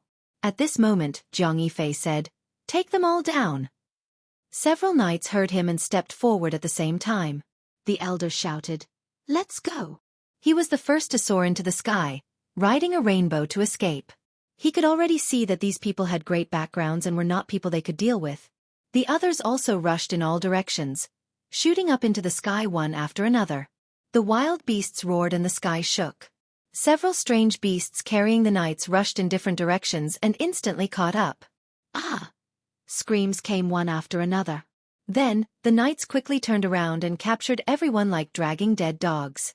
Everyone, including the elder, had terrible wounds on their bodies. On the side, Yi Fan was very shocked. The clan of the ancients was indeed a colossus. These knights were too terrifying. Jiang Yifei pointed out 2 knights and asked them to stay behind to deal with the Li family. At the same time, he warned them not to kill the innocent and only to kill a few evil leaders. "Let's go to the mist cave." Jiang Yifei personally helped Uncle Jiang onto the golden divine Ho and rode with him. Jiang Caishuan carried little Ting Ting onto the divine Ho and sat in front of her. Meanwhile, Yi Fan rode with another knight and soared into the sky. "There's no need to go to the mist cave. Those 2 bastards are already dead, and the great hatred has been avenged." When Uncle Jiang learned that his son was killed, he couldn't help but shed tears. On the other side, little Ting Ting also began to cry. "Go, we must go. Our Jiang family members are not people who can be killed just because they want to." Jiang Yifei's expression was calm, but his words were very powerful. Yi Fan sighed in his heart. He still had a long way to go. Compared to a colossus like the clan of the ancients, he was really too insignificant. The people in the small town were dumbfounded. After a long time, they burst into cheers. The malignant tumor of the town had finally been removed. In the face of life and death, the few captives of the mist cave had no choice but to yield and lead the way. More than a dozen strange beasts rode on the clouds and ran in the sky, making rumbling sounds as if thousands of horses were galloping and as if a tsunami was surging across the sky. At this moment, Yifan felt that someone was peeping at him. When he turned around, he found that it was the arrogant young man, Jianghu. Seeing him looking at him, Jianghu looked away and sneered. Yifan's heart suddenly moved. Why did he act like this? Could it be that he found out something? Soon, the crowd arrived at the mist cave. In front of them, there were green peaks and green valleys. The mist was misty, and the glow was faintly discernible. It was indeed in line with its name. Who dares to break into the important place of our sect? A loud shout came from the front. Bang, bang, bang. The captured captives were all thrown out. Suddenly, there was a cry of surprise from the front. A great enemy is coming. The mist cave was in chaos. In an instant, the mist soared into the sky. The Taoist patterns carved on the mountains and rivers exerted their power. Rays of blazing divine light rushed out and blocked the way of the crowd. It's just let me break it. At this time, the arrogant young man, Jianghu, suddenly made a move. A purple gold gourd flew out of his body. It shone with purple light and quickly enlarged in the sky. Like a whale sucking in water, it sucked all the mist into the gourd's mouth. In the blink of an eye, the power of the Taoist patterns was suppressed. Then, the purple gold gourd pressed forward like a small mountain, flowing with a misty purple mist. Suddenly, there was a burst of exclamations. Many figures flew upside down and were sucked into the purple gold gourd. Yifan was shocked. He didn't expect the purple gold gourd to be so powerful. It easily broke the mountain-protecting Taoist patterns of the mist cave and sucked in many cultivators. It was really a bit scary. The heritage of the clan of the ancients is too strong. This is only a young man of 16 or 17 years old, but he has bestowed such a terrible treasure. Yifan muttered in his heart. There's no need to do this. Uncle Jiang kept trying to dissuade him. Jiang Yifei shook his head and said, Tingting's parents did not do evil, but they were persecuted. They want an explanation. Our Jiang family has never been afraid of trouble. Bang! At this time, a powerful wave shook in all directions in the mist cave. It shook away the purple gold gourd, and an old voice came. It turns out to be the people of the clan of the ancients. I wonder how the mist cave has offended you?